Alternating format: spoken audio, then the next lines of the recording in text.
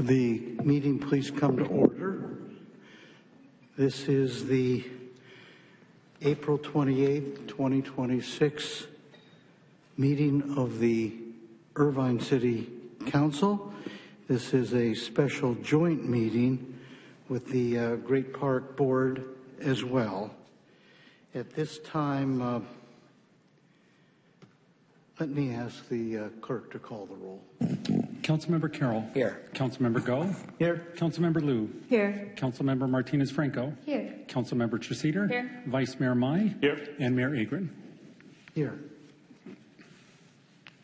At this time, I'll turn to the city clerk to please advise people, both who are gathered here and those who are participating remotely, how they might take part in tonight's meeting. Thank you, Mayor.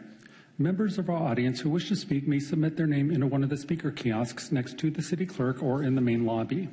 We also offer the ability to provide live comments via Zoom and submit written comments through our e-comment system. For those who wish to participate virtually, visit zoom.us using any web browser or the Zoom app on smartphones or tablets and enter meeting ID 160-043-4844. The passcode is 272906. You may also dial in by calling 669-254-5252 or 669-216-1590 and entering the same meeting ID and passcode. Those who wish to provide comments via Zoom are asked to enter the speaker queue by raising their hand electronically. The city clerk will call your name and allow you to unmute your microphone at the appropriate time. Those dialing by telephone will be identified by the last 3 digits of their telephone number. We ask that you please state your name for the record. The time limits per speaker are noted in the posted agenda and are established based on the number of requests submitted. All requests submitted after the first speaker is called shall receive 90 seconds. Those who wish to provide written comments may do so by clicking e-comment on the City Council meeting agenda webpage at cityofirvine.org/ICTV. All comments will be provided to the City Council as part of the meeting record and will be uploaded to the city's website. For technical assistance with Zoom before or during the meeting, please call 949-724-6078. For any other questions or assistance, please contact the City Clerk's office at 949-724-6205 or via email at clerk@cityofirvine.org. Thank you, Mayor. Thank you, Mr. Carl Peterson, our City Clerk. At this time, we will, in a moment, rise for the Pledge of Allegiance. I'd ask you to remain standing after the pledge. We'll then turn to our invocation, and I'll announce that at the appropriate time. I'll turn now to our Vice Mayor James Mai, to please lead us in the pledge. Those who are able, please rise.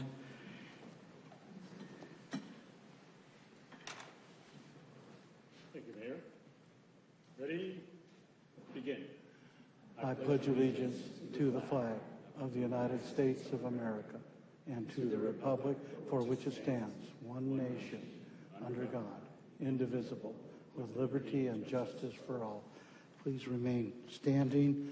Our invocation tonight comes to us in the form of a musical presentation. At this time, it's my pleasure to introduce and call forward Officer Stephen Winslow. Officer Winslow, thank you, from the Irvine Police Department. Officer Winslow was born and raised in Irvine and graduated from California State University at Fullerton. He graduated with a bachelor's degree in radio, TV, and film. He has 10 years of law enforcement experience and has served with the Irvine Police Department for almost 2 years. In recognition of National Police Week, Officer Winslow is here now to perform our national anthem. Thank you, Officer Winslow, for joining us this evening. Oh, say, can you see by the so proudly we hailed at the twilight's last gleam, whose broad stripes and bright stars through the perilous fight o'er the ramparts we watched were so gallantly streaming, and the rocket's red glare, the bombs bursting in air, gave proof through the night that our flag was still there. Oh, say does that star-spangled banner yet wave o'er the land of the free and the home of the brave?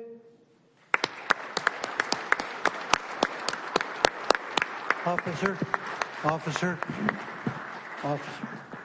why don't you just stand where you were, and while we're standing, we'll take a nice picture here, and you'll be able to put it in your album as a keepsake forever, all right?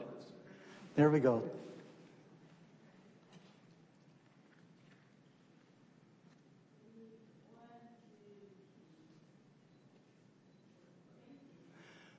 Thank you again. Wonderful. Please be seated.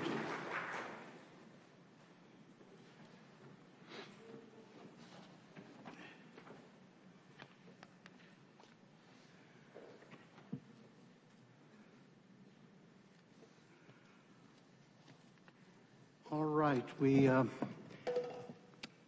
next move on to presentations. I believe I should come down to the podium here no, I think we need to take a vote first. Thank you. Let's turn to presentations tonight, items 1.1 and 1.2. Would the clerk please identify item 1.1?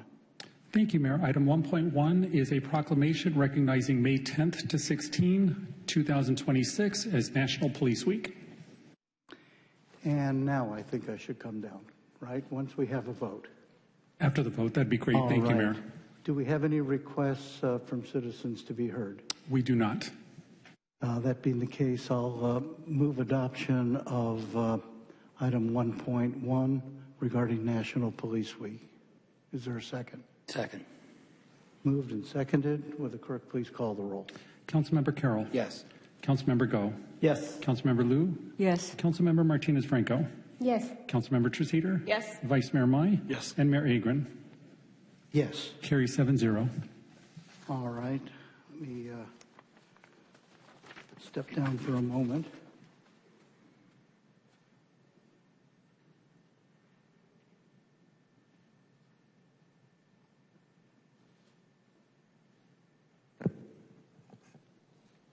This proclamation concerns National Police Week, proclaiming May 10th to 16th of this year as National Police Week. And our first presentation this evening is this proclamation. Can you bring it to me? Thank you. At this time, it's my pleasure to call forward Irvine's Police Chief, Michael Kent. Please come forward, Police Chief Kent.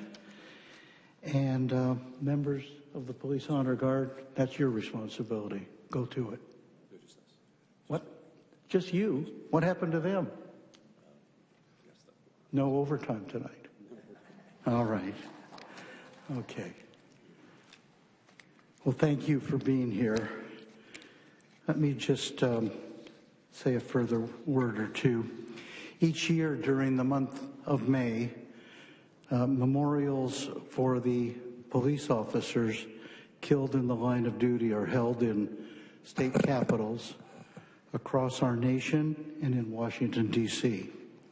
For many years, the Irvine Police Department has sent representatives to the California Peace Officer Memorial in Sacramento and the National Peace Officer Memorial in Washington, D.C.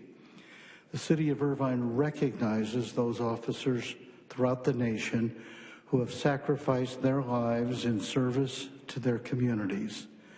So on behalf of the Irvine City Council and a grateful Irvine community, we thank all of our public safety officers for the vital service they provide by protecting our residents, businesses, and visitors, and keeping Irvine one of the safest cities in America.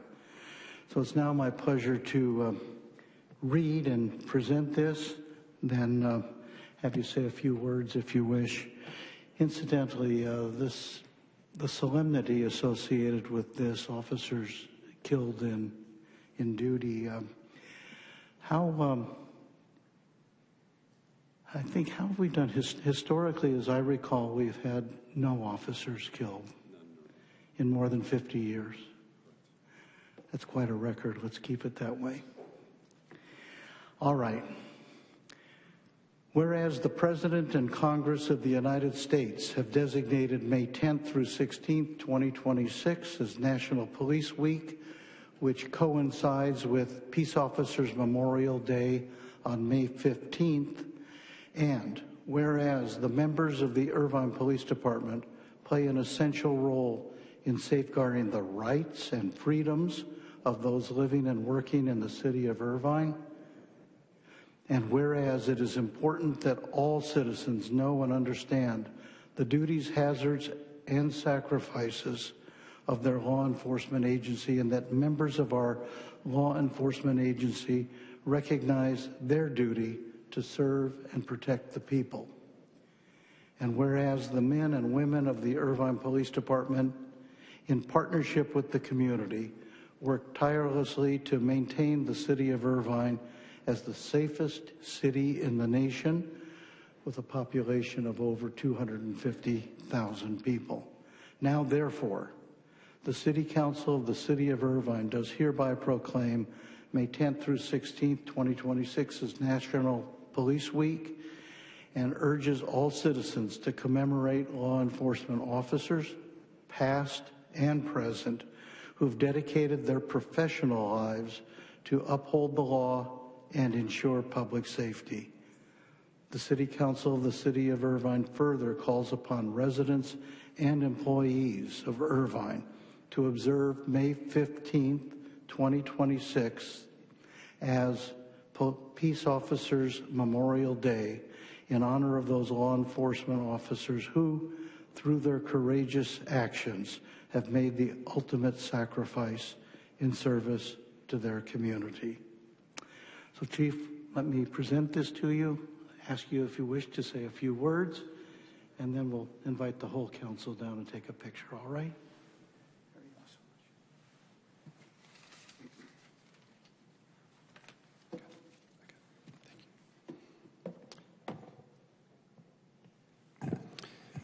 Good evening. My name is Michael Kent. I'm humbled and honored to serve as the Chief of Police for the finest police department in our country. And National Police Week is very significant to law enforcement, to American law enforcement. And, you know, a lot of us that are in the profession or have been in the profession for many years and decades have had a lot of experiences that live with you for forever, even after your career is done in retirement. And one of the more memorable moments for me is going to Washington, D.C. in years past, or even a Sacramento Memorial, and standing with family members and loved ones of those that have lost their loved ones in a line of duty. And there's really no experience that could ever top that. For me, at least professionally, and for us to be able to go stand side by side with some of the other police departments, whether it's in the state of California or in Washington, D.C., representing the other 50 states. It's truly an honor, and on behalf of the men and women of the Irvine Police Department, I just want to take a moment and thank Mayor Agron and the rest of City Council for your continued support, not just of the men and women of the police department, but the law enforcement profession as well. It is our absolute honor, and I'm humbled to accept this proclamation on behalf of all of us. Thank you so much.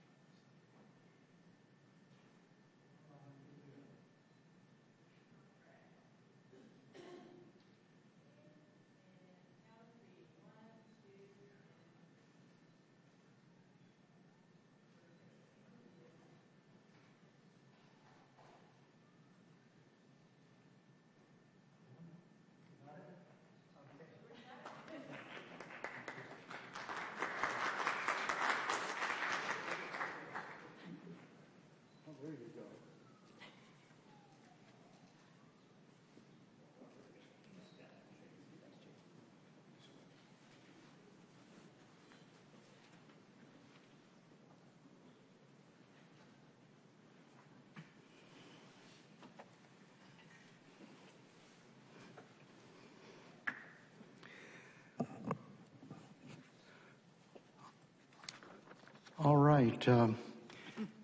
We'll move now to item 1.2. Will the clerk please identify this item by subject? Thank you, Mayor. Item 1.2 is a quarterly Great Park update. All right.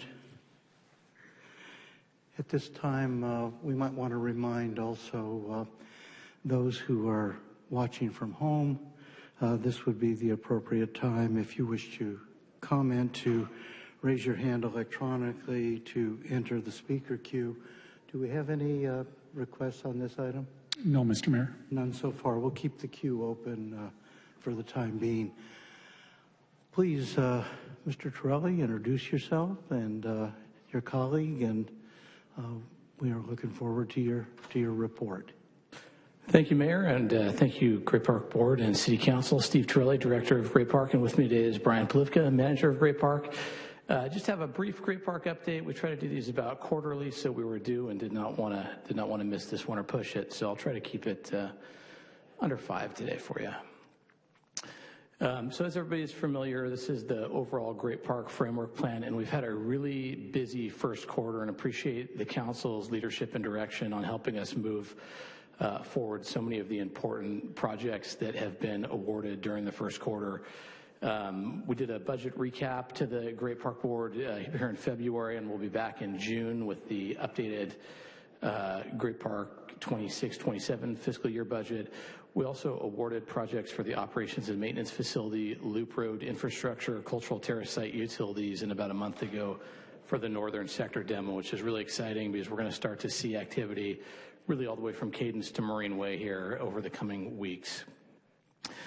The second quarter look ahead on tonight's agenda, we have 2 items for CIP award on the calendar. One of them is Lot 6-7 connection, which is going to vastly improve the connectivity between the parking lots right off of Marine Way and create a traffic situation where we have people making a lot of U-turns and making a lot of roundabout ways to get into lots when they're full. We also have the Perimeter Park rough grade, which dovetails really nicely onto the northern sector demolition contract that was awarded last month. That work is going to be underway here on Thursday for the demolition, and we want to have the grading contract ready to go so they can start that grading work just as soon as the demolition contractor is out of the way. June, again, is going to be a very busy month for us, coming back with the Great Park budget, along with Bosque Bridge CIP. That's that bridge that crosses Great Park Boulevard right by the Bosque. That's going to be a game changer as far as getting people north to south without having to do any grade crossings. Hangar 10 project, that's the reconstruction of the historic Hangar 10 in the Great Park. Building 369, that's a project that Stewie and Tim Callahan presented last month, which is the base era warehouse building that we're retrofitting and rehabilitating into that event and community use. and also bring back some Pretend City financial documents to the board and council, also anticipated in June. So it'll be a very busy and lengthy board meeting that month. As to the framework plan progress, as I said, contractors are mobilizing from Cadence to Marine Way. Going north to south, the work on northern sector, the artist site demolition will be starting this Thursday. Loop Road will be starting a little bit later. They're mobilizing, but construction on that phase will start in about a month or so. The Cultural Terrace Utilities is slated to kick off May 11th, and the operations and maintenance facility is under construction as we speak. Also, our partners, FLAM, is taking material delivery starting next week, and they anticipate starting construction on June the 1st.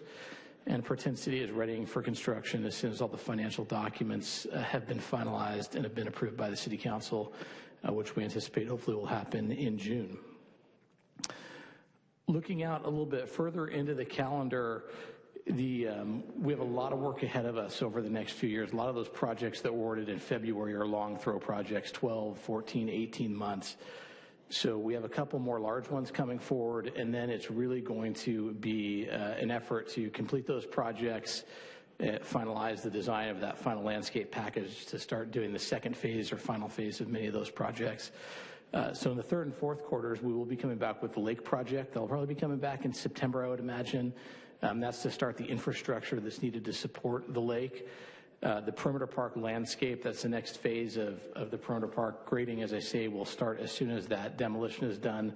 It's estimated to take 2 to 3 months, and we want to make sure we're ready to go with landscape right after that so we can beautify that edge right now that is kind of that ugly edge off of Cadence that directly interfaces with the neighbors to the north. It's the last remaining edge to the community that's unfinished.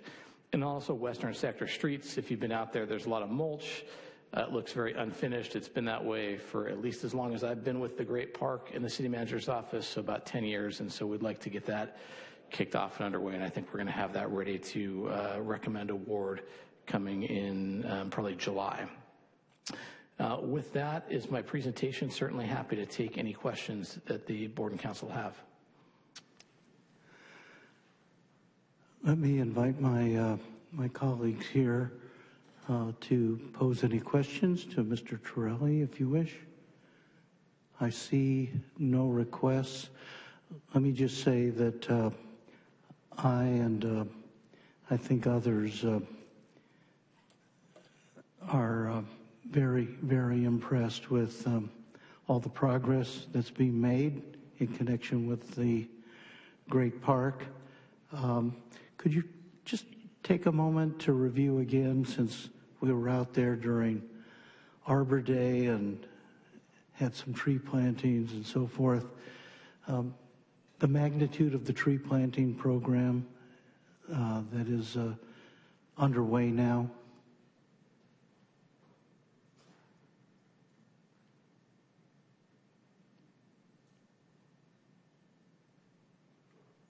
So total in phase one, we have several thousand. In the immediate, like the next year, about 600 to 800 in the Bosque, and another probably 150 in the 150 in the Bosque, and about 600 to 800 in the perimeter park.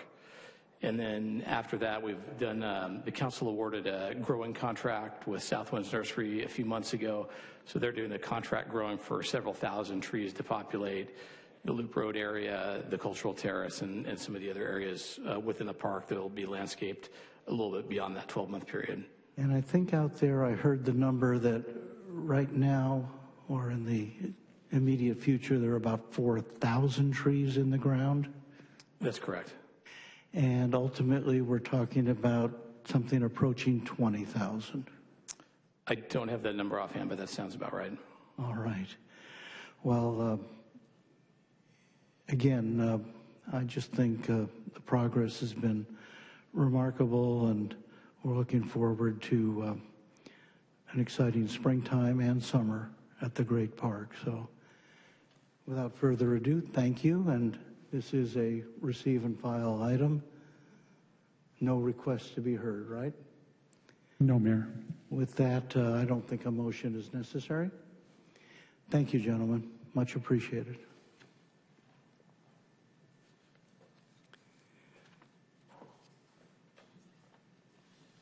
All right. At this time, we'll turn to the city clerk for public comments on non-agendized items. This is listed on our council published agenda as public comments for non-agendized items. Estimated start time 5:30. We're a few minutes ahead of schedule.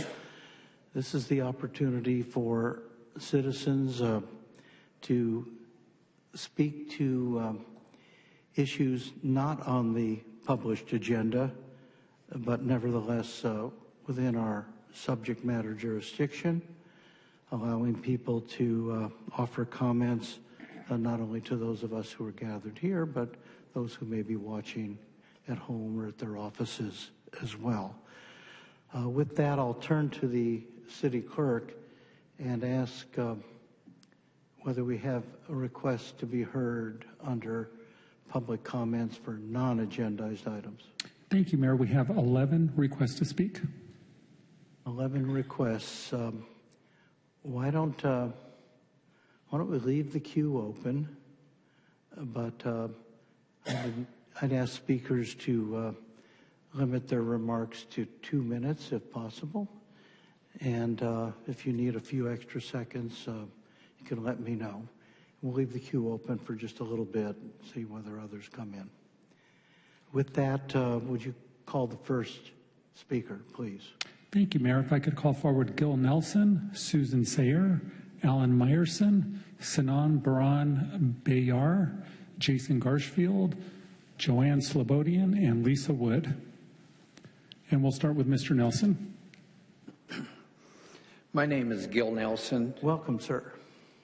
My name is Gil Nelson, and I've been a Woodbridge resident and homeowner for almost 50 years. And during the last couple of weeks, I've become aware of the fact, to my utter surprise and astonishment, that my councilwoman, Ms. Franco, has not been truthful to the residents of my district, to this city council, to all Irvine residents, by disclosing that her daughter has worked for the Irvine Company for 12 years while she is voting 11 times in the last 20 meetings that she has served on this city council. I think that is outrageous. It may not be a violation with the federal or with the Fair Political Practices Commission of Section 87-100. And I realize our city attorney has talked to the FPPC, and I'm not sure what they've told him and our city manager on that. But as a citizen who is filing a complaint, I was encouraged by the FPPC yesterday to file a complaint. I intend to do that. I intend to contact the Ethics Commission for the County of Orange. I just can't understand how you, Ms. Franco, would not tell us while you're voting on these projects that my daughter works for the Irvine Company, but it's of not importance. That in itself, you ran on transparency, you told us you're going to be a great person, et cetera, et cetera. It is beyond and inconceivable. I would hope that all of us now know, but I personally think you should resign right now. I think you should suspend your campaign and not run in my district, in our district. I'm sure there's other persons here in our district who feel the same way. Thank you. Your time is up. Thank you. Susan Sayer. Welcome. Yes. Hi. Good afternoon. My name's Susan Sayer, and I'm a 45-plus year Irvine resident. I've been very proud of how well our city council has represented the interest of Irvine residents for decades, but I've come to have serious doubts about council members' actions being in compliance with their oaths to represent the interests of Irvine residents. I'm concerned that our elected city council members have failed and are continuing to fail to support and uphold the provisions of initiatives passed by Irvine voters, including the initiatives creating the Great Park, the Veterans Cemetery, and the Open Space Initiative, which is now of great public concern. It is interesting to note this is election season, and at least 3 or 4 of you are running for election or re-election. You need voters who can trust you with prioritizing their interests over over those of special interest. Question is, can Irvine trust any of their council members and by default the commissioners that they appoint? Sadly, after 45 years of being an Irvine voter, I can't. Thank you. Thank you for your comments. Alan Meyerson. Welcome, sir. Good evening, council members. Alan Meyerson. Tonight I just want to speak briefly about behavior on the dais. At the last council meeting, Councilmember Treseder stated something like, now that we've heard from the mayor's people, because citizens were making comments in support of the mayor. I felt, and I was one of them, and I felt disrespected.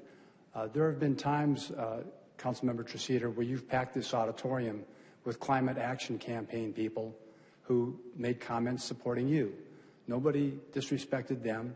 Nobody said they shouldn't be heard. So I understand that you guys aren't always going to agree with each other, but I would just ask you to do it in a non-hostile, non-divisive way. Act professionally. Don't act nasty towards each other. There's no reason to do that, and it actually accomplishes nothing but division.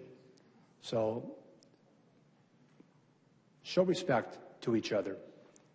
Disagree with each other, fine, but do it in a manner that's professional and non-divisive so that you can at least get things done and maybe compromise with each other to do things better for the city. Thank you for your comment. Sinan. Welcome. Good evening, Mayor and Council Member. Sinan from Irvine University. Today, I would like to speak about autism. April was World Autism Awareness Month, and because of that, I want to share a few thoughts about what our city can do in this area.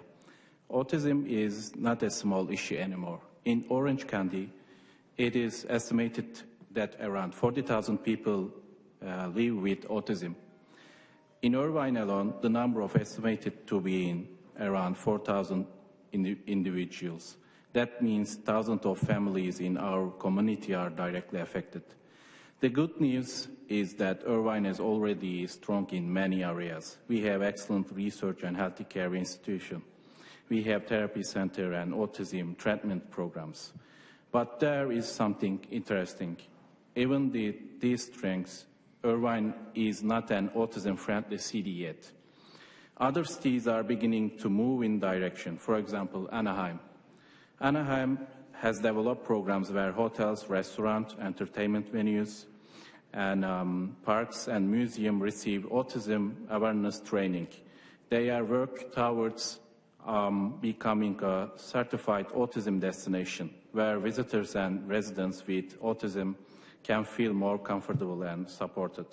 But Irvine is not yet on the least autism certificate destination in California.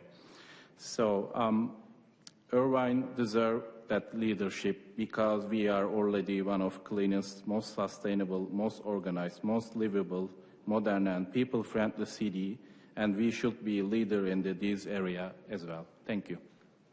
Thank you for your comments. Jason Garshfield.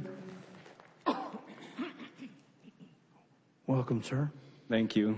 So I'd like to start by celebrating something positive, which is the fact that the Irvine Company has finally removed the dangerous sign at Cross Creek Apartments, which I've been talking for a while, after years of delay. I'm grateful to Councilmember Martinez Franco and her team for putting me in contact with the right people, and I'm grateful to the Irvine Company for acting to potentially save a life, although it shouldn't have taken little old me to push them into doing it. Unfortunately, it is too late for the city, which has become a post-apocalyptic wasteland since you voted to approve the rezoning last meeting, and the few remaining survivors of the massive increase in traffic are roaming the landscape looking for green space. You'll forgive me, I had to throw that one in. On a more somber note, I'd also like to draw some attention to the attention of the council and the general public to the increasingly unhinged QAnon-adjacent rants of our former mayor, thankfully former Mayor Farrakhan, about elite pedophiles, cannibals, you name it. It is not just concerning but disturbing that someone so mentally unstable could have become the top elected official of this city. At a time of rising polarization and political violence, it is incumbent on public figures to be judicious with their rhetoric and avoid wild hyperboles that unnecessarily raise the temperature. I disagree with every one of you at the dais on a number of issues, but I believe that you've all demonstrated a base level of professionalism, which our former mayor sadly lacks. I can't imagine any of you going on such unhinged, conspiratorial rants, and I hope that every one of you will join me and every sane person in condemning this bizarre rhetoric and conduct. Thank you for your comments. Joanne Slobodian. Welcome. Thank you so much. This speech I'm about to give gives me absolutely no joy. I just want you to know. Councilmember Martinez Franco, 3 serious concerns. If you want to look at me, that would be great. You compared voting on 88-1 to voting on segregation and said times change. That was inappropriate and showed extremely poor judgment. You blamed traffic on golfers. There are about 200 cars there a day, so guess what? That's not the problem. I've been trying to meet with you since last summer, still no meeting. When I asked you to review your comments, you called it disrespectful and refused to meet with me. And on transparency, there have been reports your daughter works for the Irvine Company. If that's accurate, that should have been disclosed. Any votes involving the Irvine Company should be reviewed. For these ethic violations and your failure to represent your constituents, I believe you should step down from office. Councilmember Carroll, you missed the most important meeting in decades for your residents. You should have been there. Then at Quail Hill, you talked about protecting open space in North and South Irvine, and you left us out in Central Irvine. That says it all. You're not showing up for us. You're not speaking for us. If you're running for mayor, Central Irvine will remember, and so will anybody that values open space. To the full council, last time over 600 emails were sent and more than 100 people showed up. You had the opportunity to hear from engaged residents who showed up for you, and you ignored them. It didn't matter. Your minds were made up, clearly. So we're changing direction. That's why you're not seeing the turnout tonight. We didn't ask people to show up and send emails because you weren't listening. If you're not going to listen, we're going to find people who will, and we're going to endorse them.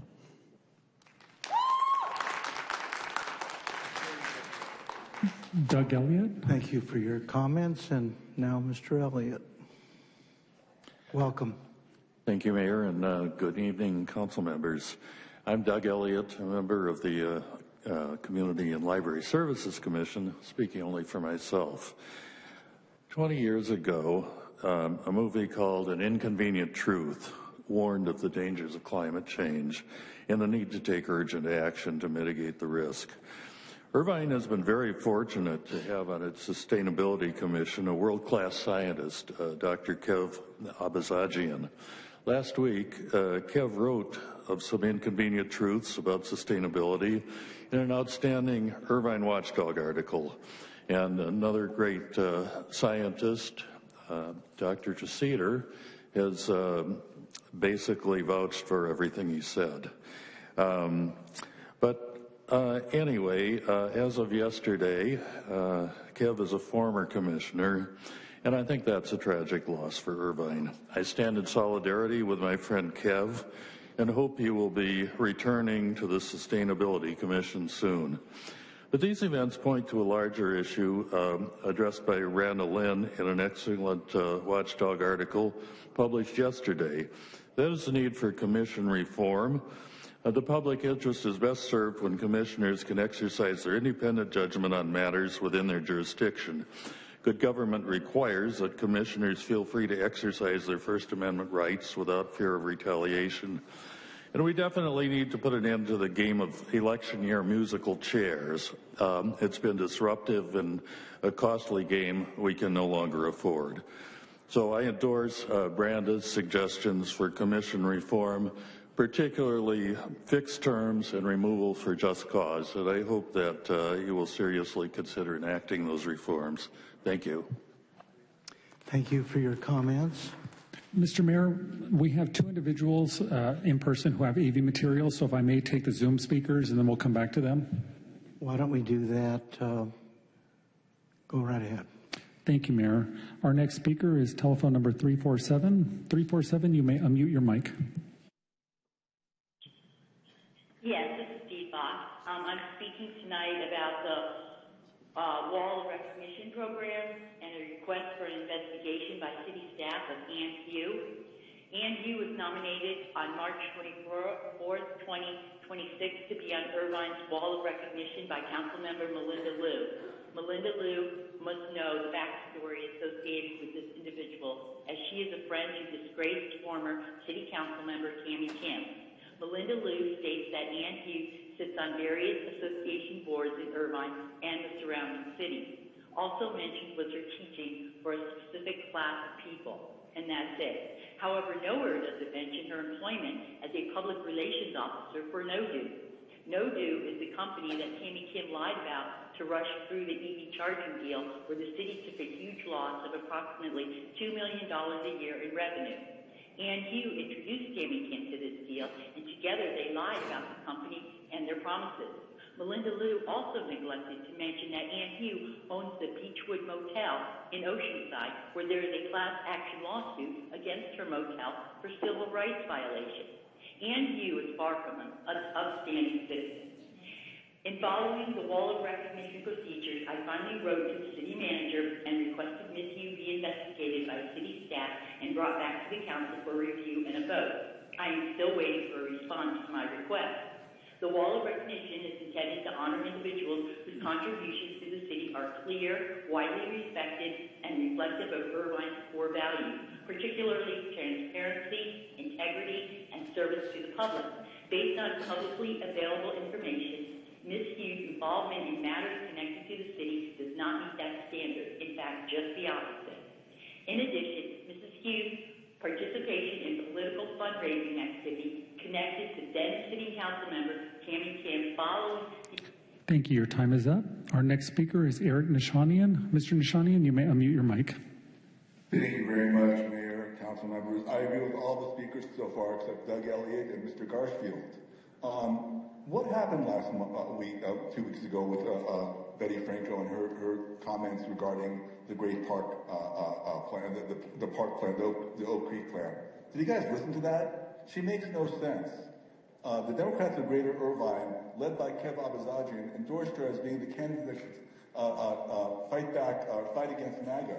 Fight against MAGA? She can't even fight against the Irvine company. In fact, based on what Mr. Garfield says, she appears to be an agent of the Irvine company and knows who to contact to get things done. She may be a renter of the Irvine company. And it's been disclosed that now her daughter's been working there for the last 12 years. This woman does not represent the 5th District. And I'm ashamed of all of you that you would allow the Irvine company to come into the chambers and tout this plan without getting any endorsement or any support from any of the homeowners associations, especially Woodbridge and those abutting the alleged project. You guys are turning your back on the voters. And in addition, Ms. Franco takes money from Department of Homeland Security, supervisory immigration officer named Mr. Ficarola. So she'll sit on the dais and say, La Migra, and then she'll take money from immigration officers. So she wants us to discern between which federal officers are good and which federal officers are bad. And then she takes an endorsement from Mr. Cedar, who's collaborated with the FBI. And that was part of her whole campaign to get onto the council. Betty Franco is confused. She really is embarrassing herself, and she's embarrassing city's governance in Irvine. She's putting all of you in question because nobody is calling her out. And as far as condemning people, you guys were so cowardly that you couldn't condemn Farrakhan. Thank you. Your time is up. Our next speaker is Vicki Johnson. Vicki, you may unmute your mic. Good evening. I'm Vicki Johnson. I'm commenting on a questionable document titled The Climate Crisis Action Report, April 22nd, 2026, by Professor Kevork Abazazian. And on the cover page it says, Commissioner, City of Irvine Sustainability Commission, Department of Physics and Astronomy, UCI. This document raises so many questions. The title page attributions could be taken to imply that this document was approved by the Irvine Sustainability Commission and the UCI Department of Physics and Astronomy, who, in these two groups, participated in writing this paper and vetted it. Was the UCI or the Sustainability or the committee or the author compensated in any way for this biased document? The document talks about the climate crisis and electricity, but completely omits the California Renewable Portfolio Standard. Every year, the SCE must comply with the California Renewable Portfolio Standards. 60% renewables by 2030, 90% clean energy by 2035, and 100% clean energy by 2045. Everyone in California pays higher rates for electricity to achieve these clean air goals made mandatory by the California Renewable Portfolio Standards, just like we pay higher gas prices for cleaner air from the gas. Ignoring the RPS leads to the strangest arguments in this document, including, quote, trees are not enough. With respect to electricity, this document's numbers appear way, way off. The other big omission is the costs of the solutions proposed in this document. There's no mention whatsoever that SCE has far cheaper rates than the alternative he recommends over and over, the Orange County Power Authority. I believe. Thank you. Your time is up. Our next speaker is telephone number 348. 348, you may unmute your mic. You have 90 seconds.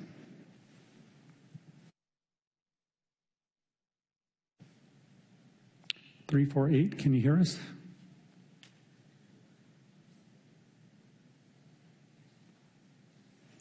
Our next speaker is Irvine resident. You may unmute your mic. You have 90 seconds. Yeah, good evening. Can you hear me? We can hear you. Yes, Mayor Abram, there's a pattern here and people are starting to see it. You own Irvine Community News and Views, and over that publication is used to blur opinion with fact, shape the narrative, and shift responsibility. You use it to influence public opinion. But the difference now is that the public comes here to City Hall and we hear directly what is opinion. The latest publisher's perspective in your paper follows the same playbook. Attack other council members, control the story, avoid accountability. Meanwhile, we are facing a projected $6 million budget overage. You're the mayor. That deficit is on your watch. But instead of owning that, your publication is pointing fingers at council members Mai, Trissiter, and William Go. It reads less like news and more like political advocacy. And this is why there's an active FPPC complaint raising concerns about whether this publication is actually news or a political slate. And now we're seeing that same pattern inside city process. The chair of the Finance Commission, your appointee, spoke at City Hall on April 14th and stated he represents the commission, but there was no vote and no official position. Even the city manager confirmed this. That's not how the commissions work. And when statements like that align... Thank you. Your time is up. Our next speaker is Jeremy Ficarola. Jeremy, you may unmute your mic. You have 90 seconds. Yeah, hi there, Jeremy Ficarola. I'm just calling in support of Doug Elliott's statements with regard to the shameful removal of Kev Azerbaijan from the Sustainability Commission. I think this does follow, as the previous speaker said, a pattern of the mayor losing step with what Irvine residents want and being completely out of touch. I think in particular with his removal, it was in direct relation to Irvine Watchdog, which I'm a volunteer for, and an article that Kev posted. I think at this point, there's been so many disappointments from this mayor, a mayor that I've actually volunteered many of my hours helping him get reelected in previous elections. I'm no longer in support of this mayor, and I'm asking this mayor to step down. Not only not run for mayor again, but I think this is it. This is the last straw. I think he should step down. Thank you. We'll try 348 again. 348, you may unmute your mic. You have 90 seconds.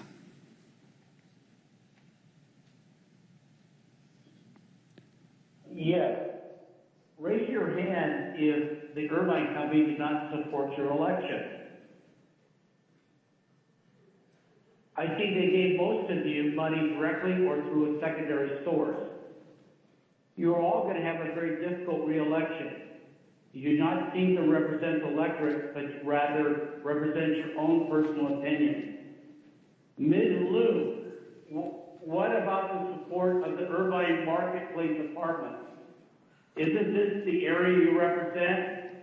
No logical person would want that development on top of the existing apartments, 5,000 apartments next to Beckman High School. How much are these renting for, Ms. Liu? About $4,000 for 600 square feet? How is this representing Irvine? You don't even listen to council meetings. Do you know what active listening means? It looks like you're doing your personal work on the diet. You have great PowerPoints, but nothing else, Ms. Liu. Ms. Franco-Martinez, you're not qualified to hold office. You only seem to care about your people, not the constituents you are supposedly representing. 8 out of 10 Woodbridge residents do not want to change at Oak Creek. How did you vote? I am shocked that you did not recuse yourself from voting. Then you walk away. Then you commented about segregation. You should... Thank you. Your time is up. If I could call forward Max, followed by Michelle Johnson.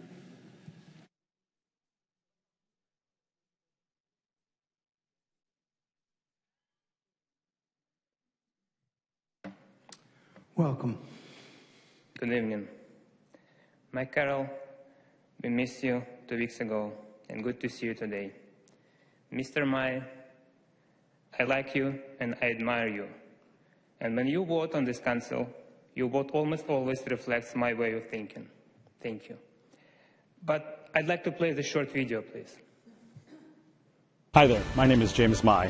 I'm a husband, father, business owner, and longtime resident of Irvine. I'm running for Irvine City Council District Number 3. My campaign is focused on the issues that truly matter to all of us: keeping our streets safe, holding our leaders accountable, fiscal responsibility, supporting our seniors and veterans, maintaining the great schools Irvine is known for, and preserving our parks and open spaces. Preserving open spaces. So I can't understand how come reduction of open space in the center of our city from 176 acres to 50 helps us to preserve our open space. I can't get that. Thank you. I will save that.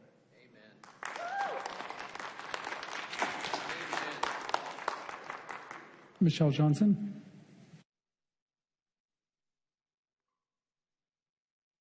Welcome. Thank you, Mayor and Council members. Michelle Johnson. I just wanted to share with the Council that St. Thomas More, a Catholic church in North Irvine, we broke ground on last Saturday on our long-awaited new parish. Our pastor, Father Eugene, and our community were thrilled to have Bishop Kevin Vann in attendance along with Auxiliary Bishop Nguyen. Our parish has grown over the past 30 years to now over 3,000 families, and we are grateful to have raised almost $30 million to finally build a church to complement our existing hall, which is located across from the Irvine Marketplace and adjacent to the Katie Wheeler Library on Irvine Boulevard.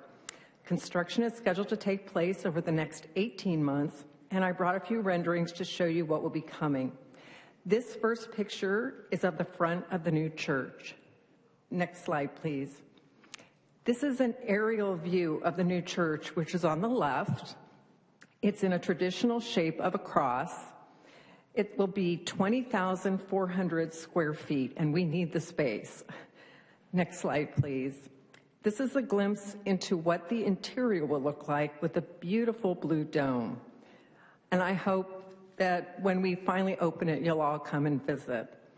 Our parish has worked for over 25 years to get to this day. I would like to thank the city, everyone who came from the staff, including the mayor's office, IPD, who brought out the DARE Cybertruck, and IPD has been a great partner for our parish over the years. And a special thanks to Stephanie Frady and the planning department. The parish was highly complimentary of working with the city and the department on the approval of their plans. So thank you to everybody. Thank you for your comments. And our last speaker is Mona.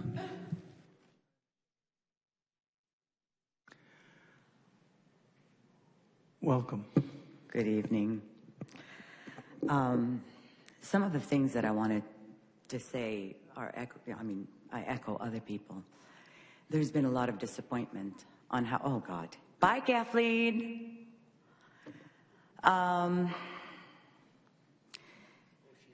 She's there, she hid. It has been, and I don't want to use the actual word, crap show to watch all of this. It's disappointing. I'm disappointed in the majority of you. Betty, the one thing I said to you when you first came here is to keep your beliefs and not get sucked into things.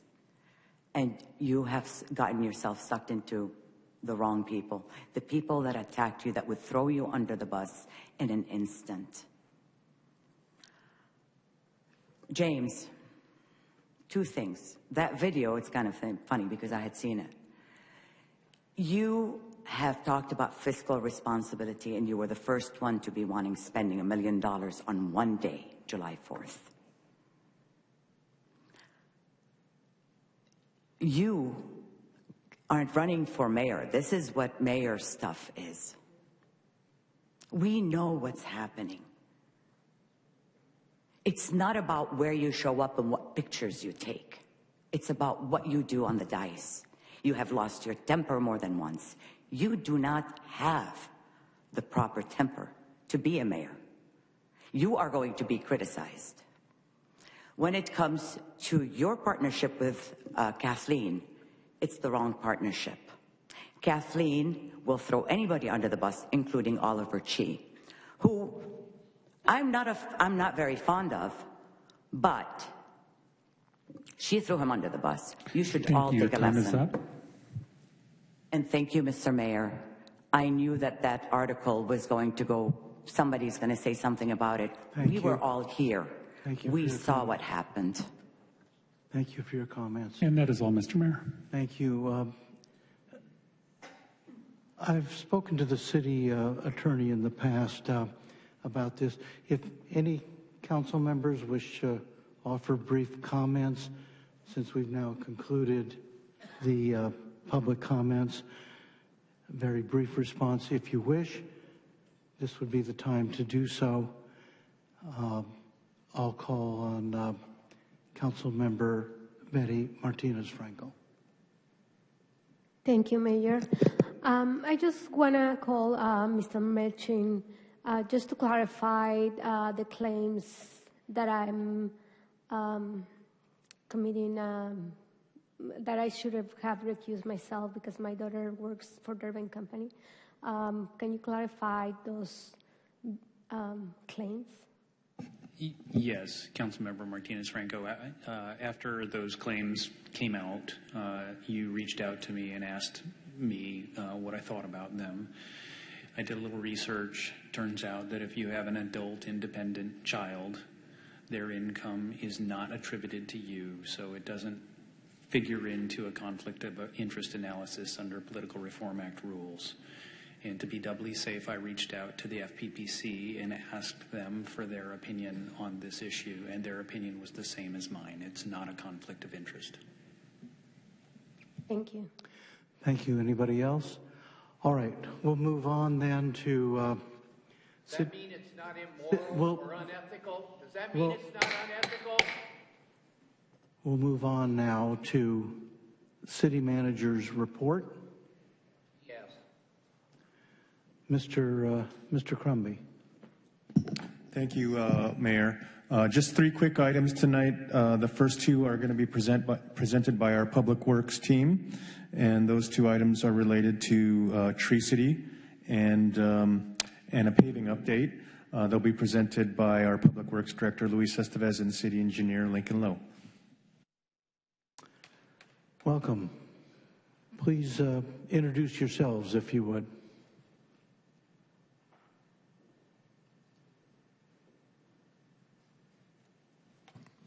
Good evening, Mayor and Council. Luis Estevez, Director of Public Works and Sustainability. With me today again is Lincoln Lowe, our Deputy Director of Public Works, City Engineer as well.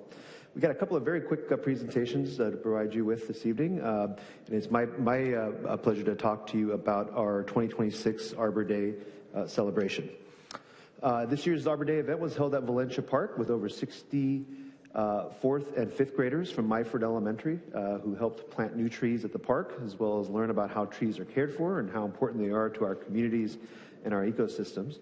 Mayor Agrin, Vice Mayor Mai, and Councilmember Liu were also in attendance to help us celebrate and plant these new trees. A total of 14 trees were planted at the park, 9 western sycamores, which can grow up to 80 feet in height, and 5 tipu trees that can grow up to 50 feet and which provide really nice flowers in the spring and the summer. For the 36th consecutive year, the city has been awarded the Tree City USA designation from the Arbor Day Foundation. This designation is awarded only to those cities that meet national standards for urban forestry management, as well as commit to long-term care and expansion of their urban forests. In addition, for the first time ever, the city was achieved the Tree City USA Growth Award in recognition of the city's adoption of an urban forest master plan, as well as our extensive engagement with the community on expanding the city's tree canopy.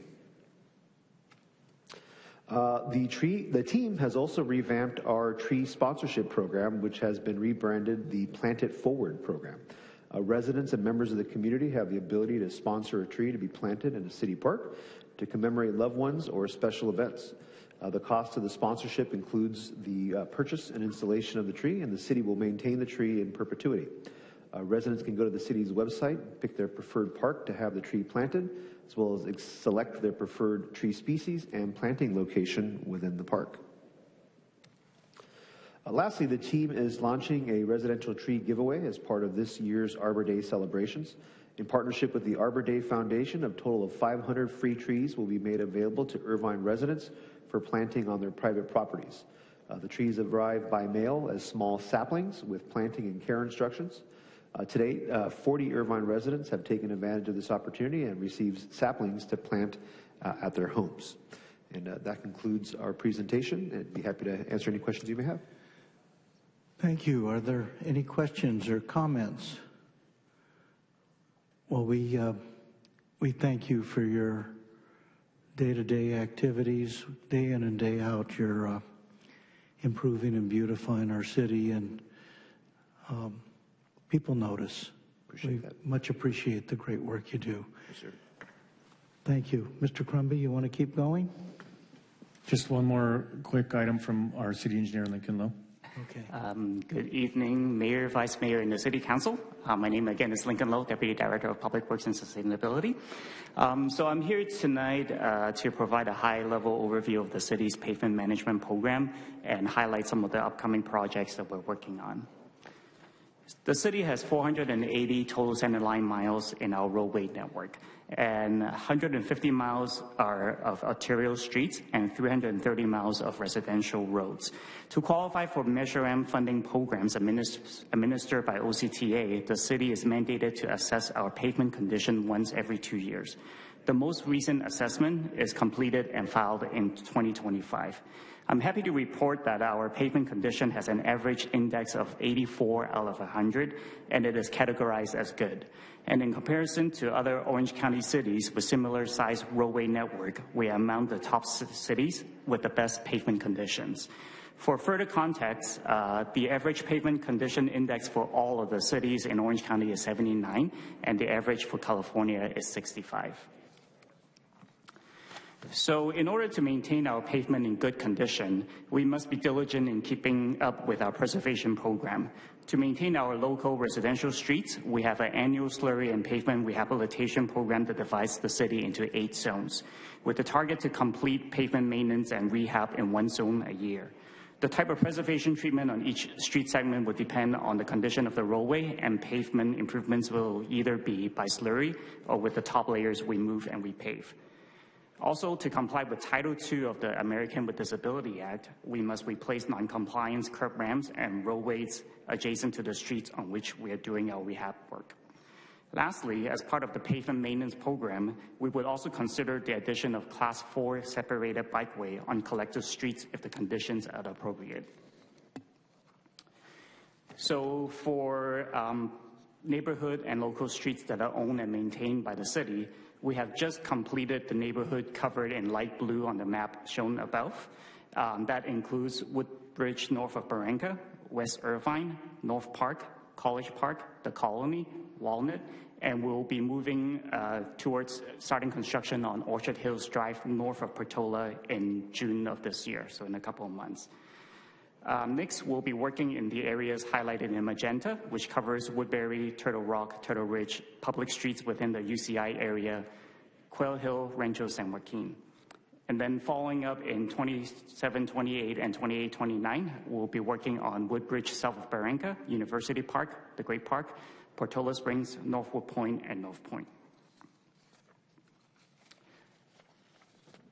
So for arterial streets citywide, we prioritize pavement rehabilitation work mostly in accordance to their conditions as reported and recommended in the biannual pavement condition assessment previously noted.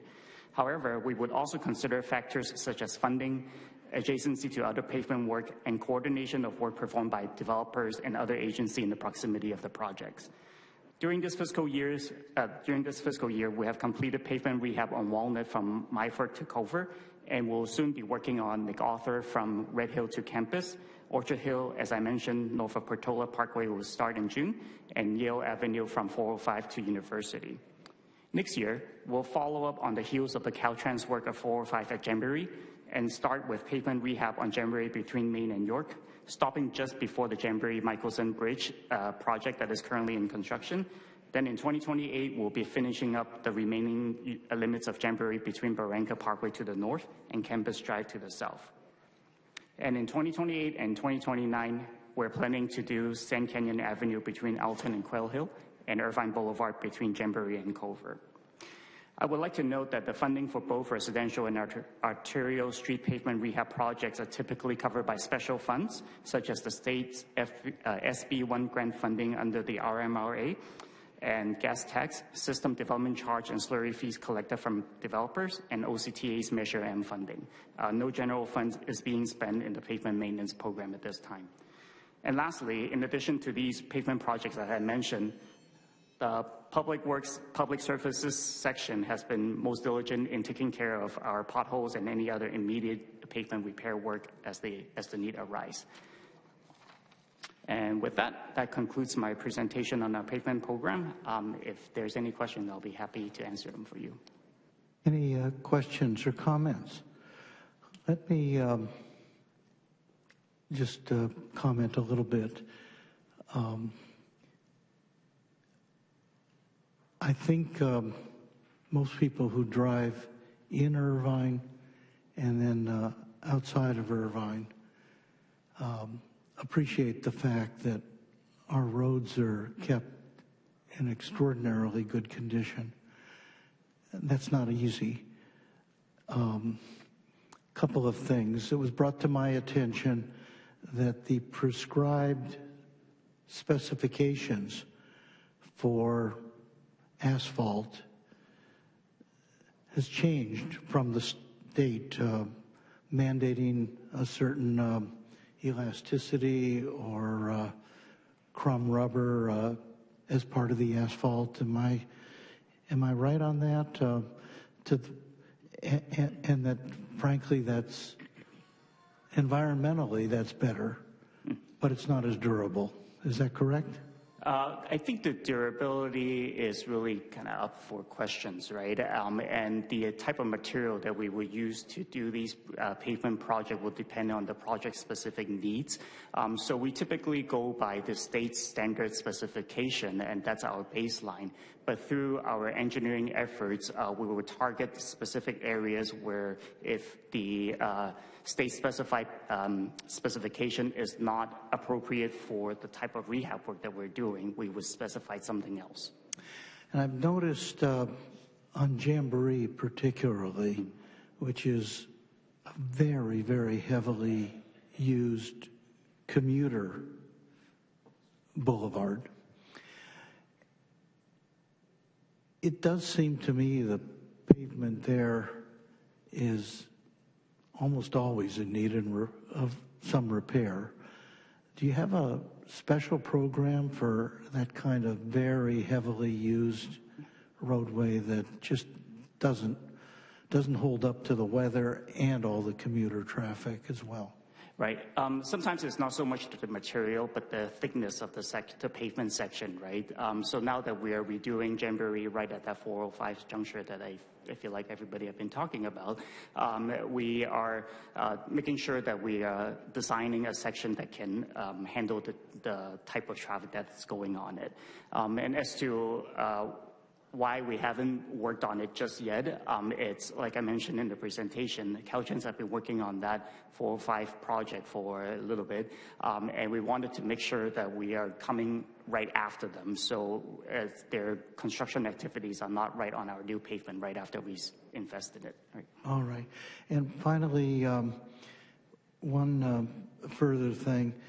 If somebody spots a pothole, you really want the help of the public, right? Of course. You want them to phone it in? Yes, so there is an app the city have to report on potholes, and our team at the operation and maintenance team is very diligent in addressing those. Good. I tell folks, call it in, and I'll bet within 48 hours it'll be taken care of. Am I telling them the truth? I believe that is the truth. We shoot for 24 hours. 24, all right, that's twice as good. Thank you very much. I'll turn now to Councilmember Liu. Thank you.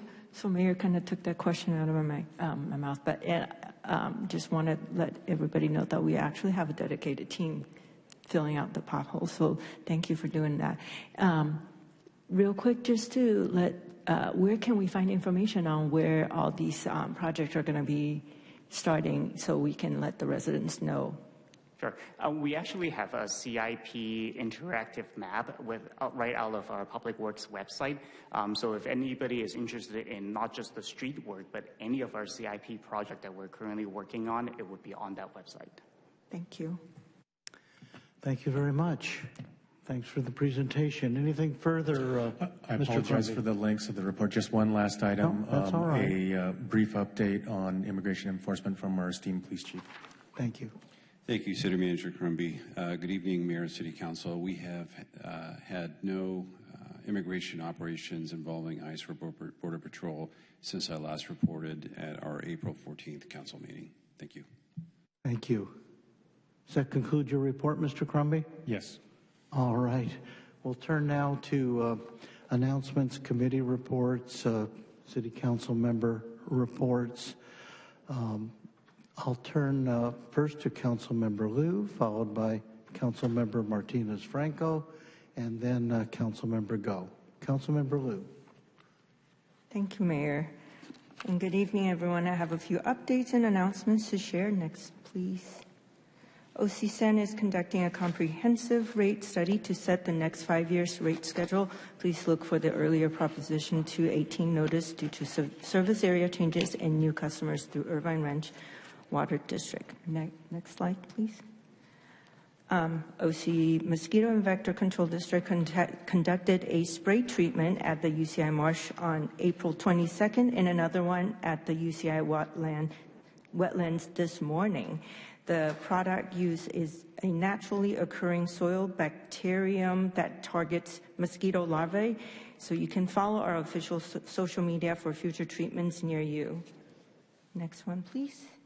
This past weekend, I joined our community at the Irvine Junior Games and volunteered as co-treasurer for the third year in a row. I'm happy to report that we raised $43,616.11 from tickets, concessions, and silent auctions alone. Next one, please. And last week, our office presented a certificate of recognition to Rodent Stop for their pro bono cleanup of a rodent infestation affecting an Irvine family. I want to thank Diana Villas, my Health and Wellness Advisory Committee appointee, for alerting our office and helping their neighbors. Next one, please. My office also hosted a solar empowered town hall at Portola Springs Community Center. We appreciate the presenters for sharing home solar options, rebates, and how to lower utility costs. Next one, please. Last weekend, I presented the certificate on behalf of the city in recognition of the contributions of our Taiwanese American community at the opening ceremony of 2026 Taiwanese American Heritage Week in Orange County. I'm proud to be one of the Taiwanese American elected invited alongside our community leaders. Next, please. April 24th was Armenian Genocide Remembrance Day. The Armenian National Committee of America OC chapter unveiled the final design by sculptor Brittany Ryan for Orange County Armenian Genocide Memorial at the Great Park. We look forward to its completion in 2028 to remember the 1.5 million lives lost. Next one, please. Last but not least, this Thursday is Black April, the 51st anniversary of the fall of Saigon. We honor the Vietnamese community and those who came to America in search of freedom and recognize our veterans for their services and sacrifices. Last one, next one. And thank you. Please follow our social media for any other information in the community. That concludes it. Thank you, Councilmember Liu. Councilmember Martinez-Franco. Thank you. Good evening, everyone. I have a couple of updates to share from my office tonight. Next slide. My office will distribute free food to those in need in our communities by partnering with Tree of New America on Saturday, May 23rd from 3 to 5 p.m. at My Guard Community Park. Food will be served on a first-come, first-served basis, and we encourage attendees to bring their own reusable bags. Next slide. The Orange County Fire Authority Board of Directors met on April 23rd and reviewed the 2025 long-term liability study and accelerated pension payment plan. With the pension funding and retiree medical plan set for full funding by June 2026, the board moved to call special meetings for the Capital Improvement Program Committee and Budget and Finance Committee to create a recommendation for future fund allocations. The motion passed with 4 members voting against. Next slide. Lastly, I invite you to stay connected by following me on social media. Next slide. You can also stay up to date by subscribing to our monthly newsletter where I'm sharing updates from District 5 and the City of Irvine. Please reach out if you have any questions or concerns. Thank you. Thank you, Councilmember Martinez-Franco. Councilmember William Go. Thank you, Mayor. Hello, everyone. Thank you for joining us tonight. I have 2 invitations for upcoming events and board updates for OCTA and Metrolink. Next slide, please. I invite you to join us at Irvine Tech Day on May 8th, 9 a.m. We are hosting the main event here at City Hall, which will include a pop-up market, interactive booths, and panel featuring prominent speakers in the tech field. Next slide, please. Join me at the Irvine Dream Run on May 9th at 8:30 a.m. for a 5K run with the community promoting health, wellness, and an active Irvine. Next slide. At OCTA, we authorized Measure M2 10-year action plan to evaluate the creation of a pavement sub-program. Additionally, OCTA will transfer cost savings from the Metrolink Gateways program to the high-frequency Metrolink service and the fare stabilization program, ensuring the continuation of train services. At Metrolink, we received an update on plans for the FIFA 2026 World Cup. Metrolink will offer extended train and shuttle services from Anaheim Station. Metrolink estimates that 25,000 riders will be using public transportation for the FIFA World Cup. We also approved $4.8 million in specialized maintenance of way equipment to replace outdated machinery and maintain reliable rail service. Next slide. Finally, please scan the QR codes to stay up to date with our newsletter and Instagram. That concludes my council update. Thank you. Thank you, Councilmember Go. See no other requests. Let me offer a few announcements. Ciclo Irvine. Everyone is invited to join us this Saturday, May 2nd, from 11 a.m. to 4 p.m. for our third annual Open Streets event called Ciclo Irvine. Ciclo Irvine highlights the city's commitment to community engagement, sustainability, and environmentally conscious means of travel, and encourages participants to experience Irvine's public spaces in a new and reimagined way with live music, art, and engaging activities for all.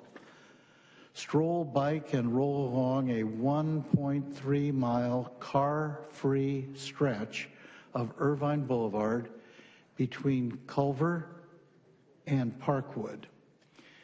There will be live music on 2 stages, dance performances, several BMX freestyle demonstrations, a scavenger hunt, and more family-friendly fun.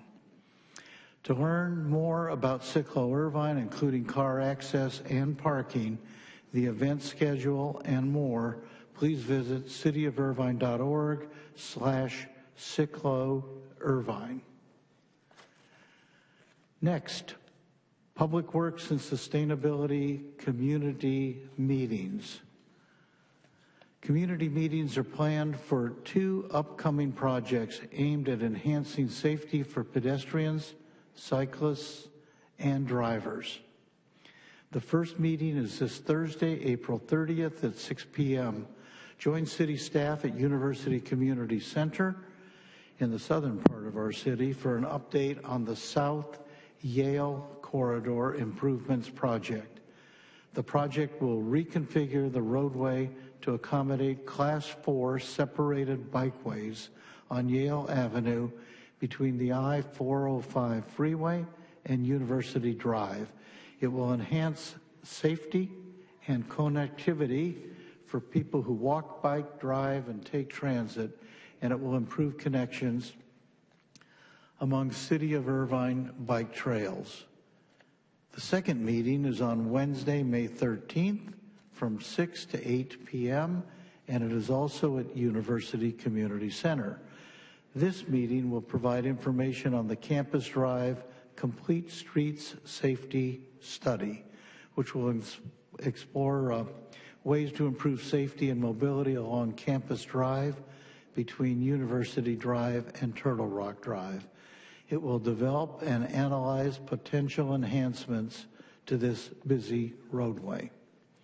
To learn more about these projects and other transportation studies, visit cityofirvine.org/transportation studies. And next, splash into safety. I'm very pleased, excited to invite the community to splash into safety Saturday, May 9th at William Woollett Jr. Aquatics Center. Beginning at 5:30 p.m., families are invited to enjoy an evening of open swim, inflatable obstacle courses, and more, followed by a poolside screening of a family-friendly film. In recognition of Water Safety Awareness Month, this event also highlights the importance of safe practices in and around the water. Guests are encouraged to visit the on-site water safety booth for practical tips and resources. This is important. Families are also encouraged to bring non-U.S. Coast Guard approved flotation devices, so-called floaties, which are very dangerous, and exchange them at no cost for properly fitted Coast Guard approved life jackets. Admission is $5 for adults and $2.50 for children, with payment collected at the pool. Learn more at irvineaquatics.org. And I think that does it. There are no further requests for announcements. Nope. So hearing none, we'll move on to the next item, which is additions and deletions to the agenda. Mr. City Manager, Mr. Crumby, do we have any additions or deletions at this time? No. All right. Mayor, if I may. Yes, Councilmember Treseder. Yeah, I'd like to make a motion. I move that we table item 5.5, which is electrical utility plan options for city municipal accounts. I don't think a motion to table is in order. I think that you might make a motion relative to additions and deletions. You're not tabling the matter of additions and deletions, are you? Mayor, I think that's correct. I think the item before the council right now is additions and deletions, and I suppose you could table additions and deletions, but I think without taking liberty that Councilmember Treseder is asking to continue or remove 5.5 from the agenda under this agenda, the additions and deletions item. That's right. I am taking the opportunity during additions and deletions to do the tabling. All right. Is there a second to that motion? Second. Seconded by Councilmember Go. Councilmember Treseder, would you like to speak to the motion? Oh, no, thank you. Well, I'll speak to it. Oh, sorry. Point of order. Are these not discussable, the request to table? This is not a request to, I'm sorry. Mr. Melching, would you like to explain again that a motion to table, which is not debatable, also is not in order with respect to this item? That's correct, Mayor. This is a motion to, under additions and deletions, delete an item from the agenda. Oh, yes. Okay. You could try and table all additions and deletions, but I don't think that would achieve what you intend to achieve, which would be to remove additions and deletions from consideration tonight. Okay. So what is being considered for discussion right now on whether we can vote on the tabling? I think a motion to delete item 5.5 is in order. Perfect. Yes. I move that we delete item 5.5. All right, we'll do it again. Is there a second to the motion? Second. Councilmember Go offers a second. Councilmember Treseder, I turn to you as the maker of the motion. You have an opportunity to speak to the motion. No, thank you. I will take an opportunity to speak to the motion. Item 5.5 was put on the agenda by me. It regards a very, very important matter, which is the city's participation as a customer of OCPA, and my suggestion that the city of Irvine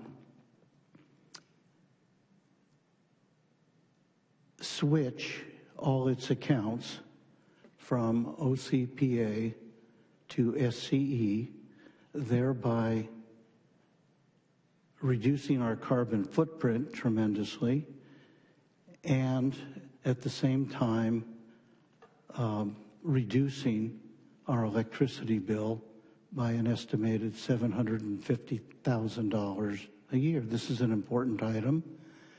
I put it on the agenda. I gave notice 3 weeks ago.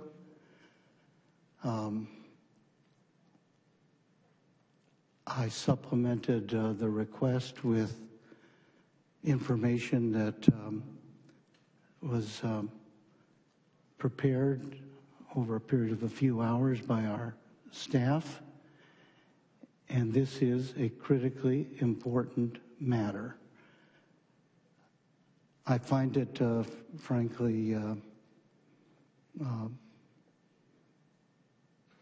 inappropriate, to say the least, that you would make a motion to delete this from the agenda tonight. I regard it as a hostile motion and want to respond accordingly. I'll turn to Councilmember Carroll. Thank you, Mayor. I don't really want to talk about the merits of the item. I'd like to talk about the process and the procedure. And, you know, we have about 100 people in the room, so I think it could be somewhat educational. First, I'd ask my colleague to consult Robert's Rules of Order so we can get things done, you know, in an earlier hour. But since we're doing this, A motion to delete something is debatable, and we're going to debate this, and I'm going to debate it as long as the mayor is going to allow me to debate it. This is, to me, because the Pew Charitable Trust for decades have done the Americans' Trust in Government Summary and Survey, and for many, many years, the Pew Charitable Trust have said that the people's trust in government at the national level is completely gone. The people's trust at the state level is completely gone. But the people's trust in government at the local level still resides, and I know some of us may disagree with that in the room.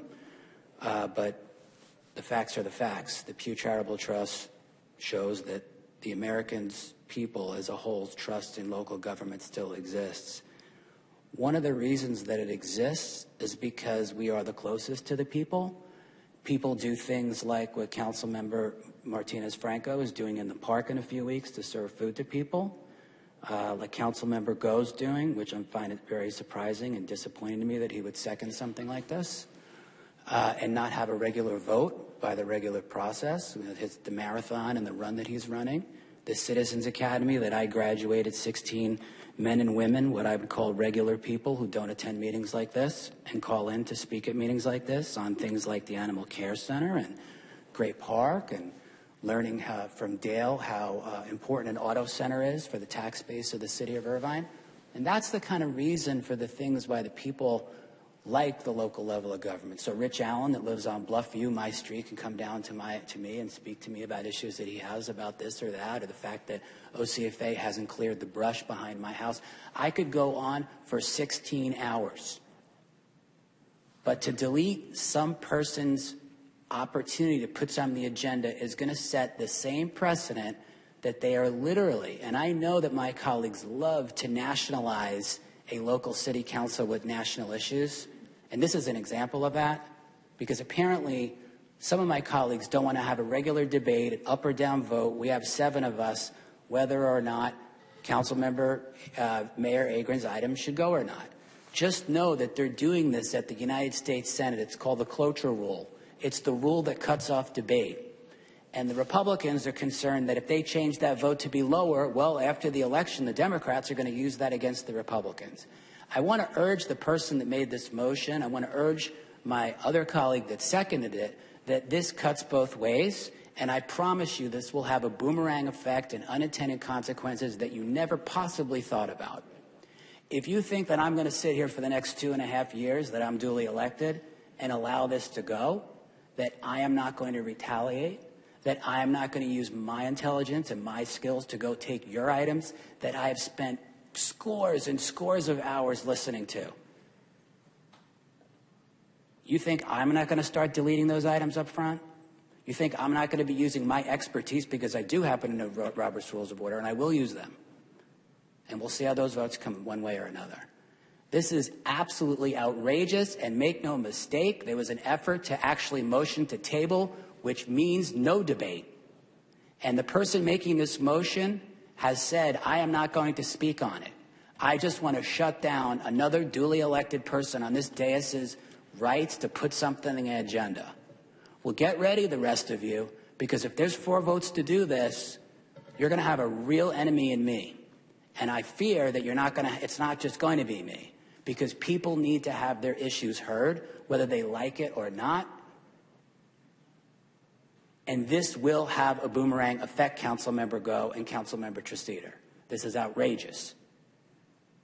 This item needs to be heard, and you will have a duly held vote, and you will take that vote.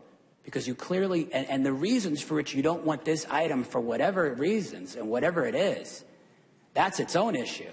And I find it incredible that you won't even speak to it. So colleagues, you vote yes on this, understand it may not come from me, it may not come from Councilmember Lute on my right or the Mayor Agrin on my left, but we're 7. And at some point, the rest of this dais is going to recognize that it's going to have to work with each other and get 4 votes to do things. Thank you. Thank you. Thank you, Councilmember Carroll. Let me take the vote. Let's just do it. I call the question. Don't do that, because that requires a 2/3 vote and a reference to Robert's rules. Just one moment, okay? Do we have to open this to public comment as an item?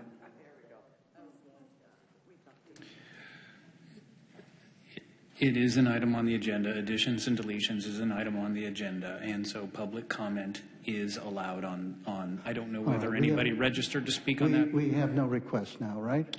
I have 3 in person, and I have 2 people on Zoom that just raised their hand. On this item. All right. And there's more. I'd like you, hold on. I'd like you to close the queue. No, you can't do that. I was going to be on Zoom because it was 5.5. All right.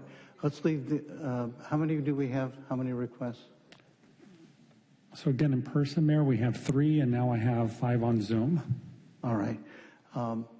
Let's leave the queue open for another 60 seconds, but then call on those individuals who wish to be heard in the order they submitted their requests.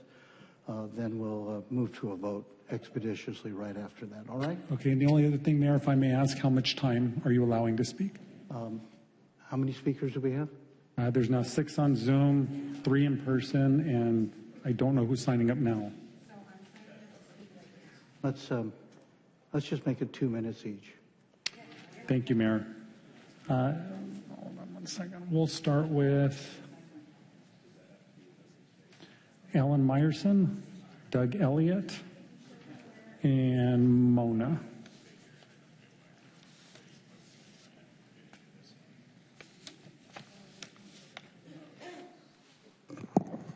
Welcome. Good evening again, council members. Councilmember Carroll, that was a beautiful speech you gave, and it made total sense. This is what I'm talking about, Kathleen. Hostile behavior on your part. Attempting to remove something without even discussing it when I've signed up for it as the last item on this agenda. So you don't care about the people that are against what you want to do. You just care about the people that are for what you want to do. Your behavior is really, I'm trying not to be hostile myself. You make it real difficult. You don't want to hear about this. You're concerned you want to do a forensic audit because there's a deficit, but you don't mind spending $750,000 a year more because it's the OCPA. In fact, I remember you making a comment once that you'll support OCPA no matter what. What does that mean? No matter how corrupt they might be, you'll support them. No matter how much overcharge they may do, you'll support them. It's funny how the people that support OCPA, I never hear them talking about the business side of it, ever. Not one word about the business side of it. Only about clean air, which is questionable by itself. But I'd like to hear supporters of OCPA defend the business side, defend charging Irvine residents more money. Defend that.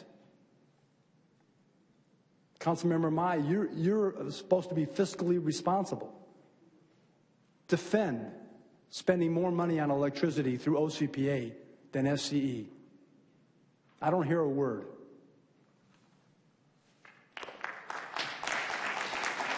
Doug Elliott. Welcome. Evening once again. I'm Doug Elliott, member of a city commission, and also for these purposes, I'm on the Community Advisory Committee of OCPA. Happy Groundhog Day. It seems like we have to go through this ritual of hate OCPA 2 or 3 times a year, and it gets old. We don't accomplish anything. We just spin our wheels. I have to kind of laugh at my friend Mr. Meyerson talking about hostility. He comes up here dripping with hostility every time he mentions Councilmember Treseder. It's a double standard. As for OCPA, look, it's community choice. People have the right to choose. Right now, their rates are a little bit higher than Edison, and that's all because of the fact that Edison has this special adjustment approved by the PUC, and the fact that they change their rates several times a year. OCPA does not. They chose for rate stability. So the reason the rates are higher this year than last is entirely because of Edison and not OCPA. Kev Abazajian said it very well in his watchdog piece. We're not going to get to sustainability without OCPA.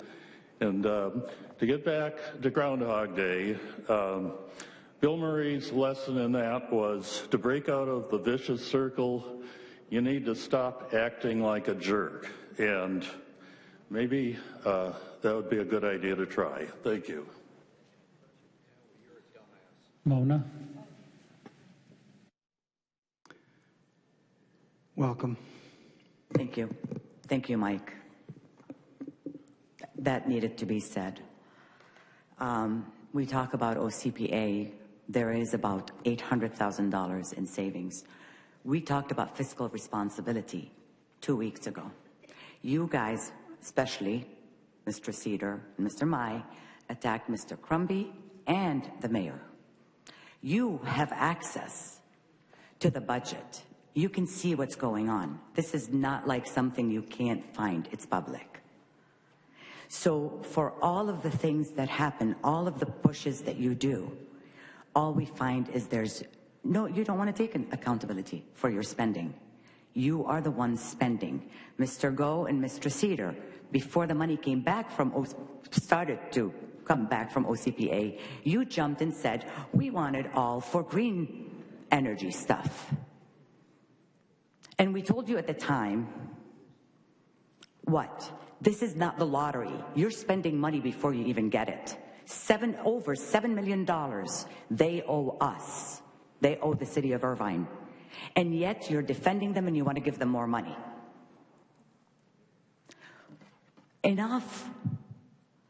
If we're talking about fiscal responsibility, let's be responsible, not cut jobs, not make a freeze on hiring, not use these words, catchphrases, because you want to be elected. Let's be real. We need to get out of it because it's a savings to us. Thank you. Let me make an observation here, which is the comments really should be directed to the question of the motion to delete an item from the agenda. If the motion fails, the substantive issues regarding OCPA can be discussed. I try to be as liberal as I can in allowing people to say their piece here, but we're really kind of at a procedural juncture, and if we can kind of address that and move to it and move past it, that'd be fine. Just a suggestion. Mr. Peterson, go ahead. Thank you, Mayor. Our next speaker is Kev Abazajian. Welcome. Thank you. Good evening, Mayor and council members. My name is Dr. Kev Abazajian. I'm a professor of physics at UC Irvine, 15-year Irvine resident, and until yesterday, a member of the Sustainability Commission.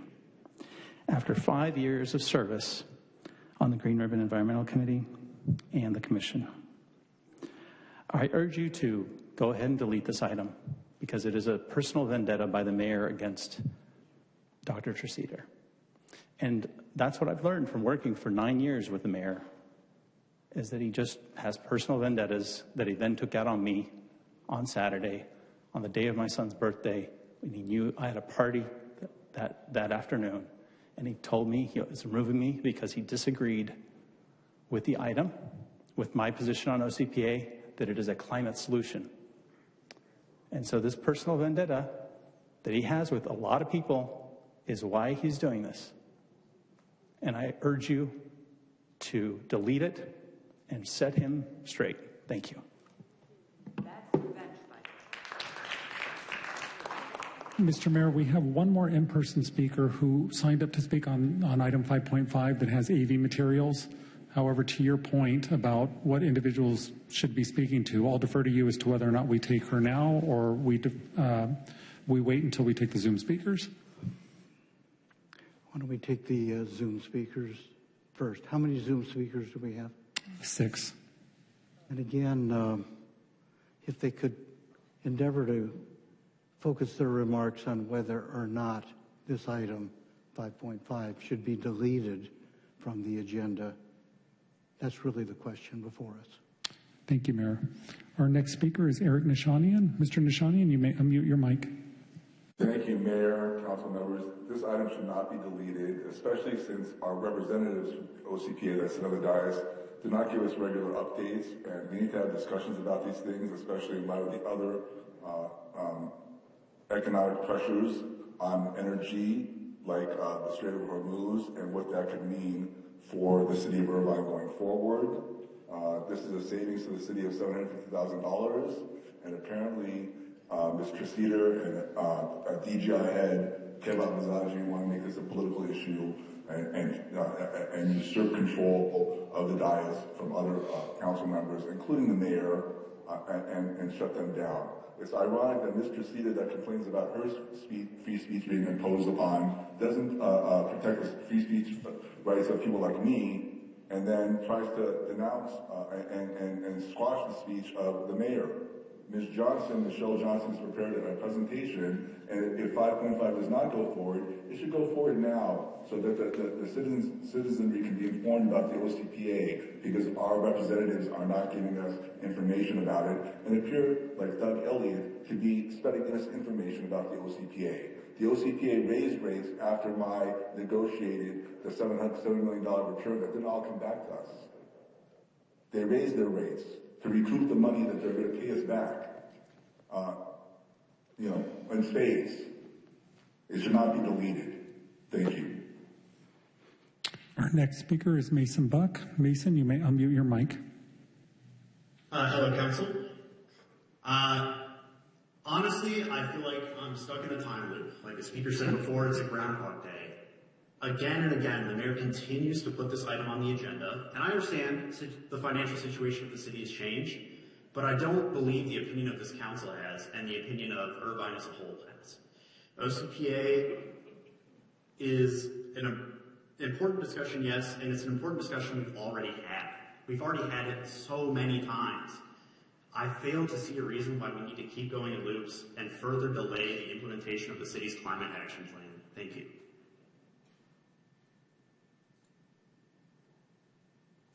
Our next speaker is Craig Preston. Craig, you may unmute your mic. Hello, Mayor Carroll and Council. Craig Preston. I'm a Costa Mesa resident, but following OCPA for many, many years and hoping that it'll thrive and expand its wonderful service to the community. My city of Costa Mesa is in debate of hoping to join. I just want to speak to this agenda item about deleting.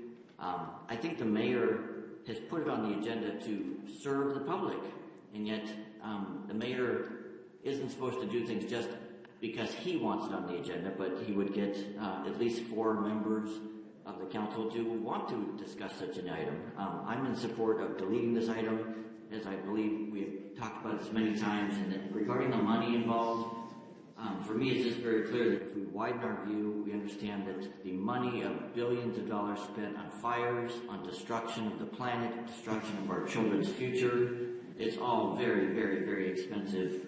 Insurance companies leaving the state in droves, that here's a chance for OCPA to allow people like me and residents to lower their carbon footprint and be a good example to cities and counties around the world.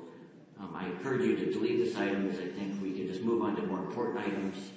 And so this is a way to have free speech. I do appreciate Member Carroll's perspective on that, but I think if we widen our view, we can see that there's 4 members of the council that don't want to talk about this, and I agree as the public. Thank you. Our next speaker is Ankur. Ankur, you may unmute your mic. Good evening, City Council members and Mayor Eggert. My name is Ankur Parikh. I'm a senior at Oak High School, where I'm the ASB president. And to me, I've heard a lot of my peers at my school and a lot of other young people across the city. Just this last weekend, I was a delegate to the Irvine Conference of International and Transnational Youth, which focused on climate and the efforts of local governments on climate. And I've heard time and time again that young people are really worried about climate.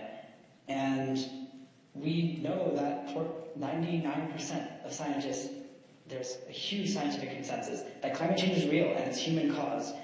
And greenhouse gases are the driving factor behind climate change.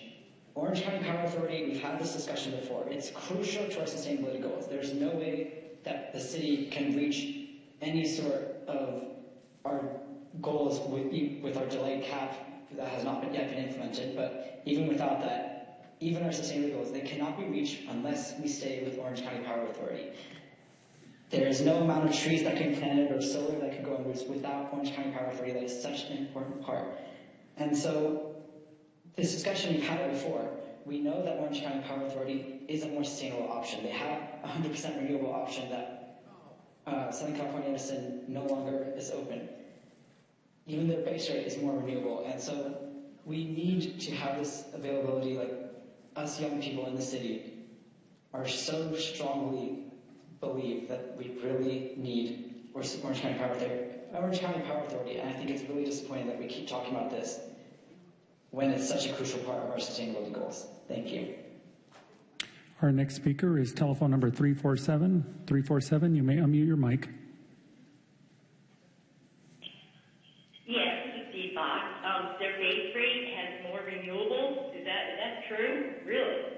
Boy, where are you guys getting your information from? It's unbelievable. Why don't you show us the numbers? Why don't you show us how well we're doing, and especially with our climate action plan? How about that? Can we see some numbers? You guys talk and talk and talk and talk, but you don't show us any numbers, any proof of anything, because there is none. Okay? The Orange County Power Authority is a failure. It's been a failure from day one. Okay? Just because it's an OCPA doesn't mean it's going to give us cleaner energy. Okay, and you know, Kathleen Cedar is not even signed up for the OCPA. According to her, at a meeting she gave, she said that she isn't even signed up with OCPA because UCI has their own grid. So I don't even know why she would even, you know, who does she say that we need to stay with the OCPA when she's not even on it and she's not paying their high prices? I mean, it's ridiculous. And to shut us up, really? Well, let's just put a muzzle on Kathleen Cedar. How about that, Kathleen? Because that's what you're doing to all the people in Irvine that want to speak about the OCPA. You're trying to shut us up. Why? Because you're afraid of what we're going to say. You're afraid. You're all afraid. You don't want to hear it. That says it all right there in a nutshell. Kathleen, will you please sit there with a muzzle on your mouth? Because that's what I'd like to see. Thank you. Our next speaker is Harvey Less. Harvey, you may unmute your mic. I'm Dr. Harvey Less, a former assistant professor of engineering at the Stevens Institute of Technology and a resident of Irvine since 1976. I've observed, first of all, that Mayor Adjourned has only had a vendetta against the public interest and also stupidity. If the item 5.5 is deleted, then I won't have the opportunity to say the following. The city can both help the environment greatly and save millions of dollars by immediately opting out of OCPA and move to SCE. Just look at OCPA's power content label, which is a public document. It shows that OCPA's greenhouse gas emissions are over 80% higher than SCE's at basic choice and at a higher cost. Why are bright people supporting our further destruction of the environment at a much higher cost? This must be a nonsensical cult that defies logic or arithmetic. 20 years ago, renewably generated electric energy was more expensive than fossil fuel generated energy. So utilities like SCE purchased the much cheaper fossil fuel power rather than renewably generated power. Then, the only way for environmentally concerned ratepayers to reduce carbon emissions was to subscribe to a community choice aggregator like OCPA that purchased the then more expensive renewably generated energy, and its do-gooder subscribers happily paid the higher bill to reduce greenhouse gas emissions. That is no longer true. Renewably generated electrical power is now and for the last few years, much cheaper than fossil fuel generated electric energy. So utilities like SCE purchase as much renewably generated energy as they can buy with their scale and in-house expertise, saturating the grid with renewably generated energy during the day. OCPA cannot compete with SCE in the purchase of renewably generated energy contracts with their outside consultants and energy traders who have absolutely no motivation to minimize costs and fight back. In fact, SCE does not now enroll Lucent. Thank you. Your time is up. Our next speaker is Michelle Johnson. Ms. Johnson, Mayor, is the one who had some AV materials today. Please have her come forward.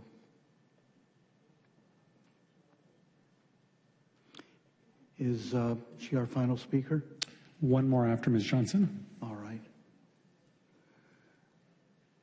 Welcome. Before I begin, I just want to know, are we speaking on additions and deletions or well, what's happening? You've obviously observed that while the issue before us is additions and deletions, and the motion to delete item 5.5, people have slid into a substantive discussion because of their eagerness to state their opinion on OCPA and related matters. I can't control what people say. It's not my desire to do so. If you want to make a more substantive presentation as opposed to speaking to the procedural question, I'm not going to cut you off. Let me also say,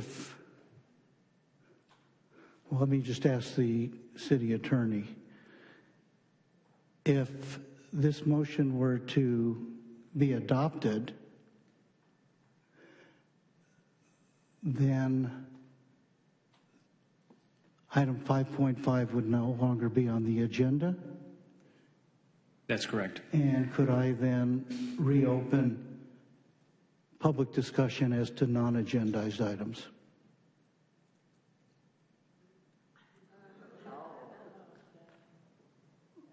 I think the council has, I'm hesitating, Mayor, because I'm trying to think through the city council policies. You have the power to reorder the agenda unilaterally, subject to an appeal of your council colleagues. I don't recall anywhere in the council policies that allows you to reopen an item once it has passed. All right. I don't want us to just degenerate into procedural game playing here. So we'll take the balance of this testimony, but I'll have something to say about free speech and decorum and all the rest in a moment. Go right ahead. And you may speak to the substance of 5.5, notwithstanding the fact this is additions and deletions. I think I'm going to stick to the additions and deletions. I did have a presentation, but given the discussion ahead of this, I just want to say that I heard what Councilmember Carroll had to say, and I'm very concerned that we're going down a path that is a very slippery slope. If we're going to have people muzzle council members because they don't like what they're saying or they disagree with an item, we went down this path with the rule of two, and it didn't end well. Mm-hmm. I don't always agree with everybody all the time, but I'm happy to sit here and listen to what you have to say. And I'll always do that. Free speech in this country is very important. I would just really appeal to Councilmember Tercito to reconsider, to not delete this item. It's been on the agenda. There are people like myself that have prepared remarks that I'd like to make and be heard. And I'd hope that the rest of the council would consider that as well. Thank you. Heidi. And Heidi, you have 90 seconds.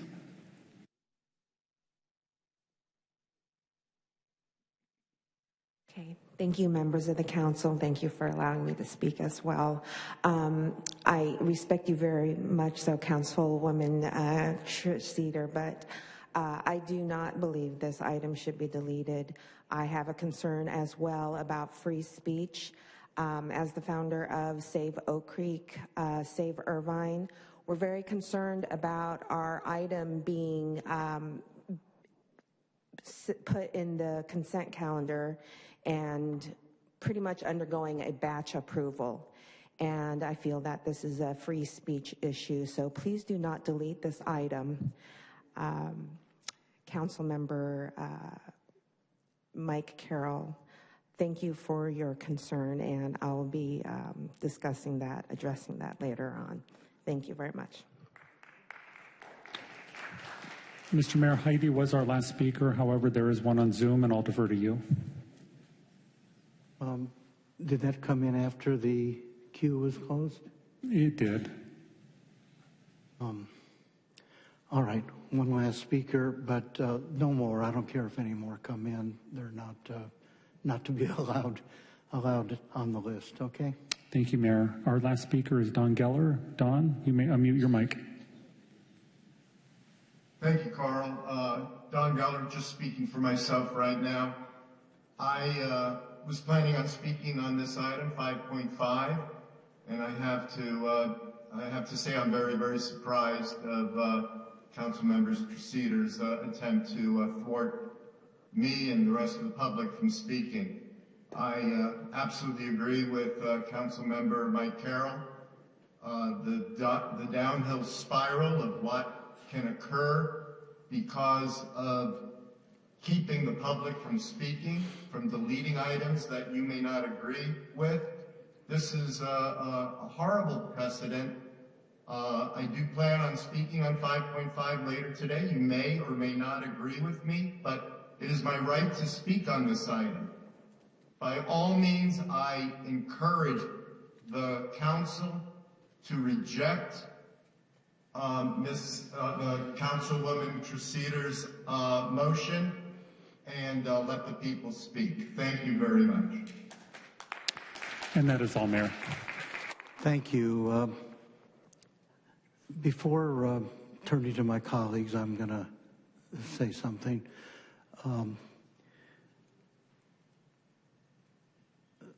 A number of us at this dais and in the audience as well lived through the infamous Rule of Two, which was an attempt to muzzle me and perhaps other council members as well. And this was so unpopular with the public as well as with those of us in elected leadership who wish to have our voices heard, our representative voices, wish to speak to issues, to be shut out at the dais by a maneuver of that sort was absolutely outrageous and rejected by the public. When I became mayor, I committed myself and made it clear to each and every council member that it was my job to facilitate the business of this city, including putting on the agenda items that council members wanted on the agenda. It's the job of the city manager and me to oversee the preparation of the agenda. And in my case, it is always with a view toward enabling council members to present their point of view on any particular issue.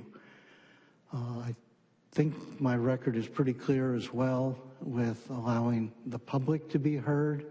I tend to be more liberal in that regard than previous mayors.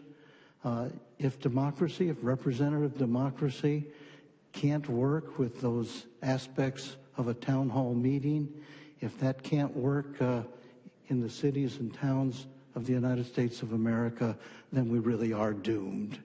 And so I would ask for rejection of this motion.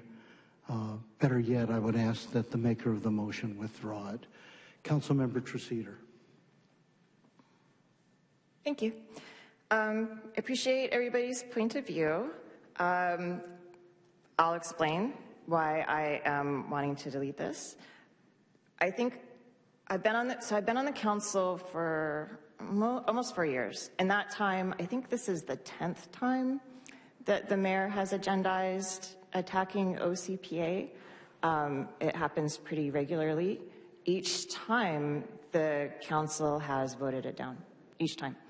The mayor definitely takes the opportunity to hit OCPA as much as he can during these discussions. It doesn't make our city look good, in my opinion. In terms of the public comments, I do want to mention that the mayor, as Mr. Azerbaijan said, the mayor does have tight control over his supporters and what they say. And most of the people who have been here speaking against this item are the mayor's people. And you can tell who they are. They tend to be the ones who rely more on bullying than on speaking to the facts. Now, I think it's almost become, I feel like, a theater of the absurd, where we all know up here who Larry's people are. The mayor's people are. The mayor knows who the mayor's people are.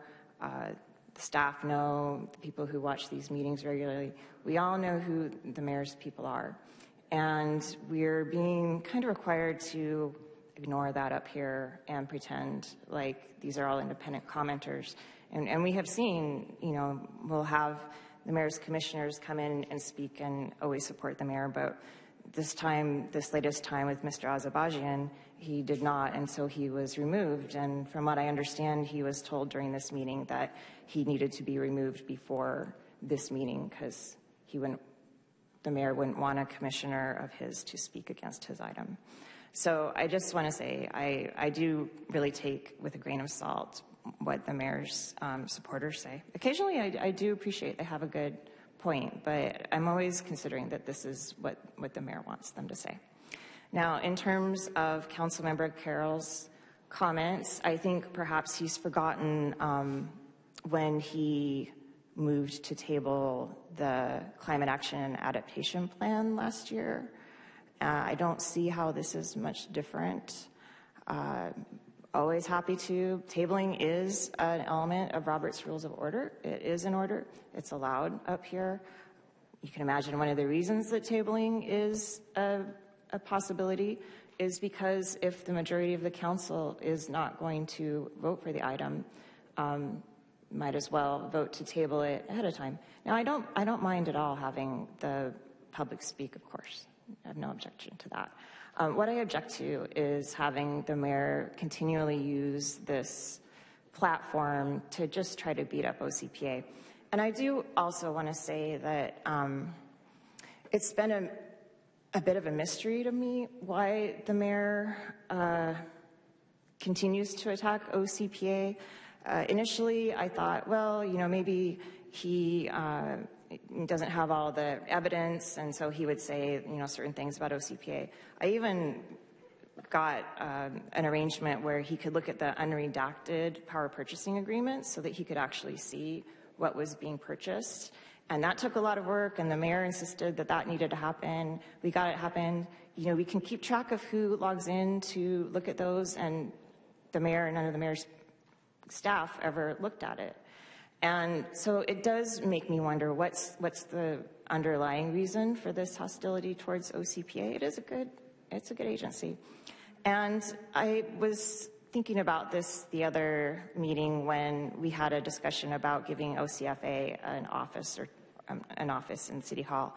And the things that the mayor was saying about withdrawing from OC Fire Authority sounded very, very similar to the arguments for withdrawing from OCPA, just really emotional and more of an attack on the agency and the people in it than necessarily the policy merits. Same thing happened with the library. There was a big push by the mayor to withdraw from the library. Same thing happened with a number of other agencies that this city is involved in. For some reason, the mayor wants us to keep withdrawing from all these other agencies. I'm not quite sure why. I mean, I have my theories.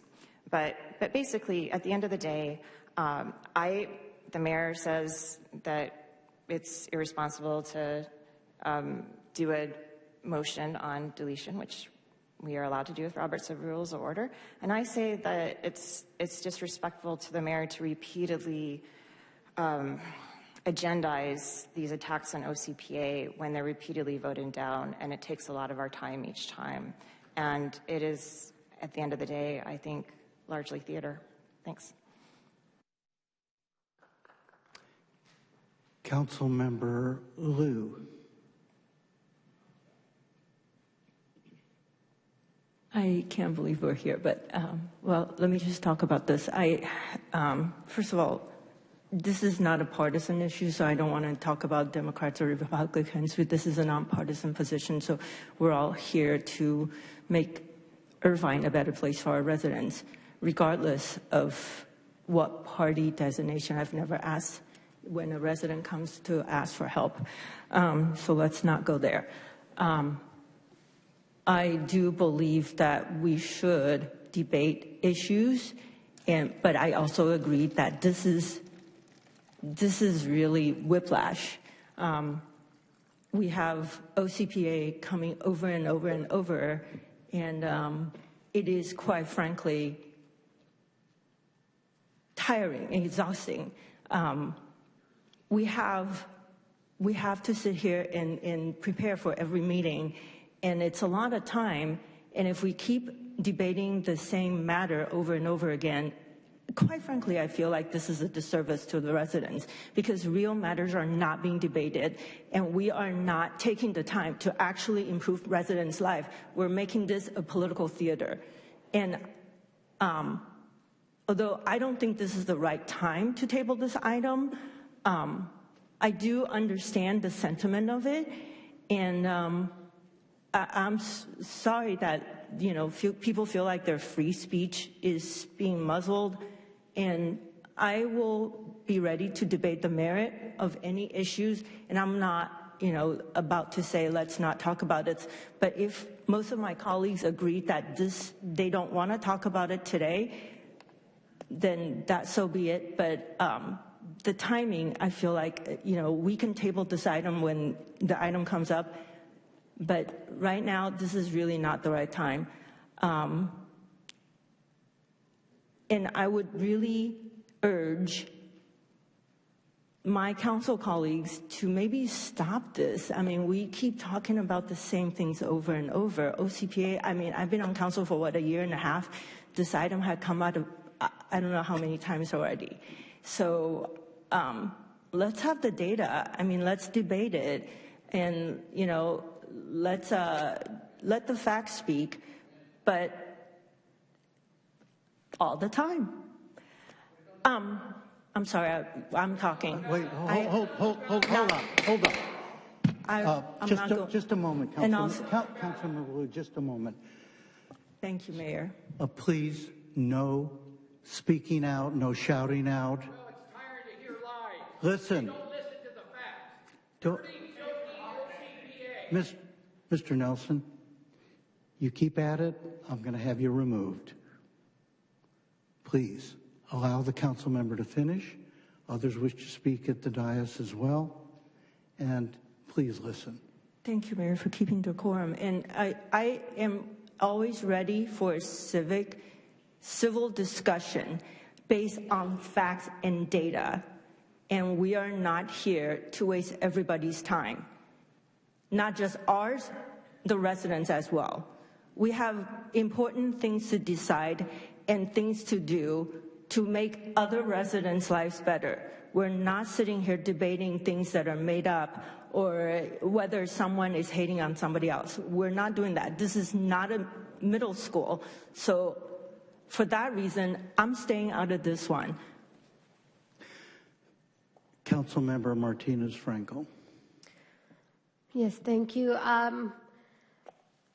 don't have too much history about what has been done in the past or all the history of the deletions and just avoiding hearing people, but for me, it does feel wrong not to hear people.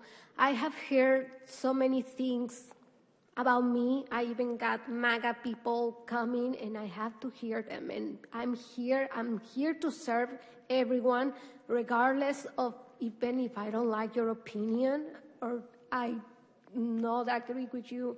So I want to hear everyone. On the other hand, even if we got all the way to hear the item, I'm going to support OCPA. I wasn't going to vote to exit OCPA. I do question OCPA leadership for not being here, for never being here and advocate for themselves. But the only issue that I have right now is that I don't get to hear my audience, and it doesn't sit right with me. So I would still support OCPA to be here. I don't want OCPA to, I don't want the city to exit OCPA, but I don't agree on not hearing everyone's opinion. Thank you. Thank you, Council Member and Vice Mayor James Mai. Thank you, Mayor. Thank you for the comments and also comments from my colleagues here. First off, I want to say that I've been tabled before here.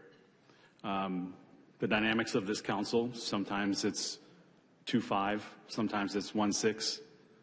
But I've been tabled and I've been muzzled myself. So, I mean, people reserve the right to do that up here if they don't want to hear what you say. And if the consensus says we don't want to hear you, they don't hear you. I was going to talk to this as well, so I might as well talk to this since everyone was talking about OCPA. And I want to remind people that in December 2024, the very first thing I did on council was withdraw from OCPA. That was the very first thing I did here. I didn't like us being higher. Unless they changed their ways, I forced them to go down to the lowest tier, and it cost that agency $20 million, and it hurt them. It hurt them, but I took that risk. Because at the time, even though the contracts were worth approximately $150 million to $200 million, I don't know what they're worth now. They might be worth a fraction of that. But we took that risk. We took that risk because we demanded to have better rates. And this is still the reason that we're still in here, is because we had better rates. Now the rates are a little higher. And that's SE, it could be higher, it could be lower, it fluctuates. The rates fluctuate. At this very moment, it's higher, it could be lower. SCE has a rate adjustment scheduled for June. It also has a rate adjustment scheduled for October. To take action now, I think, is a little premature. I think we should just wait and see what the rates are, if they're lower, if they're higher within 6 months. And the reason I say that is not because it's fiscally irresponsible. If we initiate leaving as a municipal client, it doesn't happen until 6 months anyways. You know, my view on OCPA is, I'm not talking about the merit of the business. Personally, I think China and India pollute us more than anyone, and we should be looking at them if we're talking about pollution. But I was tasked to make sense of it all. When I was tasked to do that, I said I didn't want to touch OCPA with a 10-foot pole. But I'm here to make it transparent and find out their clear intent with the city. The facts are, people talking about business, who are talking about the business of it also, they still owe us $6.5 million, and they're still repaying that. We forced them to repay it as well. If we make any drastic changes right now, if you think that they're going to continue to pay that, that's probably not going to happen. I'm not saying that they won't, but that's a possibility. Again, SCE has 2 rate adjustments coming up in June. It may be higher, maybe lower, also October or November. We should wait until then before we make any changes at all. And we should wait until we get our money back before we make any changes as well. Thank you. Councilmember Carroll. Yeah, thank you, Mayor. Just briefly, I agree. I think we should have all those conversations in about 2 or 3 hours. I just want to clarify, and at least from my perspective, and we can go back and look at it, two different things are happening, colleagues. Tabling an item which does not require, which debate is not even permitted. I think when we've done it, we actually had the item called by the clerk. The title was read. I think we had public speakers and public testimony, people that have taken time out of their schedule and their lives to come and either call in or come in person, and then it was tabled. Okay, so what's happening here is, in my perspective, substantially different because it's at the front and is not being tabled. There was an attempt to table it, but it was incorrectly made. It's a deletion of the item. I do want to speak to my working colleague and friend Kev, the president of the Democrats of Greater Irvine. Personally, I guess I'm allowed to do that. Kev, I would speak to you offline, but I want you to hear this. I didn't think this was personal, and I apologize, that we may disagree on that, and I'd love to talk with you. I didn't get back to your text about the Armenian Genocide Memorial. We're working together. I don't know what happened between you and the mayor, and obviously that needs some kind of resolution, but you need to, I don't know if he left, you need to know from me that I just wanted to hear this item. Yeah, it was just, and for what it's worth, I don't really, know the personal thing as between you guys. I'd consider you for sustainability. I already have someone in the slot. We'd have to work some things out. But it's not my election year, so I would consider it. But anyway, that being aside, I didn't see it as being a personal thing. And I would just request that this item just be heard in the normal course of things, and because people are prepared to go. And just finally, I would say to my colleagues, maybe this is really, and I appreciate Councilmember Lou big time, outlined a lot of it. And the thought came up as she was giving her position. It has been heard numerous times. Indeed, it has. But the element of surprise does have a undercurrent of unfairness to it. And maybe at the last time, one of us that felt this strongly about it would say, if this comes again, we're not going to hear this again, and we're going to move, so that I think there's a piece of surprise in here. Certainly, I'm very surprised. I didn't think we were going to get a motion to delete an item. And for the record, I have not discussed 1 ounce of the substantive nature of it. I think this is just a thing that could boomerang unnecessarily into unintended consequences. So therefore, I will be voting a very strong no, as I would if it was an item. I mean, look, I have every right to make the next motion after this item's over to delete ranked choice voting, because I feel a certain way about ranked choice voting, a very strong way. But right here in my file folder, I spent about 40 minutes. I wrote some remarks. I'm trying to persuade my colleagues. I'd asked the vice mayor. I'd asked someone else, could you please second my motion to delete ranked choice vote? Do you see where this goes? So I'm going to try to be consistent with my view that this is just wrong. And yeah, we're going to have to hear a bunch of stuff we don't want to hear. And if it is repetitious, which is a great point, we should at least advise the other members, hey, we're not going to stand for this going forward, because we are a body and a deliberative one. But to do it with this element of surprise, just for me, respectfully doesn't sit right. So I'll be voting no. Thank you. All right. Councilmember Treseder, you and I will be the last 2 speakers. Do you want to speak now and I'll be last, or do you want me to speak and you can be last?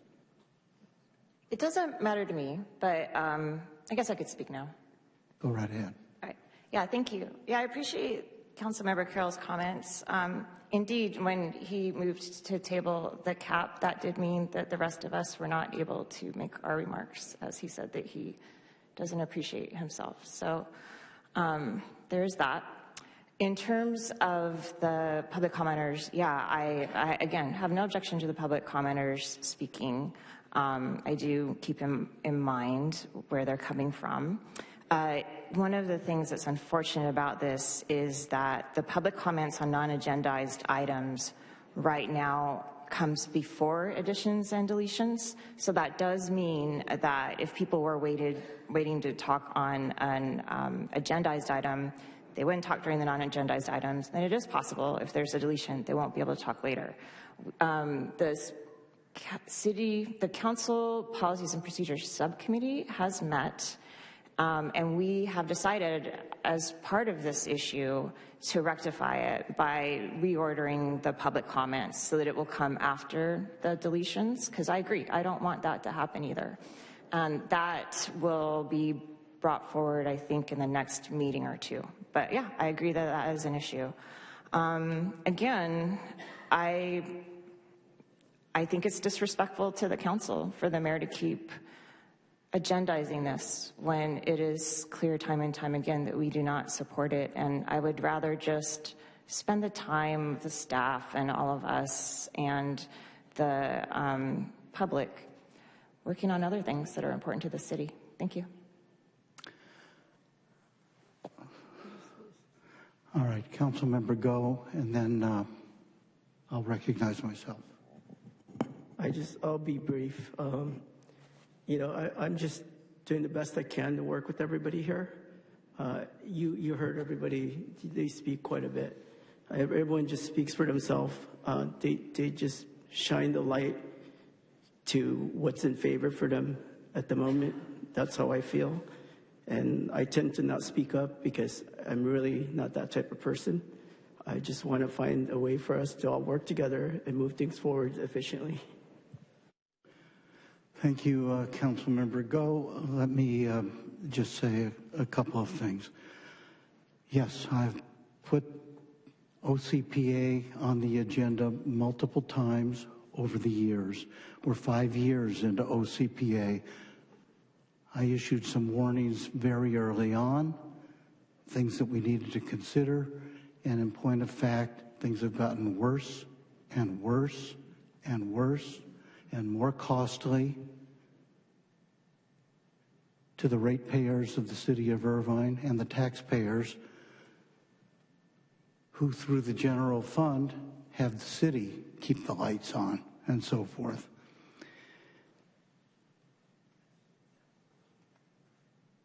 I brought the issue back time and again because there have been stages at which this has gotten worse, and recently it's become obvious to anybody who will simply look at the data. The power content label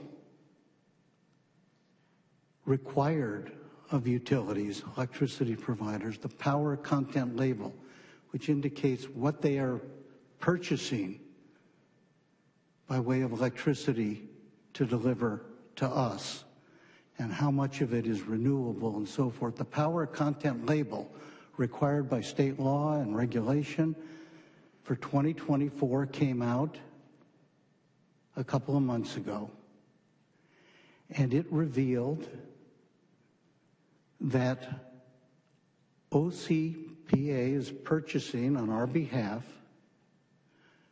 dirtier electricity than SCE, and not by a little, by a lot. 942 pounds per megawatt hour of CO2 equivalent and greenhouse gas emissions. 942 pounds per megawatt hour. SCE, its power content label, 515 pounds of pollutants. 515 pounds versus 942. That's data, Councilmember Liu. New data. And the average household cost,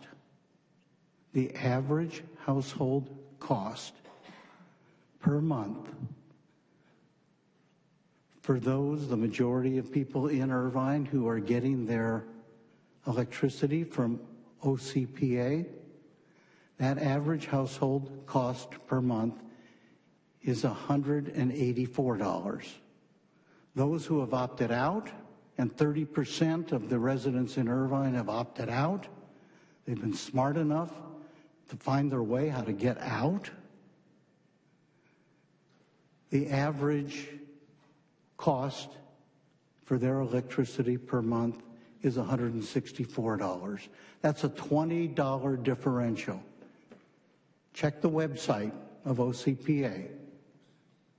That's data. That's $250 a year $240 to be precise. $240 a year. That's new data. That's important data. Those who say they want to protect low-income households from ever-rising utility rates. Look at the new data. That's why I put it on the agenda. That's why I put it on the agenda. And Councilmember Carroll is right. To seek to delete it up front, it's like a prior restraint on speech. It's one thing to move to table something after there's been considerable debate, discussion, exhaustion. Somebody moves to table something. But to do it up front, to keep from putting it up here, I think the reason that some people don't want to see it debated is because it's so blatantly obvious that OCPA is failing us, and yes, we ought to change course as a matter of policy. Will the clerk please call the roll? Councilmember Carroll. No. Councilmember Go. Yes. Councilmember Liu. I'm going to abstain, and I encourage everyone to check the latest data.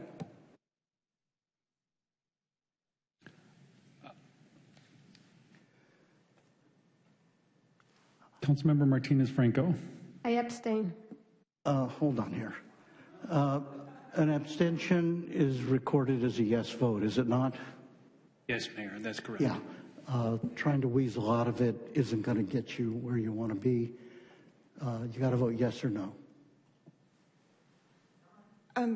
Point of order. An abstention. You just told Councilmember Martinez-Franco that she shouldn't try to weasel out of it. We're in the middle of a vote.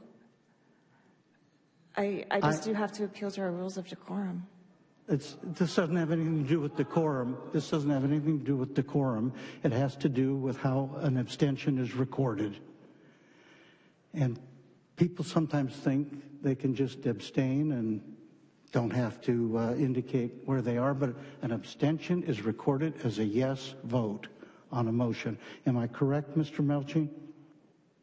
Yes, our municipal code says that unless a member of council has been permitted to abstain from voting or is otherwise prohibited by law from voting pursuant to subdivision G, which is a different provision, such member's silence shall be recorded as an affirmative vote. I don't have any problem with that. What I have a problem with is talking to Councilmember Martinez-Franco like that. That's what I have the problem with. Well, I'm sorry you have a problem. Can I just make a point of Yes. order? So what does this mean for purposes, City Attorney, of the minutes? How will Carl's minutes be drafted? The minutes will be recorded to show that the votes were abstentions, and then to note that the abstentions count as affirmative yes votes. Okay, I get all that, but you see, I've read a lot of the minutes, Jeff. So it's a table. So it'll say Carol, and it says yes. So what will it read exactly? Or maybe Carl knows. Carl knows. We've done it Does it once say in yes last year. next to, or what does it say?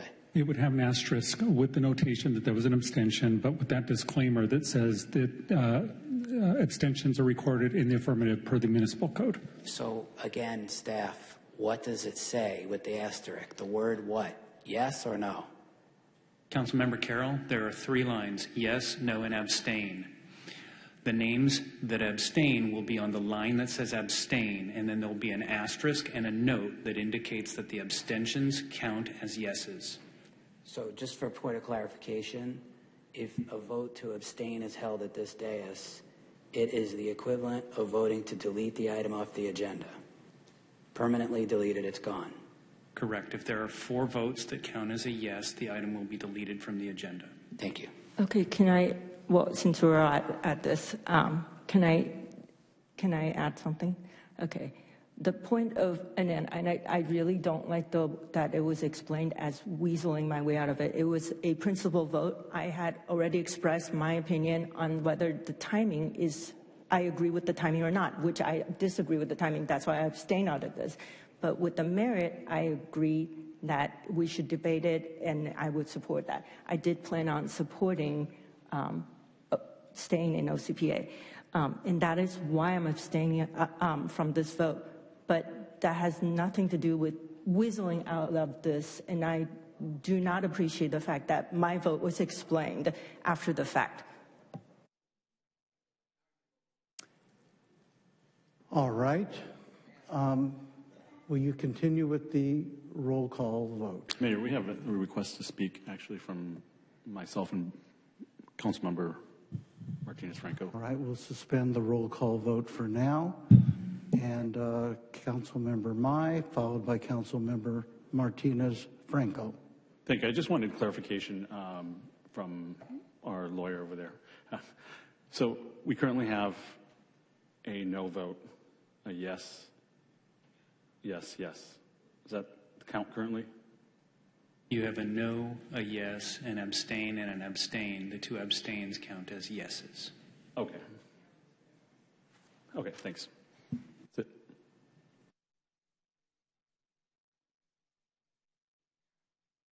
Okay. So, Councilmember Martinez-Franco. Mr. Melchin, do I have the right to vote abstain?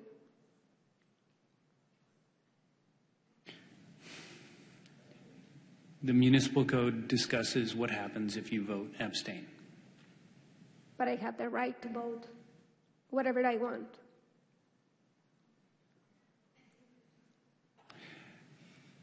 There's another provision of the municipal code that says, except as otherwise provided by law, no member of the city council shall be permitted to abstain from voting unless such disqualification shall have been approved by the city attorney or by unanimous vote of the remainder of the council present. Unapproved disqualifications and abstentions shall be recorded by the city clerk as an affirmative vote. So those two sentences are a little bit in tension with each other. The first sentence says that you're not permitted to abstain unless you have a conflict of interest. But the second sentence says what happens if you do it anyway. So if you ask me, are you permitted to abstain? I can't tell you that the municipal code permits you to abstain. I can only tell you that if you do abstain, it's recorded as a yes vote. Okay, and I'm going to second what Councilmember Liu said. I am echoing her thoughts, and I explain why I am voting abstention.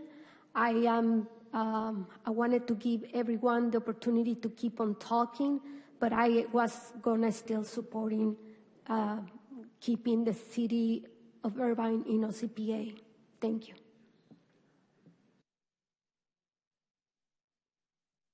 Councilmember Carroll. Yeah, thank you. Just back to the city attorney. So that was pretty, I bet you're pretty unhappy about the language of the, that's our charter, or is that, what is that? No, that's in municipal code. It's in section 12311 subdivision G of the municipal code. So if I abstain, did I violate the municipal code? Yes. Okay. So anyone voting up here abstain has violated municipal code, because that's what it is. So I want you to make sure you let everybody know what that vote does. I'm not saying it. I'm just, hey, I want to clarify for my colleagues. They probably should just vote yes. But that means they violated the municipal code, correct? Yes. Okay, thank you. I don't understand why people keep explaining. I already made it very clear. I'm abstaining because I disagree with the entire argument. So can we just stop explaining what my Councilmember, I've been doing this for a long time. I was a planning commissioner for years before I was on the council. So I could tell you that this gentleman's law firm prohibited people on the planning commission from taking the vote that you were about to vote. With all due respect to the planning commission, this doesn't seem right to me from a process perspective, because this whole thing is unwinding into just absurdity, as a theory of the absurd, as Councilmember Traceder said, indeed, because I'm finding it hard personally, just so you know, personally, to understand why I would be part of a planning commission where Council Rattan and Tucker, Jeff Melching's law firm, told, it wasn't even me, the chairman, Anthony Quo, said you cannot vote to abstain, and that planning commissioner was prohibited from voting that way. They had to commit, and you say yes or no. So I just want you to know I'm not trying to slice and dice here. I'm just giving you the exact facts of what occurred when I sat as a planning commissioner. which is why I'm confused. So I don't know what happened at the Planning Commission and what item you were voting on, but in this case, I have every right to stay out of this by choosing to abstain. And in that case, I had already made it very clear that I agreed that this is absurd. So I'm staying out of it, I'm choosing to abstain, or I can get up and leave, which happens on this dais. So again, I would prefer that nobody explains why I abstain, because I already made it very clear. And after the fact, when I don't have a chance to explain it again, just in case anybody is still confused about why I chose to abstain, I chose to abstain because I feel like this is an absurd discussion, which we already spent how much time on? And we have real business to get to, so please move on. Let me just observe, yes, we could have had a very substantive discussion of 5.5 instead of squabbling over this procedure and trying to squelch the matter. Councilmember Tresita, we're going to kind of give you the last word. I think we've got a suspended roll call vote, and we'll want to resume that vote. But I want to give you a chance to be heard, if you wish. Yeah, thank you. I'm just saying I think we should go forward with the vote. I appreciate Council Members Martinez-Franco and Liu for sticking with their vote. It's clear they know what they're doing. Appreciate them not being bullied into changing their votes. Thank you. Where are we in the roll call vote, please? We ended with Councilmember Martinez-Franco, so we have 3 more votes. Could you review the votes so far? Sure. Councilmember Carroll voted no. Councilmember Go voted yes. Councilmembers Liu and Martinez-Franco abstained, with the understanding that those would be recorded in the affirmative. All right. Resume the vote, please. Councilmember Tresita. Yes. Vice Mayor Mai. Let's get paid back. I'm going to go, I'm going to abstain too.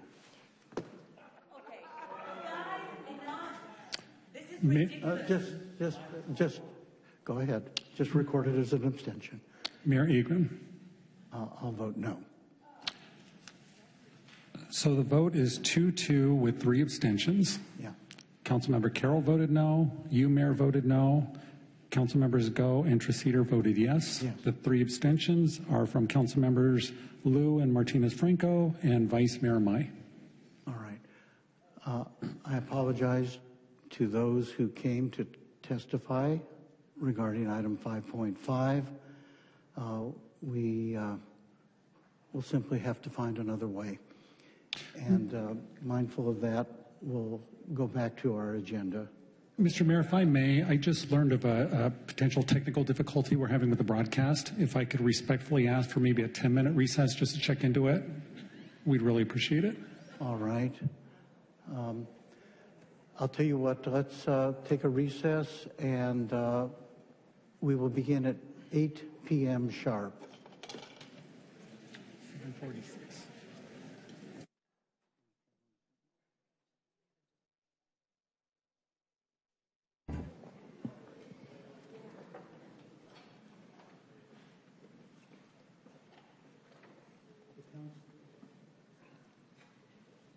The meeting come to order once again. The council having been in recess, all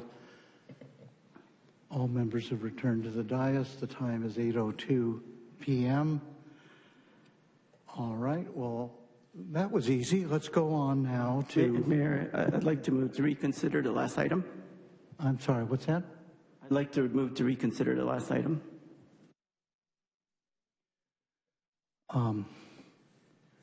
All right, let me just check with the city attorney on this. Is a motion to reconsider appropriate at this time? It is. All right. I second. All right, there's a motion by Councilmember Go, seconded by Councilmember Tresita to reconsider the item. Do you wish to speak to your motion? No, just vote. The vote then is to reconsider, basically reopen the whole matter. Is that correct? Correct. It's two-phase, Mayor. The first phase is just to decide whether to reopen it. A yes vote is to reopen it. Second phase will be to re-vote on it.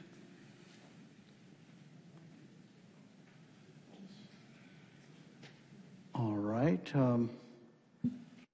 There's a motion and a second to reconsider. That's all we're doing, whether or not to actually reconsider it. Correct. All right. With that, the maker of the motion, the second, you do not wish to speak. We'll turn to Councilmember Martinez-Franco. Mr. Melchin, are there opportunities for public comments right now? No. The item, the public comments on the item have already been taken and it has been closed. Thank you. All right.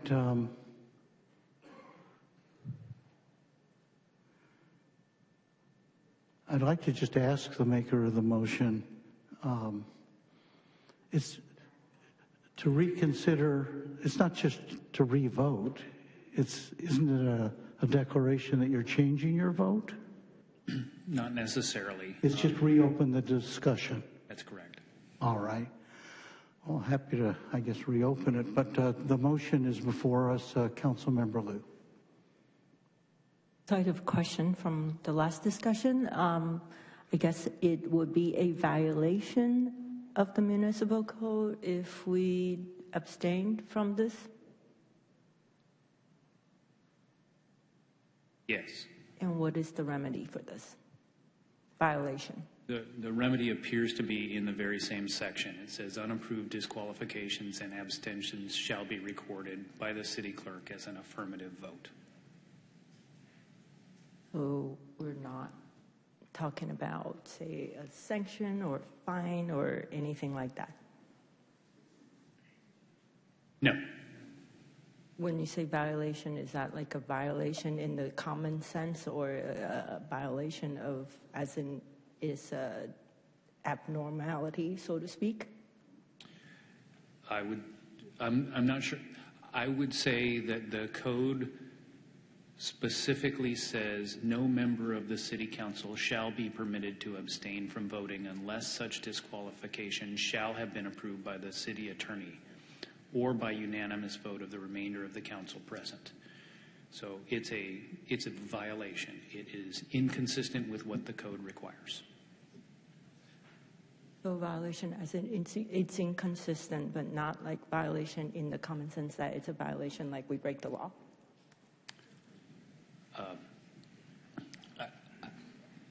Councilmember Liu, I regard the code as the law. So it does break the law. The question then flips to the question whether there's a remedy and what the remedy is. And the next sentence in the code says what the remedy is. Unapproved disqualifications and abstentions shall be recorded by the city clerk as an affirmative vote. So the consequence of that is actually that your abstention is recorded as a yes? Correct. Against your will, so to speak? Correct. Yes. Yes. Okay. Thank you. All right. There's a motion and a second to reconsider the previous matter. This is a procedural vote. Would the clerk please call the roll? Councilmember Carroll. Yes. Councilmember Go. Yes. Councilmember Liu. I'm sorry? Oh. Councilmember Martinez-Franco. Abstain. Councilmember Treseder. Yes. Vice Mayor Mai. Yes. Mayor Agron. Yes. So with the understanding there's one abstention, which will be recorded in the affirmative. Councilmembers Carroll, Go, Councilmember Treseder, Vice Mayor Mai, Mayor Agron voted yes. Councilmember Liu voted no, with the one abstention from Councilmember Martinez-Franco. So carries. All right. Motion carries. Now what? You asked it to be reconsidered. Now what? We would call the roll call vote again to delete the item, I believe. Oh, so the purpose of all this is just to be able to change your vote. It's not to discuss the matter again. I'm just trying to get straight here what folks want to do. I get reconsideration. It's reopened. What do you want to do now? Right, just revote. Revote. All right. Do we need a motion? We need a motion for a new recall vote, a renewed roll call vote? I mean, typically when somebody reopens it, they reopen the debate on the matter. That's correct, Mayor. You need a new motion now. You have reconsidered, you're reconsidering the item. Right. The item, which is additions and deletions on the agenda, is now being reconsidered. So you would like to have your vote recorded differently? Is that what you're asking? No, it would just to call the vote again so people can reconsider their abstention. Oh, okay. All right. Mayor? Yes. Somebody needs to make a motion. Yes. And then you need a second. All right. What's the motion?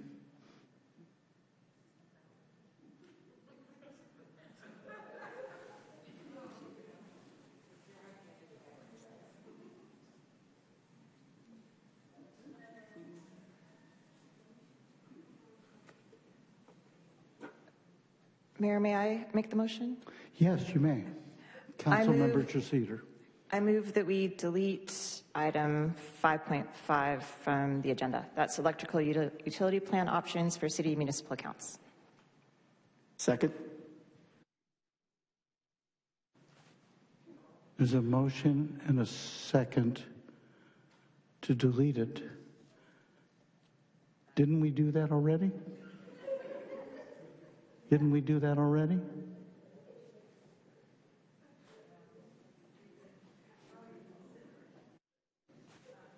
Correct. Would we just call through a roll call vote, please? Unless there's people that want to speak. Hold on. There are three people who wish to be heard. Councilmember Liu, Councilmember Mai, and then Councilmember Martinez-Franco. Councilmember Mai took his name off the list, so it's Councilmember Liu, and then Councilmember Martinez-Franco. Okay, thank you. Again, I hate to keep beating the same point, but and I feel like this is a mockery of this. But anyway, in the sense that this is a violation of municipal code, an abstention is recorded as a yes against the maker of that abstention vote's will. Is that what we're getting to?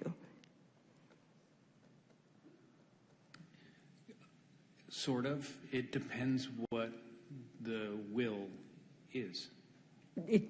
I'm assuming if you abstain from a vote, you're essentially saying, I do not want to partake in this vote? Right. Is that okay? And it forces a yes vote. It forces a yes vote, meaning that even though you don't want to vote yes or no, you're still deemed to have voted yes. Correct. Okay.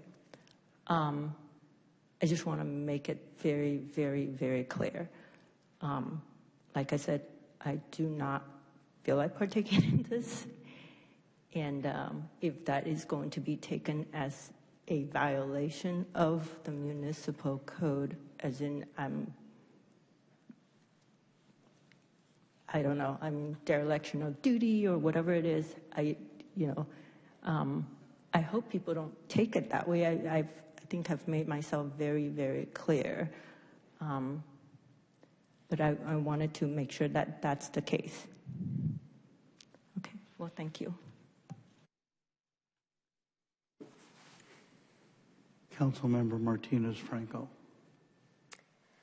Mr. Melchin, can I get excused and to vote absent from this voting because this is ridiculous? Is that a reason? No.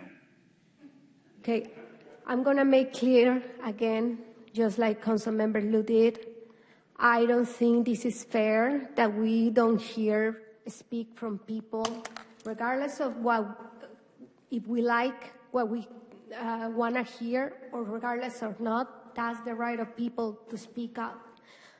But with that, I will support OCPA to still be part of the city of Irvine, and I don't feel comfortable voting either way. So my intent is not to participate on this because I am torn between the deletion and the item.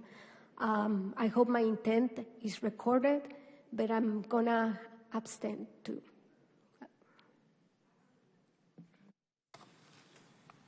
All right.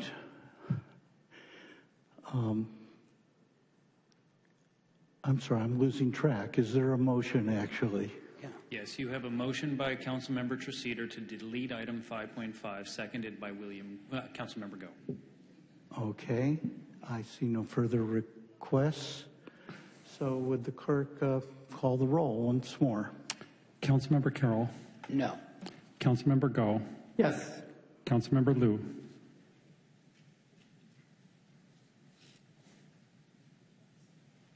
I guess I'm going to have to abstain again. Councilmember Martinez Franco. Abstain. Councilmember Treseder. Yes. Vice Mayor Mai. Yes. Mayor Agron. No. So again, with the understanding there's 2 abstentions by Councilmember Liu and Councilmember Martinez Franco. The vote is a 3-2. Adding in those 2 abstentions makes it a 5-2 in the affirmative. All right, now we can move on. With that, I hereby announce we're convening to the special joint meeting with the Great Park Board. This is largely a procedural matter because Great Park Board items are part of the agenda here for the regular council meeting as well. So with that, the clerk will please note that we are now convened to the special joint meeting with the Great Park Board, and you need to call the roll in that regard. Thank you, Mayor. Councilmember Vice Chairman Carroll. Yes. Councilmember Chairman Go. Yes. Councilmember Director Liu. Yes. Councilmember Director Martinez Franco. Yes. Councilmember Director Treseder. Yes. Vice Mayor Director Mai. Yes. And Mayor Director Agron. Yes, here. All right. We move now to the consent calendar. Consent calendar items tonight are items 2.1 to 2.10. Consent calendar items consist of matters that are regarded as routine. That doesn't mean they're unimportant. They are, in fact, often very important items, but it's typically anticipated that consent calendar items will not involve much in the way of discussion among council members, and so it's put together on a consent calendar. Public may be heard on matters on the consent calendar. We typically allow a half hour for all the consent calendar items together. Do we have requests, Mr. Peterson? We do, Mr. Mayor. We have 18 requests in person and 1 on Zoom. And if I may, too, for clarity of the record, there's actually 2 consent calendars before you. There's the first, which was items 2.1 through 2.10. And then you have a joint consent calendar for the City Council and the Great Park Board for items 3.1 and 3.2. Thank you. 3.1 and 3.2, as well as 2.1 to 2.10. So at this point, should we handle simply those items under 2, or can we consider both of them, 2 and 3? You've considered them before all at once, both consent calendars at once, correct? All right. Anyone who wishes to speak to items any items 2.1 to 2.10 and or 3.1 and 3.2. Now is the time. How many requests do we have? We have 18 in person and 2 on Zoom. All right. Let's keep the queue open for a. I'm thinking if we made them all 90 seconds, that would get us within a half hour, wouldn't it? Roughly. Let's do that. If somebody absolutely has to go over a few seconds, I'll grant you the additional few moments. And those coming forward should identify what consent calendar item they're speaking to. Thank you, Mayor. Also, never mind, I'll call the first speakers. It looks like the majority, if not all, in person are on 2.9. All are on 2.9. Okay, nevertheless, when people come forward, they should identify what they're speaking to. Thank you, Mayor. If I could call forward Gil Nelson, Susan Sayre, Paul Vu, Eileen McCarthy, Joanne Slobodian, Heidi, Carol, and Greg Smith. And we'll start with Mr. Nelson. Oh, he's not here? Okay, Susan Sayre. Welcome. Wait a second, we need a little help with the microphone there. Hold on. Is it? Oh, it's on now. Okay, my name's Susan Sayre. Our democratic system provides that by law, the terms of voter enacted initiatives can only be amended by subsequent voter initiatives. It is your duty as our representatives to support Irvine residents and enacted voter initiatives.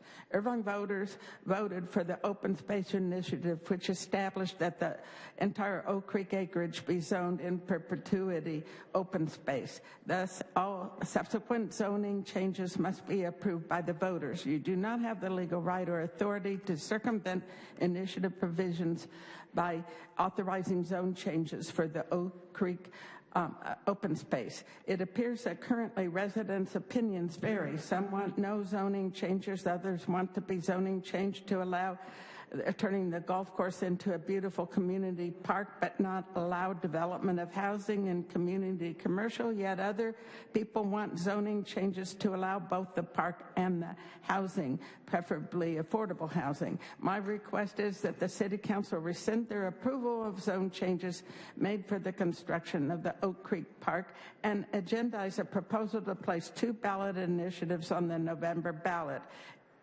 The first initiative would be for creating a zone change to allow for the creation of the proposed Oak Creek Community Park, and the second one to allow zone changes for both the community park and affordable Thank you. Your time housing. is up. Voters can choose either proposal or they can vote no. Thank you for your comments. Vote no on both. Paul Vu. Welcome, sir. Okay. Thank you. I implore you to reject the Oak Creek rezoning request because it is a financial disaster and a ripoff to the citizens of Irvine. In both the Planning Commission meeting and the last City Council meeting, all of you failed to ask about and understand the key financial points of this zoning request before you voted. 2 key points are the rezoning allows the Irvine Company to exchange $250,000 in development for an acre of open space. And second, it allows portions of Oak Creek open space to be exchanged for 312 acres of avocados in the Northern Hills. To the first point, Oak Creek, when sold for the development, is worth $6 to $7 million per acre, according to the latest land sale in Irvine. For 162 acres, that property is worth from $900 million to $1 billion at market price. Therefore, if you vote to rezone, you will be giving away about $1 billion worth of land for about $41 million, which is approximately 4 cents to the dollar. That is a financial ripoff to the citizens, since you are not getting anywhere close to the actual value. To the second point, The exchange of Oak Creek land for avocado groves is not comparable. Maintaining an orchard is expensive, and trees eventually die. If the land with these orchards is so valuable, why doesn't the Irvine Company build new homes there? Thank you. Your time is up. Thank you for your comments. Eileen McCarthy. Welcome. Thank you. Mayor, council members, my name is Eileen McCarthy, Irvine resident, 23 years. Please uphold what Irvine residents approved in 1988, 176 acres of open space in central Irvine. Not a hillside, not an avocado orchard with costly upkeep, not land trades, and not a 50-acre nature park. Every meeting on 88-1 has felt like a legal word game. We keep hearing, oh, this vote won't change 88-1. If nothing changes 88-1, then why are you voting on it again and again? City Attorney Melching seems to keep using language that reinterprets 88-1 and steers you toward approving a 50-acre nature park and ultimately, I fear, development. Mayor Agron, tonight, please direct Attorney Melching to publicly answer 3 questions. 1, if the 75% threshold has been met, is the city required to accept and enforce the easement, yes or no? 2, after this ordinance, will all 176 acres remain protected on site at Oak Creek, yes or no? 3, are there land trades involved, yes or no? Transparency matters when council family connections are involved. Please answer these questions tonight on the record. Any land trades or changes to 88-1 go against what Irvine voters decided at the ballot box. Thank you. Your time is up. Thank you. Thank you for your comments. Joanne Slobodian. Welcome. Thank you so much. Council members Go, Tressiter, and Mai, I'm so sorry you've been targeted in Irvine Community News and Views, a paper closely tied to Mayor Agron, where he was on the front page in 6 of the 7 April editions. Mayor Agron has weaponized that paper against opposition and council members who ask questions, using it to control the narrative and discredit others. Shameful. On the budget, you asked questions. Councilmember Tressiter called for an audit. That's fiscal responsibility. Councilmember Mai, you've been asking questions about Oak Creek since May. That's the kind of leadership this city needs. Thank you. Bring that same level of scrutiny here. I've provided a packet with the article and questions for Jeff Melching tonight. Someone please ask them. Here are the questions. Eileen had gone over some of them, but after rezoning, will all 176 acres remain protected on site? That means at the golf course, not counting and avocado groves. Resolution 88-1, yes or no? If the 75% threshold has been reached, do Resolution 88-1 that or the MOU require the city to accept the easement to make those protections legally enforceable? Yes or no? Last meeting, Jeff Davis walked around, never explained how the land was actually protected, and the easement was never addressed. And no one on this dais has discussed the easement since August, not one word. So we still don't have a clear answer. The easement is what protects the land. If you don't accept it, here's what you lose. You lose how the land is protected, you lose the ability to secure long-term value. Thank you. Your time is up. Can I just finish? I'll just take a few more seconds, if you And would. you risk walking away from millions of dollars tied to it. The offer expires in 2027, and once it's gone, you don't get it back. Thank you so much. Appreciate the extra time. You're welcome. Heidi.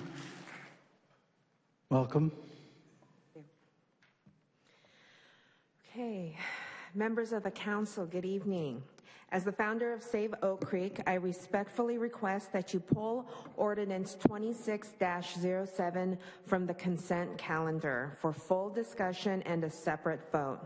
Councilmember Carroll, you just complained about deleting an agenda item so it would not be available for discussion, and you said that people deserve to have their issues heard. The hundreds of Irvine residents opposed to this change, especially those in Orange Tree and the Ranch, also deserve to have their issues heard, not buried in the consent calendar. This ordinance undermines voter-approved Resolution 88-1 and Section 9-12-7, which requires the Oak Creek Golf Course to remain a public golf course with a permanent open space easement. Mayor Agron helped architect 88-1 and recently stated it was meant to make open space permanent and tamper-proof. This amendment bypasses that promise. Councilmember Carroll, since you believe people deserve to be heard, I ask that you make the motion to pull Ordinance 26-07 from the consent calendar right now. Thank you. Carroll. Thank you and welcome.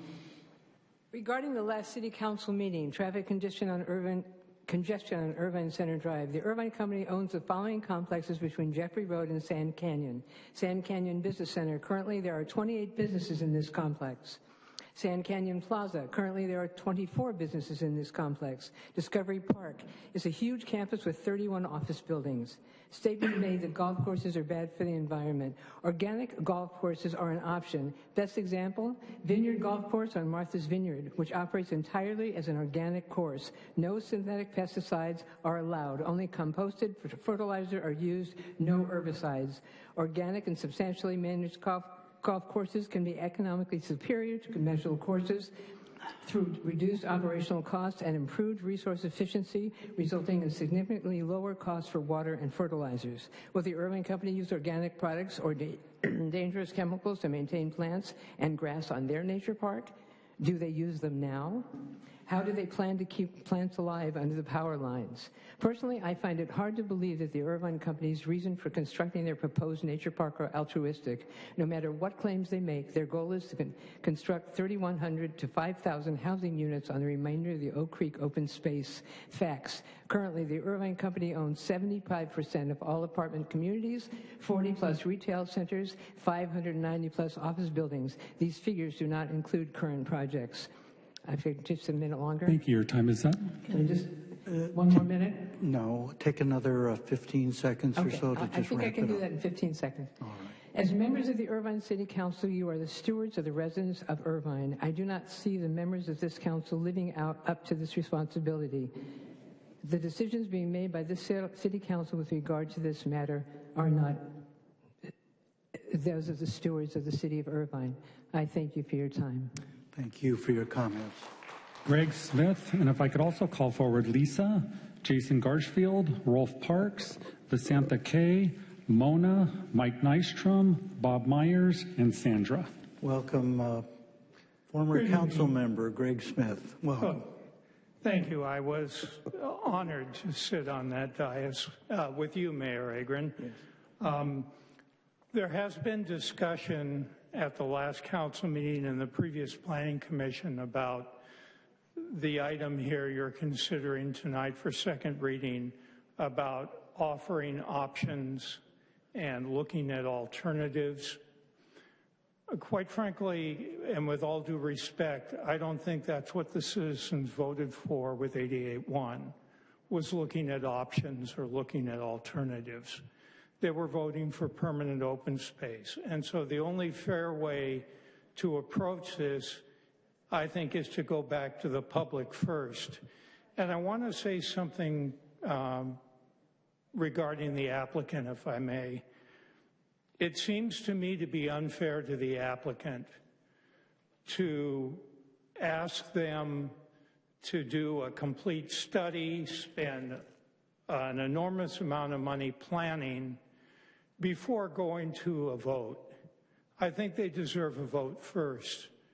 And then if the vote is positive, they can spend the money. But putting them to that effort first, to me, is like putting the cart before the horse. Thank you very much. Thank you. Lisa? Welcome. Good evening, Mayor Agron, council members. I'm speaking on item 2.9. I respectfully request that you pull Ordinance 26-07 from the consent calendar for a separate discussion and vote. This zoning text amendment creates a new alternative approach, allowing only a 50-acre park plus cash equivalent improvements. The amendment conflicts with voter-approved Resolution 88-1, which requires the entire 176-acre Oak Creek Golf Course to remain open space. By the way, what on earth is happening with the easement? This amendment should not be approved quietly on consent. Mr. Carroll, as my council member, Please motion to pull the item so the public can discuss it before final adoption. Thank you. Thank you for your comment. Jason Gershfield. Welcome. I hate the Irvine company. If their rep is named Jeff Davis, you can call me Ulysses S. Grant. At the same time, I was born here. I was born after that vote in 1988. I've grown up here except for the 4 years I was off at college and 1 year in Arizona, which I don't talk about. And I don't know if it's possible for me to buy a house in this city before I'm of retirement age. And the answers I've gotten from these people are move to Tennessee and move in with my parents. I don't find that sufficient. Now, I understand that these houses are not going to be affordable. It's going to be a bunch of $4 million mansions. So I'd like to ask the people in opposition to this, would you be happy if it was affordable? Because it seems to me that you'd be even more against it. You'd be even more against the traffic that would cause. And regarding a comment about segregation, which some people took offense to, I actually think that's pretty apt, because I think that some of you guys are trying to segregate young people out of this city. So I'd actually go a lot further. I've said before, Irvine is a big city pretending to be a small city. I'd go a lot further in rezoning and loosening up zoning restrictions. We should be a more walkable city, and that would be a way to tackle the traffic problem. That's a very long-term thing, but I think that's where we should be directing our efforts, not fighting for some golf course that means nothing to the majority of residents. Thank you. Your time is up. Rolf Parks. Welcome. All right. Mayor and Council, Rolf Parks, Vice President of Save Irvine Open Space and President of the Orange Tree Master Homeowners Association. The rezoning of Planning Area 12 Open Space 0 is not simply about building a nature park. At its core, it is a voting rights issue. A park cannot be built unless the Irvine Company receives 150 acres of protected open space to develop as compensation. They want to be paid. You're not getting it for free. This isn't going to be built unless you give them that land. And the development cannot occur unless the city removes the people's right to vote on the land use changes in that area, a right guaranteed under Initiative 88-1. This is a real issue before you tonight. You have heard from our attorney, Doug Karstens, who cited the controlling case law, including the Taliban Mission Indians decision and many other subsequent rulings.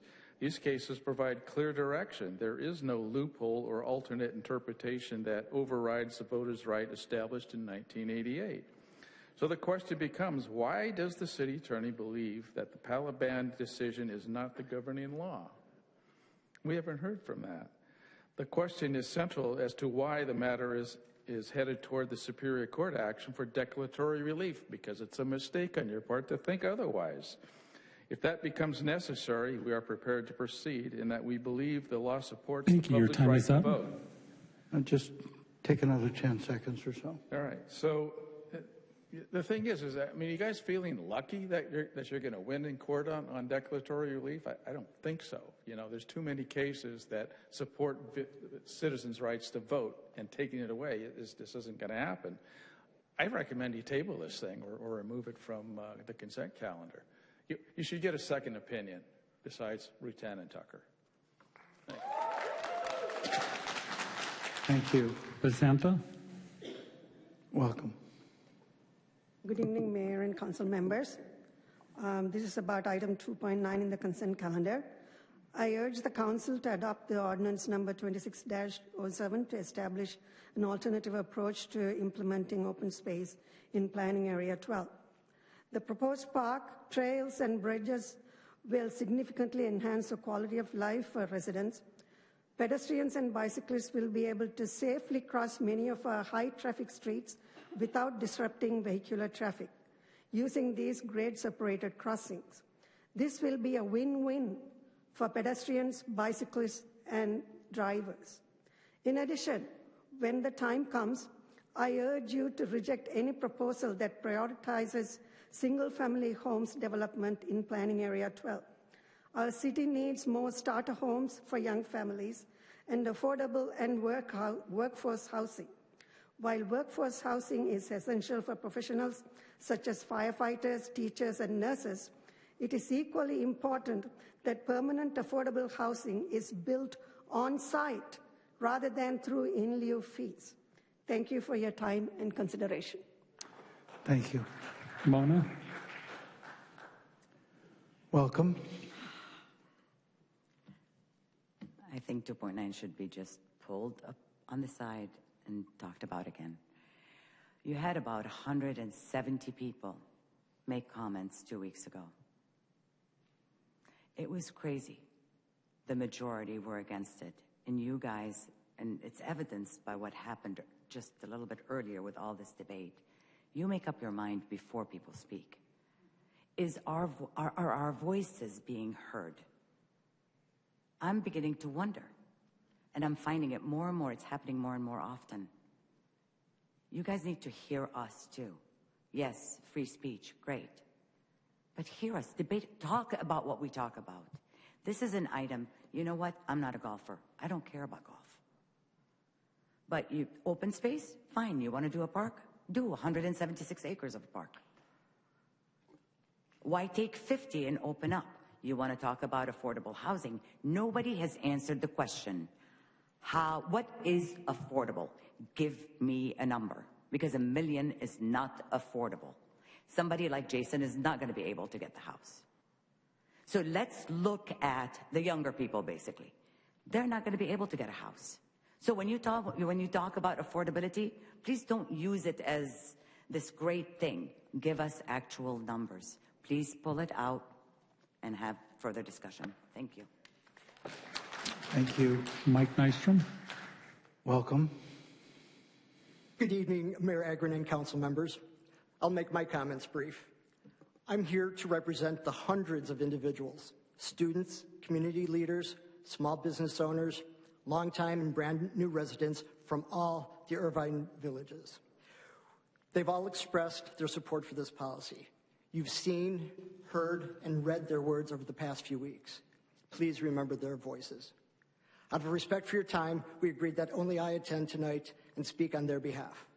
We are not loud, we are not disruptive, but please do not mistake this decorum and respect for your service for a lack of passion on the issue. We applaud both unanimous votes by the Planning Commission and Council. Thank you for those. Now that we have the option of the nature park, let's get into the real work of studying, planning, and ultimately delivering something for all Irvine residents to enjoy. No unnecessary and expensive ballot measures, just the great work of this body. Thank you. Thank you for your comments. Bob Myers? No? Okay. Sandra? Welcome. Thank you. It's interesting because Woodbridge Ranch, Orange Tree, their associations are all against this, and they're the ones who are going to be affected by this. So I thought I would just respond to that comment he just made. But contrary to the others, I would ask why you want to spend the millions required to bring it to a vote. The City Council does not follow what the voters pass anyway. It's a great idea to have a great park, but there already is one there. It's called a golf course, the Oak Creek Golf Course. It's beautiful there. They already have the buildings for the Nature Center, which is the clubhouse, a restaurant, and other buildings. It's open to the public, so anyone can go. The Irvine Company provided an easement for the property to the City Council, which they have yet to accept. Why? Then the whole area can be a park. The Irvine Company can only operate it as a golf course and collect the money, so they wouldn't need to create a great park. It's already there. And the issues of increased housing all over Irvine fail to address the failure to provide for adequate infrastructure for this increased population. Trash, sewer, water bills have doubled. Electrical brownouts are here. Streets are overcrowded, which, contrary to one of the council members' uninformed opinion, has led to major traffic jams for emergency vehicles and anybody else who's trying to get through. Adding the bus lines to the Irvine Connect is ludicrous because the buses that go around in circles are empty all of the time. And just as a minor thing, I know Robert Rules of Order, I thought, was what they Thank you. Your time is up. They usually take an abstain as your time is up. I know, but you let everybody else. So I just have this. I just finished my sentence. It takes if you abstain, as no vote. Like it's not a negative vote, but it's just, it doesn't count as any vote. Thank you for your, thank you for your The city attorney comments. continues to confuse and mislead the council, and it's just sad that you don't get rid of it. Mr. Mayor, we have 2 individuals in person that have AV materials, so if I may take the Zoom callers and then come back to them. All right, please do that. Thank you, Mayor. Our next speaker is telephone number 347. 347, you may unmute your mic.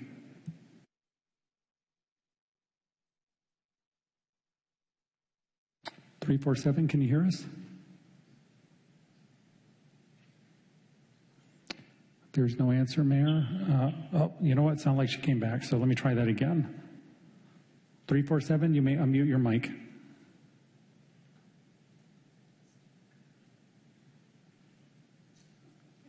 I think Mayor 347 is having technical difficulties. There it came again. If I may just go to the next speaker and then we'll come back. Please do. Our next speaker is Transparent Irvine. You may unmute your mic. I'm speaking to item 2.1 minutes, and I want to talk preemptively about how the minutes always seem to contain information that's not accurate to what's happening in City Hall. As such, I'm going to speak to, and please don't interrupt this. I have the right to speak to minutes, just like you allowed people to speak to other agenda items that weren't exact.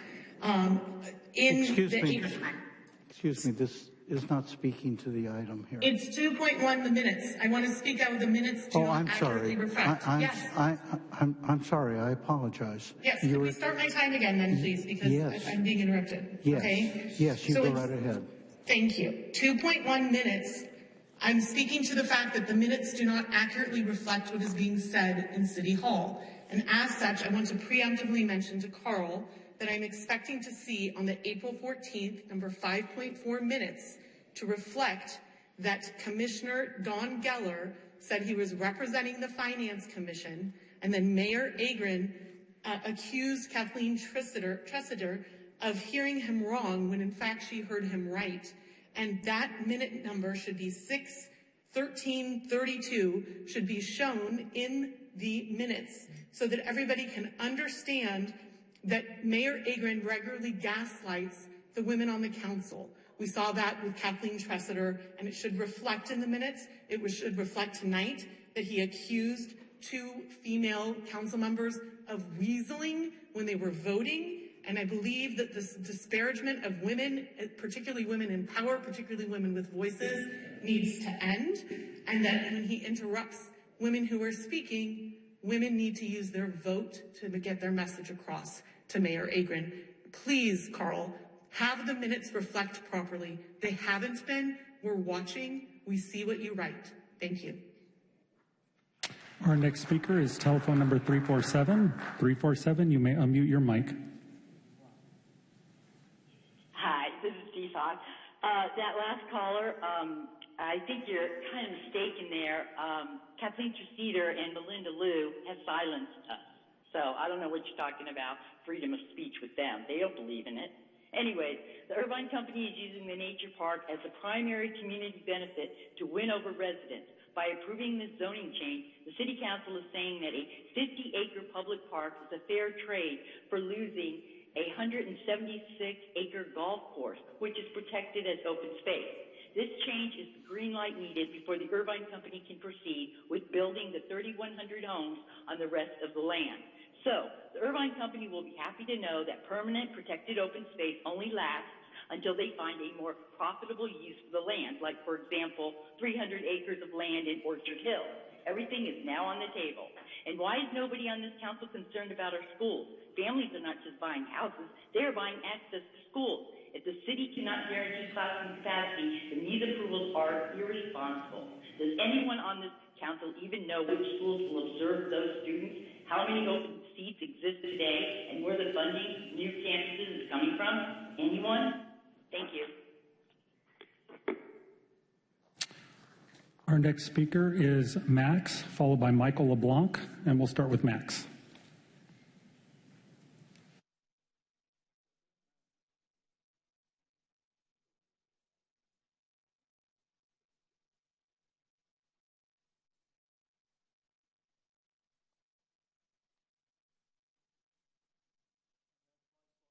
Yeah, Mike was supposed to go first. I have you in the queue first. Whichever order the two of you like, it's okay with me. That's your slide. That's me, okay. I'd like to start with a disclaimer. I use publicly available mapping tools to illustrate for illustrative purposes only. The calculation is approximate and no claims are made regarding intent or action on any specific entity. Next slide. On this slide, you can see the map of Planning Area 12. Next slide. This is an ordinance where it says when irrevocable open space easement should be submitted and accepted. Next slide. This is Google map with total district area 1,229 acres, and only 30 acres remains undeveloped. Next slide. On this slide, you can see the calculation. 97% of this land developed in the district and easement was not yet accepted. And we don't know why. Can someone explain? Last slide. On this slide, I try to measure proposed open space. So green area is about 65 acres and blue is 17. So total 82. I could make a mistake and encourage others to measure proposed open space. Before you vote, figure out how many acres will be open nature park. 50, 80, 82, what we're voting for. It will be too late tomorrow. And what we saw 15, 30 minutes ago was just outrageous. Thank you. Your time is up. It was horrible to see. Thank you for your comments. Michael LeBlanc. Welcome. Thank you. As Mayor Agron has said, he wanted 88-1 to be tamper-proof by putting that resolution on the ballot so future city councils wouldn't weaken it. And yet, this zone change weakens 88-1 by letting the company off the hook by preserving 176 acres in central Irvine. However, there is yet another mechanism that should be employed to follow the directive of the voters to protect the open space preservation land use mandated by the voters. That is the irrevocable offer of the open space easement for parcels B1 and B2 in Planning Area 12 that the company made in December. This easement is the property right owed to the residents of Irvine and already paid for by giving the company considerable compensating development as part of 88-1 and the agreement and the general plan amendments that were made. The slide before you is an aerial of PA 12 showing the built development and what is left for development. Less than 30 acres of land near the I-5 freeway. The planning area total acreage of 1,220 acres, meaning that over 97% of the development has been completed, far exceeding the 75% threshold. The planning area boundary exceeds the original boundary of District O, meaning the company has received even more compensating development than voters approved in 88-1. It's now time for the city to secure its open space ownership by accepting the easement offer. Thank you. Your time is up. Did you have anything further? The only other thing I would say is once you get that easement, please assess its value based on potential development and don't relinquish it until you understand that. I think you may get a better deal from the company. And I also think you need to go back to the voters before you release that easement, if you ever do that, if you do release it. Thank you. Thank you. Mr. Mayor, we do have one late request on Zoom. I'll defer to you as to whether or not to let that speaker speak. 90 seconds for that person. Queue is closed, though. Okay? Thank you, Mayor. Our last speaker is Eric Nishanian. Mr. Nishanian, you may unmute your mic. Thank you, council members, Mayor Agron. God bless you. I went to dinner and still made it back for this issue. I can't believe you guys are still on the consent calendar, obviously 2.9. I just want to say that if this was designated as open space, 88.1 is just overkill. This has been historically used as a golf course. There's case law that originates out of California from the 4th District Division 3 that was divided by the California the Supreme Court that says it's unconstitutional to change open space, historically designated open space, without going to the voters. So, you know, you guys can say that we're just looking at an alternative approach. What you really need to do is, at the end of the day, just decide whether or not the voters want it to be a golf course. If they don't want it to be a golf course, then you guys can consider whatever you want to do. But at the end of the day, you guys are wasting resources. What you guys are worried about with your budget deficit, who's going to pay for the IER on this alternative approach, or any investigation on this alternative approach? It sounds like the city is taking this upon themselves. And there's case law that says it would be unconstitutional to address another approach with the open space without going to the voters. So all that it would take would be a writ of mandate if you guys even approach this to overturn it, citing to that case. And I sent you the case. It's at Orange OPA, where it has to do with the Milan 2 development, but I gave you the case citation. Thank you. Your time is up, and that is all, Mayor. Thank you. That concludes the public comment on the consent calendar. At this point, I'll turn to my colleagues to ask if they wish to remove any items from the consent calendar. Mayor, may I? Yes, Councilmember Treseder. Thank you. Could I please remove 2.1, the minutes, and 2.9, the Oak Creek item? 2.1 and 2.9. All right, any other requests? There being none, why don't we move the balance of the consent calendar for adoption? That's 2.1 to 2.10 without holding aside 2.1 and 2.9, and it's 3.1 and 3.2. Is there a second to the motion? Second. Seconded by Councilmember Mai. Would the clerk please call the roll? Councilmember Vice Chairman Carroll. Yes. Councilmember Chairman Go. Yes. Councilmember Director Liu. Yes. Councilmember Director Martinez Franco. Yes. Councilmember Director Treseder. Yes. Vice Mayor Director Mai. Yes. And Mayor Director Agron. Yes. Carry 7-0. All right. 2.1, Councilmember Treseder. Thank you. I just wanted to follow up on Transparent Irvine's comments. Would the clerk be willing to please add those points? Whatever the will is of the council, I'm happy to do that.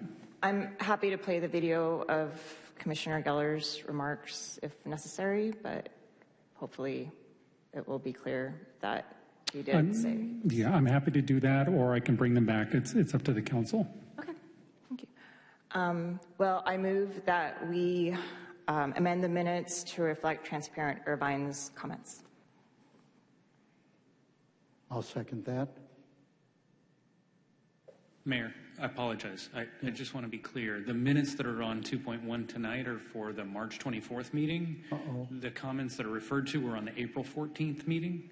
So I guess we could interpret that motion to be an ask that the April 14th minutes, when they come forward, are consistent with the request of Councilmember Treseder. That is perfect. Thank you. So even though it's not agendized, we'll note that in the record, and when those minutes come forward, it'll be reflected accordingly. Yes. All right. Do we need a roll call vote? No. Yes, I think that would be helpful. All right, roll call vote on the motion. Go right ahead. Thank you. Councilmember Carroll. Yes. Councilmember Go. Yes. Councilmember Liu. Yes. Councilmember Martinez Franco. Yes. Councilmember Treseder. Yes. Vice Mayor Mai. Yes. And Mayor Agron. Yes. Carry 7-0. All right, item 2.9, Councilmember Treseder, I think you had pulled this one as well, so I'll recognize you at this time. Thank you. So I want to preface this by saying that I'm not going to change my vote.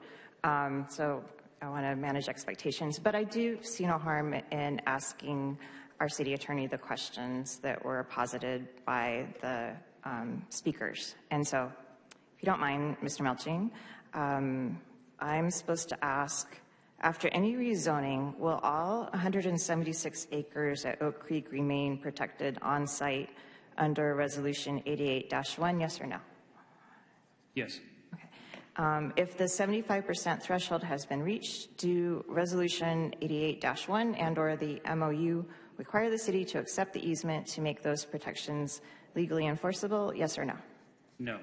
Could I offer a little commentary on both of those things? The first thing is 88-1 amended the general plan, not the zoning code, and the zoning action doesn't change the general plan. Okay. And to be clear, 88-1 resulted in an amendment to the general plan by the city council. And with regard to the 75% threshold, the trigger for accepting the irrevocable offer of dedication appears in the zoning code, not at all in 88-1 to my recollection, and it isn't driven by the MOU. It's driven by the zoning code. Okay, thank you. That is all. All right.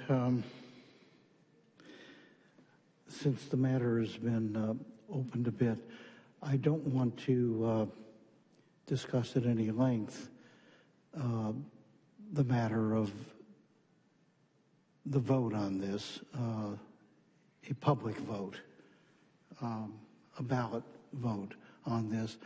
I do want to note, however, to those who have repeatedly heard me say this and to those who may be hearing it for the first time, I am determined that one way or another there be a vote on this matter. I don't know exactly when or how that might be. I do want to make it clear we're not voting tonight on the project. Is that correct, Mr. Melching? That's correct. All right. I do want to further explore how a ballot measure could be constructed to address what was, in my mind at least, the clear intent of 88.1 to make the matter and the land preserved tamper-proof, subject only to a subsequent vote of the people. And I want to see what I can do to ensure that there is that vote. I just want that noted at this time. All right. Is there a motion then? I can make the motion. Please do. Okay. So read by title only. Okay, I move to read by title only, second reading and adoption of ordinance number 26-07, an ordinance of the City Council of the City of Irvine, California, approving zone change 009-76603-PZC to amend section 9-12-7 of the Irvine zoning ordinance to establish an alternative approach to implementing open space in planning area 12, in parentheses, Oak Creek, close parentheses, filed by Irvine Company. Thank you. Is there a second to the motion? Well, I'll second it. Absent, there we are. Councilmember Mai, did you wish to be heard? That was an accident, sorry. An accident, all right. There being no requests for further debate or discussion, would the clerk please call the roll? Councilmember Carroll. Yes. Councilmember Go. Yes. Councilmember Liu. Yes. Councilmember Martinez-Franco. Yes. Councilmember Treceder. Yes. Vice Mayor Mai. Yes. Mayor Agron. Yes. Carry 7-0. Thank you, and thank you to all those who offered their comments at this time. We now I think this included, since we have previously included items 3, I think our work here as a special joint meeting with the Great Park Board is over. Am I right, Mr. Melching? Yes, you're correct. Therefore, I move to adjourn the joint meeting at this time. Is there a second? Second. Seconded by Vice Mayor Mai. Would the clerk please call the roll? Councilmember Vice Chairman Carroll. Yes. Councilmember Chairman Go. Yes. Councilmember Director Liu. Yes. Councilmember Director Martinez-Franco. Yes. Councilmember Director Treceder. Yes. Vice Mayor Director Mai. Yes. Mayor Director Agron. Yes. Carry 7-0. Thank you. With that, we are now reconvening to the City Council meeting itself. And our reconvening takes us to item number 4 on that agenda, public hearings. Would the clerk please identify item 4.1, the public hearing item on the agenda? Thank you, Mayor. Update athletic policy and fees, standardized methodology for annual reservation fee increases, and establish Irvine Fieldhouse fees. Thank you. Let's see. Do I need to open this to continue the matter, Mr. Melching? Yes. All right. I'll declare the public hearing open. Certain procedural requirements are necessary here, but don't fret. With the public hearing now opened, I'll move to continue the public hearing to the regular meeting of the City Council of June 9th, 2026 at 5 p.m. or soon thereafter. Is there a second? I'll second. The motion is seconded by Councilmember Liu. Again, this is just a motion to continue the public hearing to a specific date and time. With that, is there any discussion on the motion to continue? Any requests from the public to be heard? No, Mr. Mayor. There being none, with the clerk, I'll declare the public hearing closed. And we'll move forward on the, do I declare the public hearing closed or not on a motion to continue? No, you can hold it open. I think we'll hold it open then. With the motion and the second before us, would the clerk please call the roll? Councilmember Carroll. Yes. Councilmember Go. Yes. Councilmember Liu. Yes. Councilmember Martinez-Franco. Yes. Councilmember Treseder. Yes. Vice Mayor Mai. Yes. And Mayor Agron. Yes. Carry 7-0. All right, we move to council business, item number 5. Would the clerk please identify item 5.1? Item 5.1 is Library Advisory Committee Proposed Plan. All right. With that, I see Mr. Slama coming forward and Mrs. Zioli. And we ask that you please introduce yourselves and this item, if you would.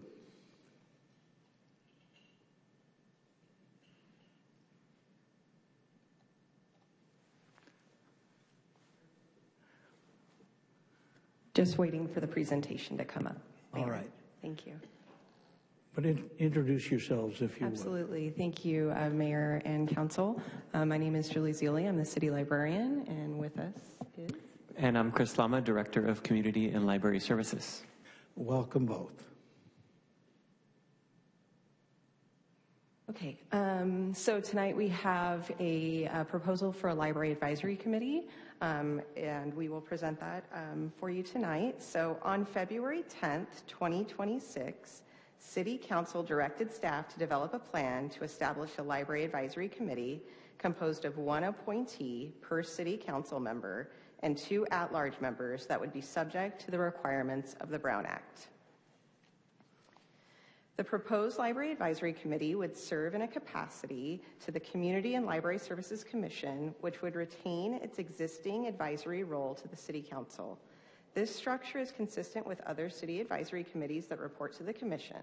Establishing the committee within this framework maintains clear governance alignment and avoids the creation of duplicate advisory bodies. The committee would advise the Commission by serving as a forum for input from individuals, schools, and organizations with an interest in library programs and services, providing recommendations on strategic initiatives and supporting efforts to promote high-quality, equitable library services. The committee would not have authority to make operational or staffing decisions, override adopted policies, or act in a manner inconsistent with federal, state, or local laws. This structure ensures the committee can provide meaningful community input while preserving clear lines of authority, accountability, and policy oversight. So as directed by City Council, the proposed Library Advisory Committee would consist of 7 City Council appointed members and 2 at-large members. Each City Council member would appoint 1 representative to serve on the committee. Appointees would serve at the pleasure of the appointing City Council member and for the duration of the council member's term, consistent with the city's existing advisory committee structure. Staff recommends designating the 2 at-large positions to represent community organizations. This approach is intended to strengthen collaboration with educational and youth-serving partners. Specifically, staff recommends 1 representative from IUSD, the Irvine Unified School District, and 1 representative from the Irvine Public Library Teen Advisory Group. This structure provides representation for students and youth, strengthens coordination between the library system and educational institutions, broadens participation beyond individuals who traditionally serve on city committees, and maintains an independent nomination process. Individuals appointed at the at-large position would serve in 2-year terms. Alternatively, the City Council may direct staff to establish the 2 positions as general at-large members. Under this approach, members would be selected through the city's standard public recruitment and appointment process, including application, interview, and appointment by the Community and Library Services Commission. At-large members would serve 2-year terms. Pursuant to the Brown Act, the committee would only discuss or act on items listed on a publicly posted agenda. Agenda items may be placed by the committee members with majority support and approval of the city manager or designee, by direction of the City Council, or by staff as required by city policy. All meetings would be noticed and conducted in accordance with the Irvine Municipal Code Title I, Division 15. Staff recommends that the committee meet on a quarterly basis consistent with other city committees, with the ability to convene special meetings as needed. This meeting frequency provides regular opportunities for engagement while aligning with established committee practices and available staff resources. Additional meetings may be scheduled during periods of significant activity, such as the development of the library master plan or the opening of new facilities. Before you is a proposed schedule framework staff would recommend for the implementation timeline. And finally, before you are the recommended actions for you tonight. We're happy to answer any questions the council may have. Thank you. Thank you for your introduction. Mr. Slama, you're just back up tonight? Just here to support, sir. Thank you. All right, you bet. With that, do we have requests from the public to be heard, Mr. Peterson? We do, Mayor. We have 6 requests to speak. 6, all right. We'll keep the queue open. And unless council members wish to be heard at this time, we'll turn to the public. Go ahead. Thank you, Mayor. If I could call forward Lee Handy, Mari Fujii, Jay Bruce, and Heidi. And we'll start with Lee Handy. So Mari. Welcome. Thank you, Mayor and council members. Mari Fuji, longtime Irvine resident, chair of the Transportation Commission, but I'm here speaking for myself. And very, very quickly, thank you for serving on our council. I know it's not an easy job, but I think all of us here appreciate the work that you guys are doing, so thank you. Launching a new public library system is one of the most important tasks facing this council, and that's why a library committee be formed as soon as possible. I also urge the council to include a representative from each of the 3 Friends of the Library organizations. They are the most knowledgeable about the day-to-day use of our libraries, and they deserve a seat at the table. It would be a mistake to exclude them. This is not inconsistent with other city committees, including Aquatics, Childcare, and Sports, in which they each have stakeholder representatives from outside organizations. In the next few years, under council's watch, many in the community will be closely watching Irvine Public Library's progress. The Library Committee will be one of the most important committees, in my opinion, in the next couple of years. Critical decisions facing IPL, budgeting and spending, the library master plan, and equity of library services and fundraising across all libraries deserve thoughtful and public discussions, and yes, sometimes healthy debates by this committee. This rigorous process will ensure that the IPL staff, Community and Library Services Commission, and the Council will get the most thoughtful and vetted recommendations. Don't allow this committee to be an entity to simply rubber stamp recommendations. Include the Friends of the Library on this committee and help it ensures it meets, at least initially, on a monthly basis to ensure IPL will be a success under this council's watch. Thank you. Thank you for your comments. Is Jay Bruce here? No Jay? Heidi? Welcome. Thank you. Good evening, members of the council. I'm here regarding the proposal for the Library Advisory Committee. I live in Vice Mayor James Mai's district. He's not here. Okay. I've lived in Irvine for 46 years and grew up in the Irvine public school system, and I've seen how much this community relies on our libraries. We need this committee to ensure those spaces stay focused on families and literacy.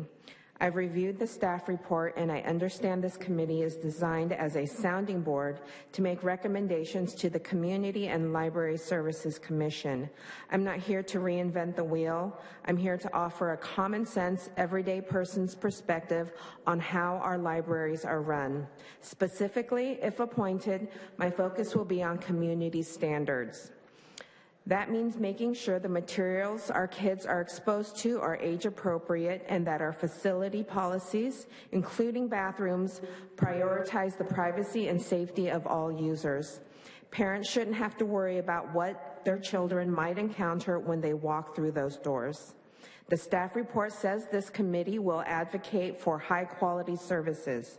To me, high quality means a safe, focused environment for our youth.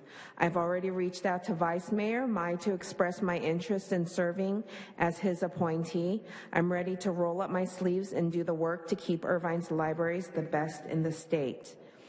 I'm sorry. Oh, there you are. You just missed it. That's okay. I'll email it to you. Okay, wonderful. Well, thank you very much. Thank you. Jay? Mr. Bruce, welcome. Hello, City Council members. I just want to say, from the start, I've thought this is a pretty good idea with the library committee, and I think the proposed format and composition of it is a pretty good idea. It's balanced, is what I think. I wanted to speak with regard to the question of Friends of the Library representation, because I know that's kind of a concern with some of the library advocates that are already in that circle. And I am admittedly biased as a teen myself and part of the teen advisory group for Heritage Park. But I do think it's a smart idea to have specifically youth-oriented appointees to the committee at large, because of course, when you think of it in terms of groups, you might think, why are student groups being prioritized and explicitly given a representation? But when you think of it in terms of demographics, the typical appointees are going to be adults, and they're going to be probably more knowledgeable about adult services. And if we have a committee composed of all 7 city council appointed members plus 2 representatives from Friends of the Library or something, that's going to be all adult-oriented representation. Youth are obviously a major stakeholder in libraries, and I think having 2 specifically to represent young library users, having 2/9 representation on such a committee would be fair, more than fair. And of course, I'd be surprised if Friends of the Library wasn't represented based on city council appointees. Also, just 2 more general ideas, concerns. I think it'd be cool if for the city council appointees to make sure that they're from the district that you're representing, just so we have no one library dominates discussions. That we don't have a committee that's only talking about like the Great Park Library or something like that. Have equal representation across the board. And just also, I guess, kind of returning to the topic of youth participation, I think this can be sorted out when we get the official bylaws before the council. But I think it'd be a good idea to move the meeting time back to something like 5 p.m., 5 to 6 p.m. or something, because all major IOSD schools or high schools ends at around 4 p.m. I know Northwood ends at 4 p.m. Portola, I think, ends at 3:50 or something like that. Probably most students have a bonus period or something that would have school end around 4 p.m. or 3:50 p.m. or something like that, which would be a tight window to run over to a library committee meeting if it started at 4 p.m. So I think moving it back to 5 p.m., I mean, even for working adults, right? Having it start at 4 p.m. might be a tight window. So pushing it back to like 5 p.m. or something like that might be a good idea. Right, thank you. Thank you. Mr. Mayor, our last speaker does have AV materials, so if I may go to Zoom and then we'll come back to her. Yes. Thank you. Our next speaker is Eric Nishanian. Mr. Nishanian, you may unmute your mic. Council members, Mayor Agren, thank you very much. Just wanted to bring to your attention that if all these people were concerned about libraries and literacy, they would have lobbied you guys to recognize Library Week, which was April 6th to 12th, our Haiku Day, which was April 17th, our National Great Poetry Reading Day, which is today, our National Poetry Month, which is this month. You know, do we need another committee? We don't even use the committees that we actually have, the major ones, like planning, finance, transportation. We already have a community services committee and a multicultural committee. Those two committees together with planning probably could do the work of the library, this new proposed library committee. It's just another place where you guys are going to funnel money and get into political arguments about things like standards. You know, you can have political arguments about what's supposed to be in a library. And libraries aren't just for children. Libraries are public spaces. You're just going to open up all types of additional avenues for waste of resources and disputes and division. Why don't we start using the committees we actually have to do the work that needs to be done with things that are being developed in the city, like libraries? Thank you. Our next speaker is Mona. Mona, you may unmute your mic. You have 90 seconds.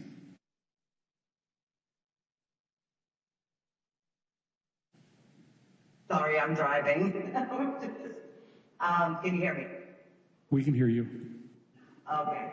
So I sort of agree with Jay, and then I agree with Eric. I think that students should be part of the library since they will be using it. And I agree with Eric. We don't need more committees in a lot of ways. And what my concern occurs with something like this is that we have bias. We have adult bias that we shouldn't have. There's going to be arguments about what you can read, what's acceptable. And it's a library. It should have everything. All resources should be available, not pick and choose and have people decide what they can and cannot have in the library. So that's a great concern for me. But I absolutely agree with Jay. You need to have student representation, and probably later than that, than 5 o'clock. Because people have to work and get back and be on this committee. So those are my 2 cents, but I don't believe you should have another committee yet. I don't know how many times you're going to have to do this. I really have a concern about bias. That's all. Thank you. Our last speaker is Micaela Gonzalez. Welcome. Thank you. Thank you, all of you, for being here for another marathon meeting. My compliments to you all for your endurance and your patience. Thank you also to you all and to staff for bringing this item, considering this item in this committee. I won't belabor a point that has already been made many times before you and even by you. The Friends of the Library members are among our library system's most dedicated donors, volunteers, and historians, and indeed they have been for decades. You have shown that you understand this, both in your visits, your shout-outs, recognizing members of the FOLs on our Wall of Honor, and certainly by establishing this committee, as the FOLs have urged since the OCPL withdrawal began. Before you, you have a letter in front of you. This is the updated letter. When we began circulating this letter, we were hoping for 30 signatures, and we were delighted, and we are delighted to deliver it to you with 125 endorsements of the revisions that we're requesting tonight. If I may have the next slide. We, together with over 100, we have exactly 125 residents from across Irvine, all districts represented, are calling for one at-large position per Friends of the Library organization with a city MOU in place. And this, to be totally clear, we think it's great that IUSD and the Teen Advisory Committee are involved. We see that as a wonderful complement to this type of stakeholder engagement that we're advocating for here. And we hope that all can be accommodated. And then the second revision that we're requesting, if I may have the next slide, is that the commission meet monthly. Again, without duplicating effort here, Mari Fuji made an excellent point in that this is a delicate and important time in the story of our Irvine Public Library system. And we believe that this Library Advisory Committee can do a great service, but not so much if we're only meeting every now and then. As we've said before, this is consistent with other committee structures, sports, aquatics, health and wellness, and we hope that you will agree that these revisions will help ensure the most credible collaboration between staff, council, key stakeholders, and the general public as we can foster. Thank you very much for your consideration. And that is all, Mayor. All right. Michaela, could you just go back to the podium for a moment? Yes, sir. I've been taking some notes and giving this matter some thought. Okay. I want to be, first of all, thank you to all those who have commented, who have sent us materials, very thoughtful. Believe me, they are read, thought about, and I hope we're in a position to move forward tonight. I'm sure we will be. But I want to be clear. Mm-hmm. On the Friends of the Library representation, mm-hmm. were you asking for one at-large FOL representative on the entire committee? No. Or one for each of the FOLs? One for each FOL that strikes an MOU. Each of the established FOLs. So if you want me to get nitty-gritty about it, I think the dream is that it is one per FOL organization recognized by the city. So that's this time, I believe there are 3. In short order, I believe there will be a 4th. And as you, bestow a beautiful library network upon us, there may be more. All right. That's enough for now. Thank you. Thank you. Okay.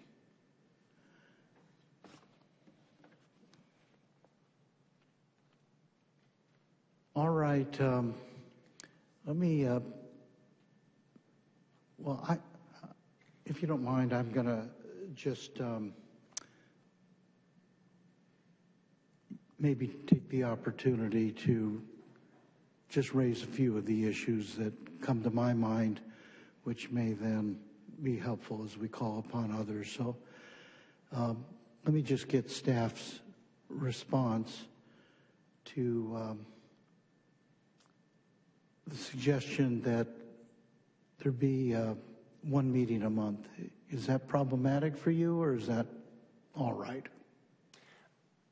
Mayor, I can start with a few thoughts on that and ask Julie to chime in if I miss any points. What I would preface this with is that even if we did maintain a quarterly schedule, as we mentioned in the staff report, there would still be opportunities to add special meetings in between. For instance, the library master plan was referenced. That's going to be a heavy lift.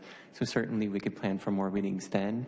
In addition to that, as other committees do, this committee, if established, could form their own subcommittees. They could be ad hoc subcommittees specific to projects, again, such as the master plan, that could be more of a working group that reports back to the committee who reports to the commission. But in addition to that, just in terms of moving to monthly, there's really limited time for implementation from month to month. So there could be a lot of things discussed one month, and it really doesn't allow a lot of action on staff's part to come back and show progress in just a month's time. So there would be a fear that there could be some frustration and a little bit of redundancy there. These will be volunteers, so we want to be sensitive to volunteers' time as well. So we'd want to make sure there's not fatigue in volunteers, maybe lack of quorums if the meetings are too frequent. And then just in general, meetings, as you all know, require a lot of staff time for prep. And so having monthly meetings could take staff time away from actually advancing work in the department, planning for these meetings. My 2 cents on that. Happy to answer any further questions.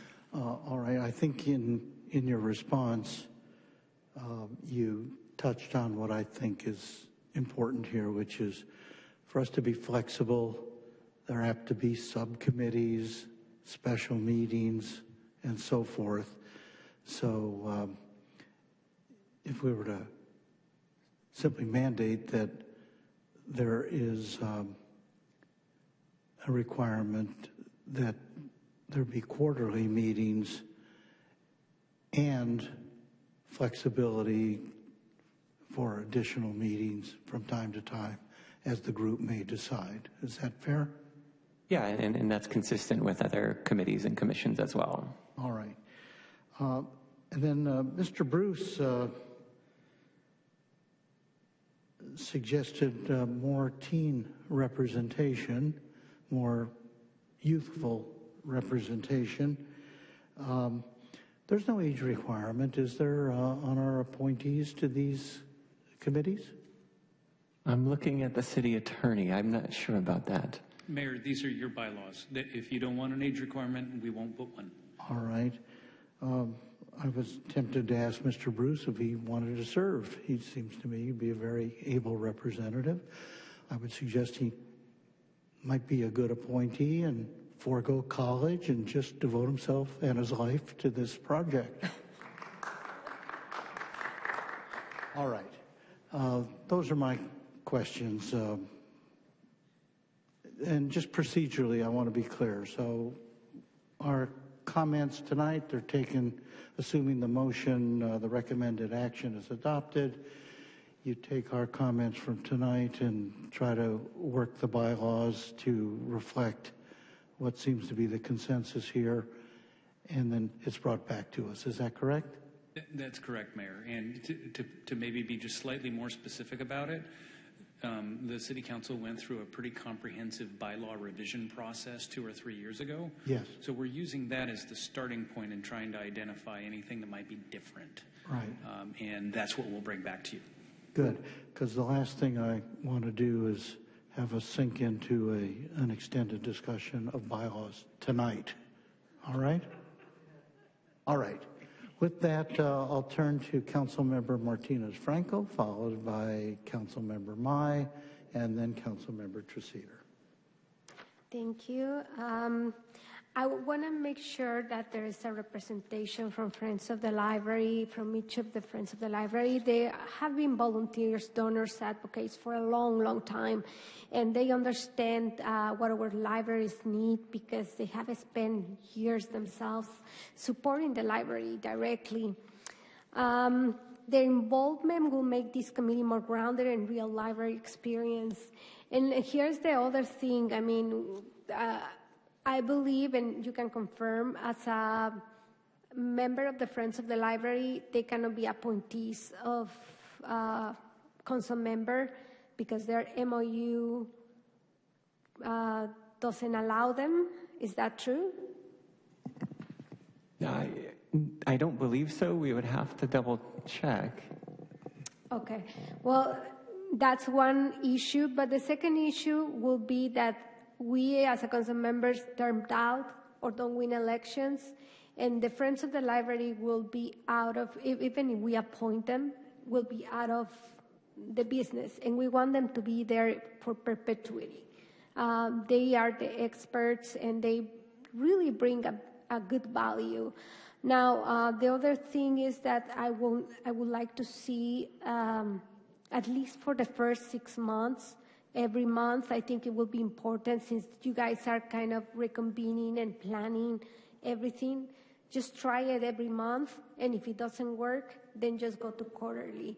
But I think at least at the beginning might be very important to do this. And I know that there is more comments, but I would like to move a motion to add 3 members of the Friends of the Library, as well as try 6 months of monthly meetings.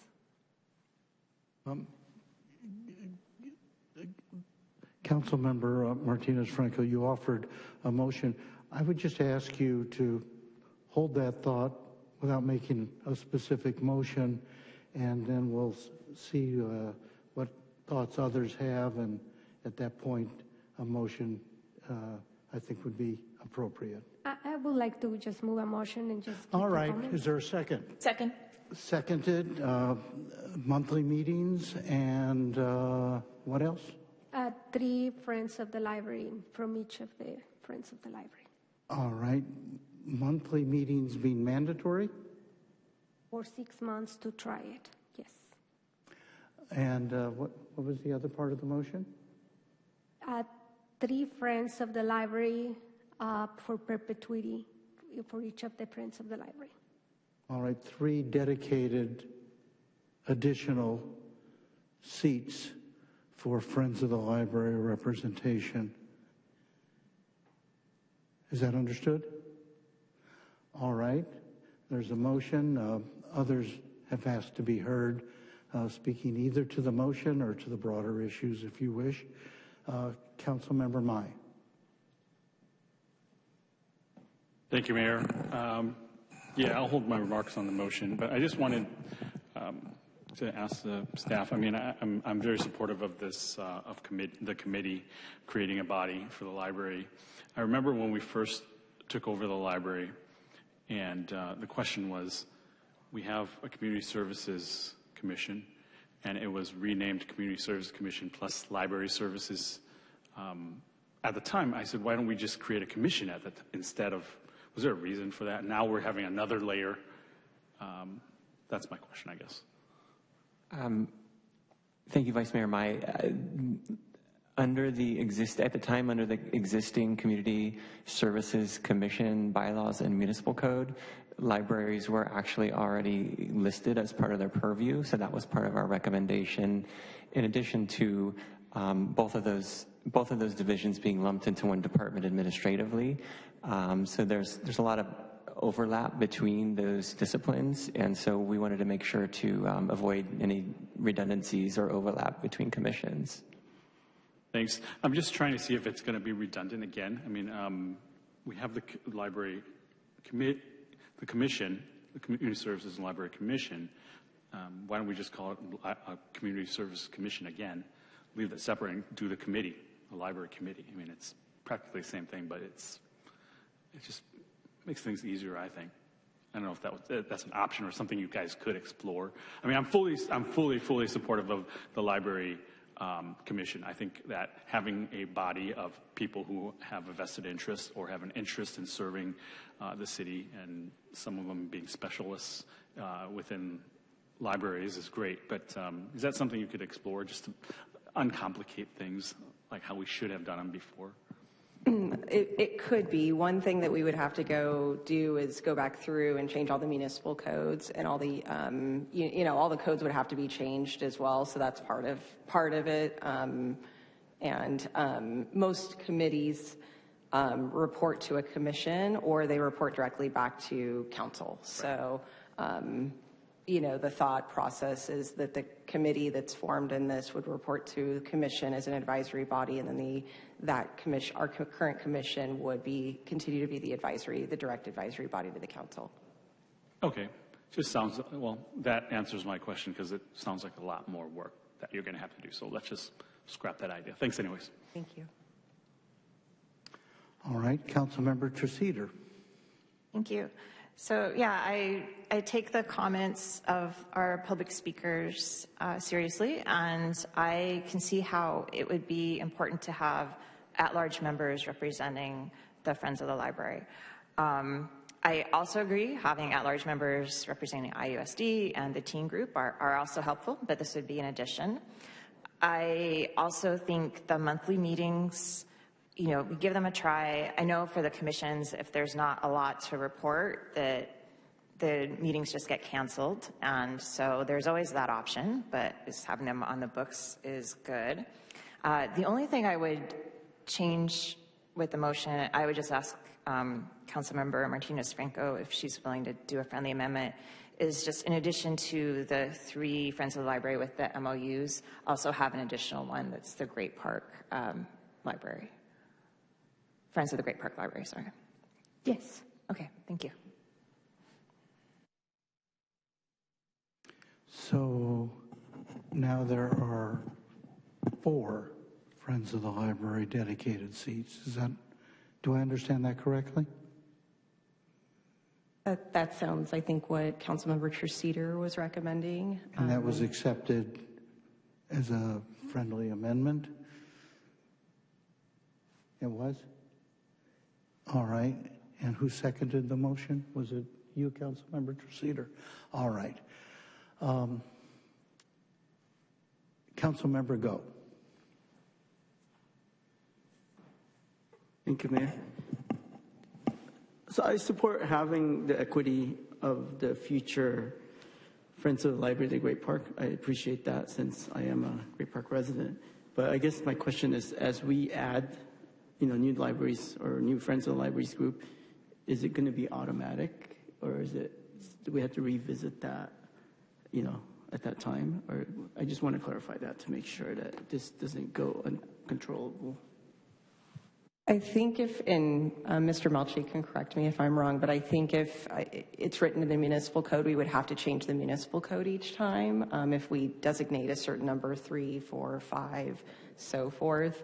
One recommendation could be that perhaps, and we'd have to language this a little bit, but any group, Friends of the Library, eventually maybe a future foundation that has an established MOU, as Michaela referenced, kind of has a seat at the table, right? So that way it leaves it open a little bit. Go ahead, Mr. Melchi. Councilmember Go, we can write it however is the council's pleasure. So we can indicate that I think as Julie suggested, we can indicate that every organization that is a Friends of the Library that has an MOU with the city gets an appointment to the board, to the advisory committee, the Library Advisory Committee, plus the Great Park Friends of the Library, which, as I understand it, does not have an MOU with the city, and they would also have a seat.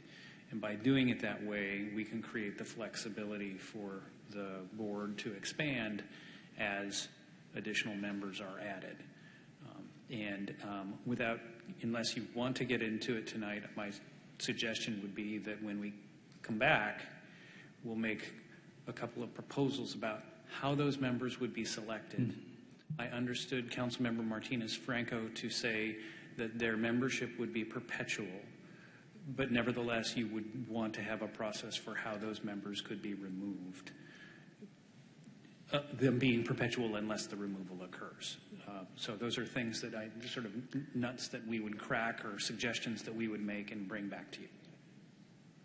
And let me just piggyback on that by asking if the appointees, the FOL appointees, would be selected by that particular Friends of the Library group, or would it be the Library Advisory Committee, or would it be this City Council?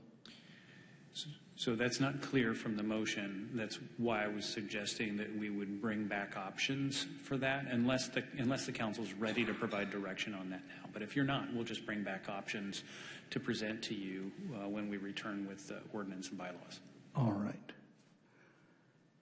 Councilmember Mai, then Councilmember Liu, then Councilmember Martinez-Franco. Thank you, Mayor. Yeah, I was just going to make the suggestion, similar to what Mr. Melching said, is to have the wording be any future subsequent FOL organizations with an MOU with the city be considered for one appointed position, in addition, appointed by that group. I believe that group should have the opportunity to assign a person to represent them. So this is just a suggestion. I don't know if we want to tackle that tonight, or it's just a suggestion for you to bring it back. That would be my advice. You guys can do it tonight. If you guys want to do it whenever you guys bring it back, that's fine as well. Just a suggestion. All right, it's a suggestion. We'll just leave it out there. That's why I suggested we not get into a hard and fast motion immediately. So we'll ease into it. Councilmember Liu. I am going to continue the same suggestion, but I wanted to point out that Mr. Bruce had made a good suggestion that we could each consider appointing somebody from our district. But you know, if you think about it, there are only three council members that have an existing library with the Friends of the Library, and also considering the equity issue, whether one will be overrepresented, sort of, right? And I'm lucky enough to have a Friends of the Library in my district, but then, you know, Councilmember Carroll here would not have one, or say Councilmember Go would not have one, and Councilmember Truceder. So that would kind of make it unfair in that case. And, you know, technically there's not one in the Great Park as of right now. So that will be something to consider, and maybe the suggestion of having one from their district makes sense, just to represent the area's interest, to make that equitable. So that will be one of the things that we should maybe consider. And obviously, I also don't want to restrict the pool of candidates that we can consider, and the mayor obviously has the entire city to consider. So that is just my suggestion. All right. Thank you, Councilmember Liu. Councilmember Martinez-Franco, then Councilmember Truceder. Yes, I actually want to integrate Councilmember James' comments about selecting within the Friends of the Library. And also want to clarify, when I meant with perpetuity, it's Friends of the Library title, not the person. And yes, please build in there something that it can be removed, or the cost to be removed, the person. But just the title, the Friends of the Library, of each of the libraries, to have a representative always in there. The other thing is that I believe, if I'm not mistaken, at least my Friends of the Library, they have Friends of the Library in Turtle Rock, the Living Turtle Rock, and so they definitely represent, and maybe University Hills, I don't know, maybe, no, maybe, I don't know, but I know that the Friends of the Library, they're not just from District 5, they come from several districts, so I'm sure that we can find representation from everybody. Councilmember Truceder.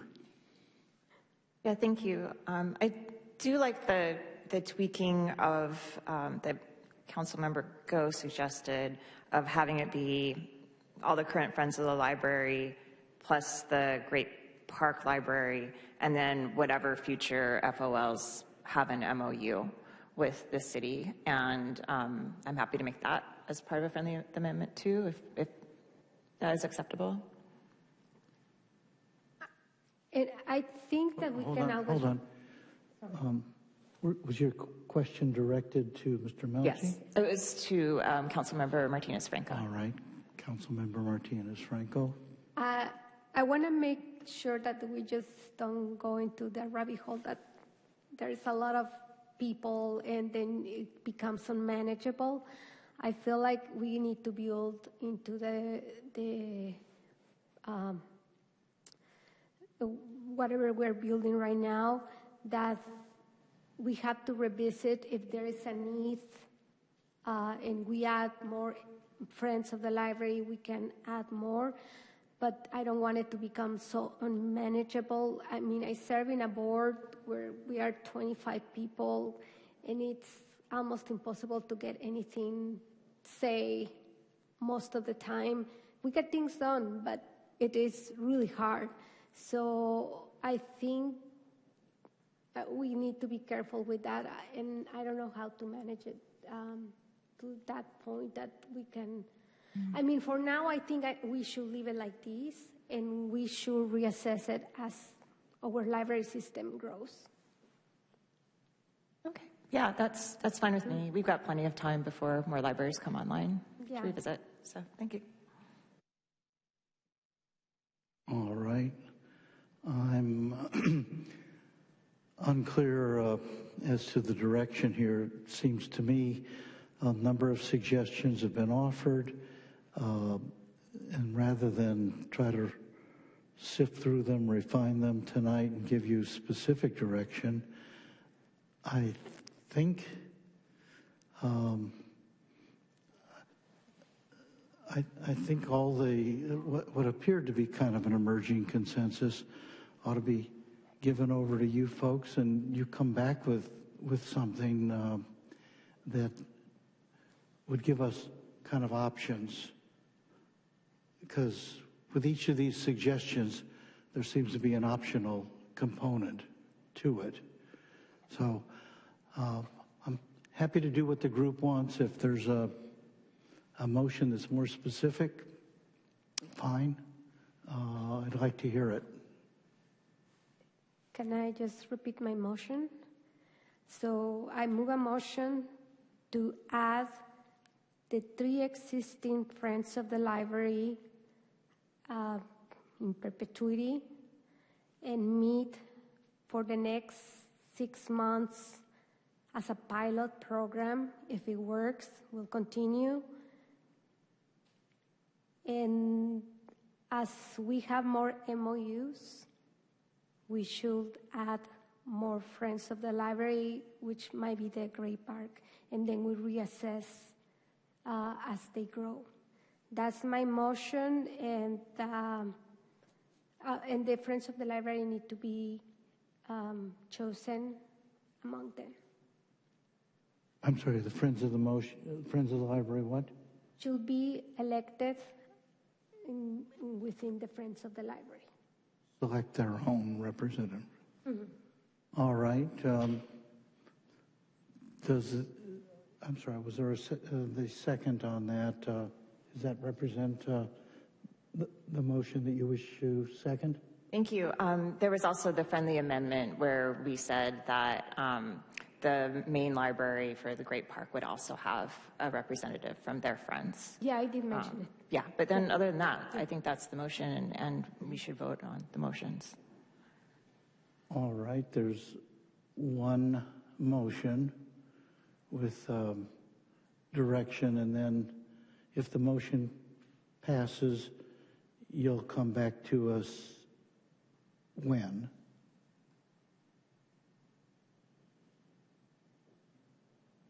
I think it's unlikely we would get to the meeting of May 12th. There is no meeting on May 26th, so we'd be looking at the first meeting in July.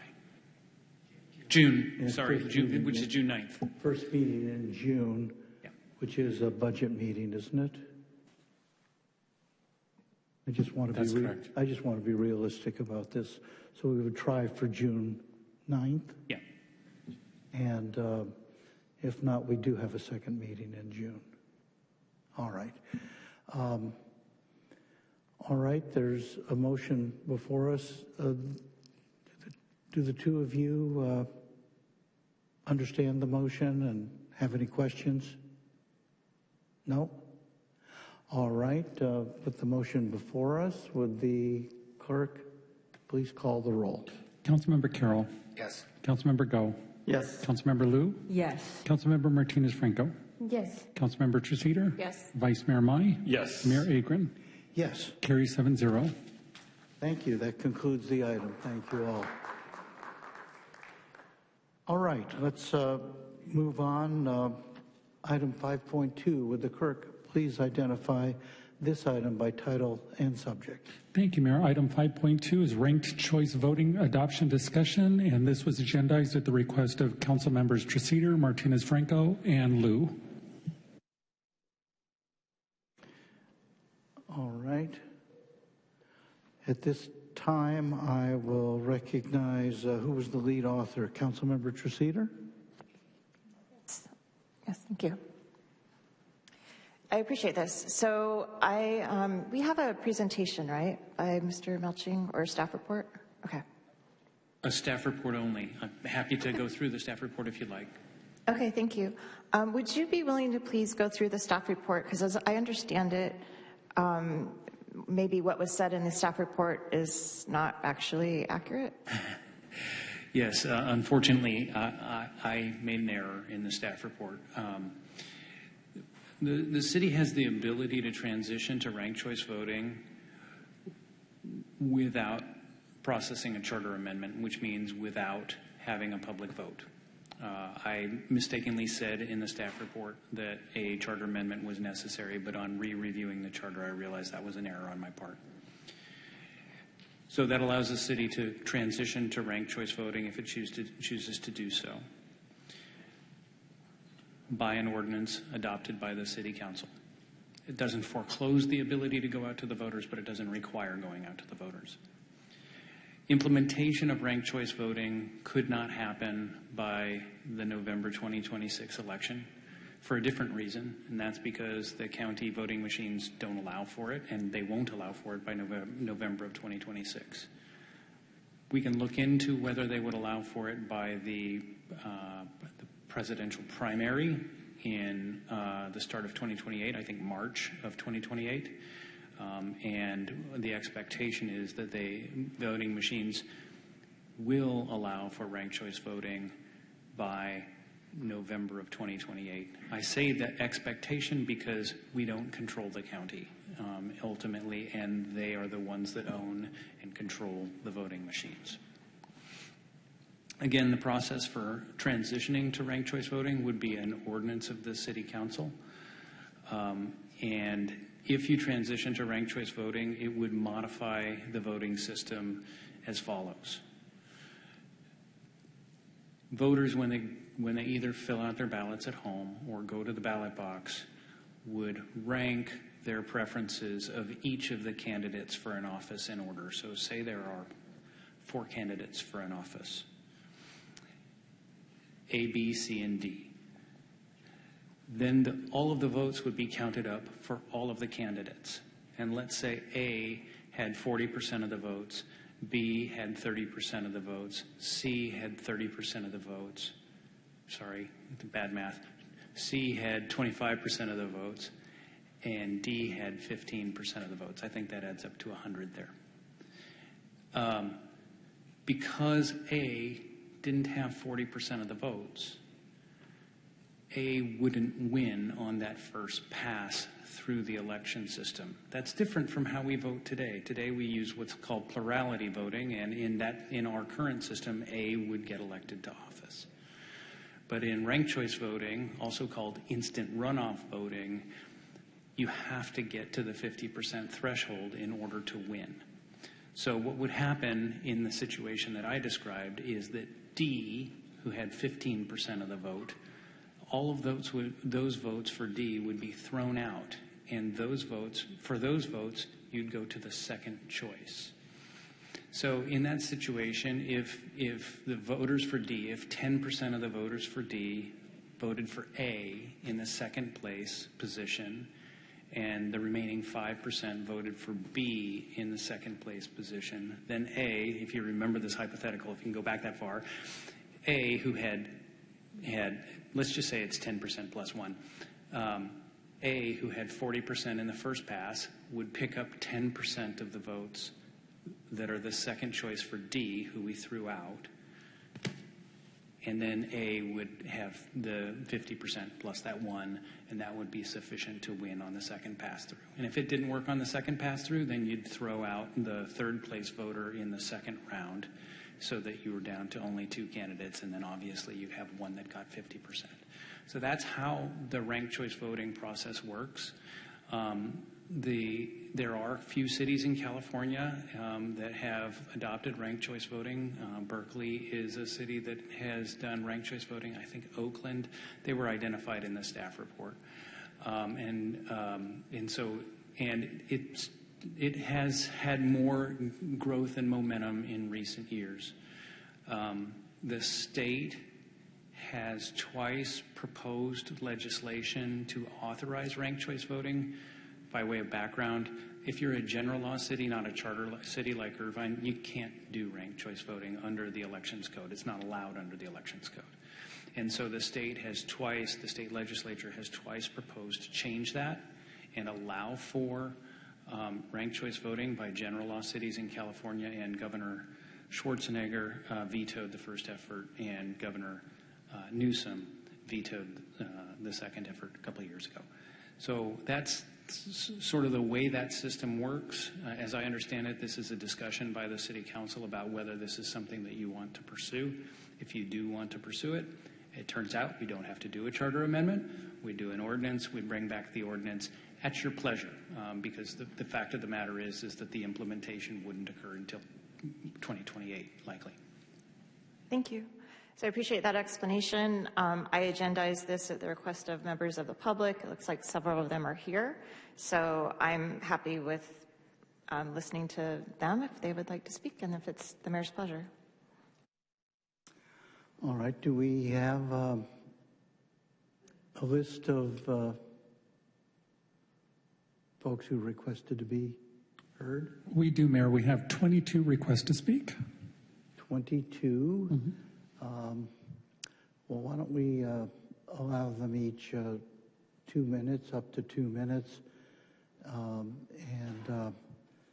think this might be an educational opportunity for us. So I'll wish to be kind of liberal in having folks explain a little how this works. All right? Thank you, Mayor. Let me just be clear.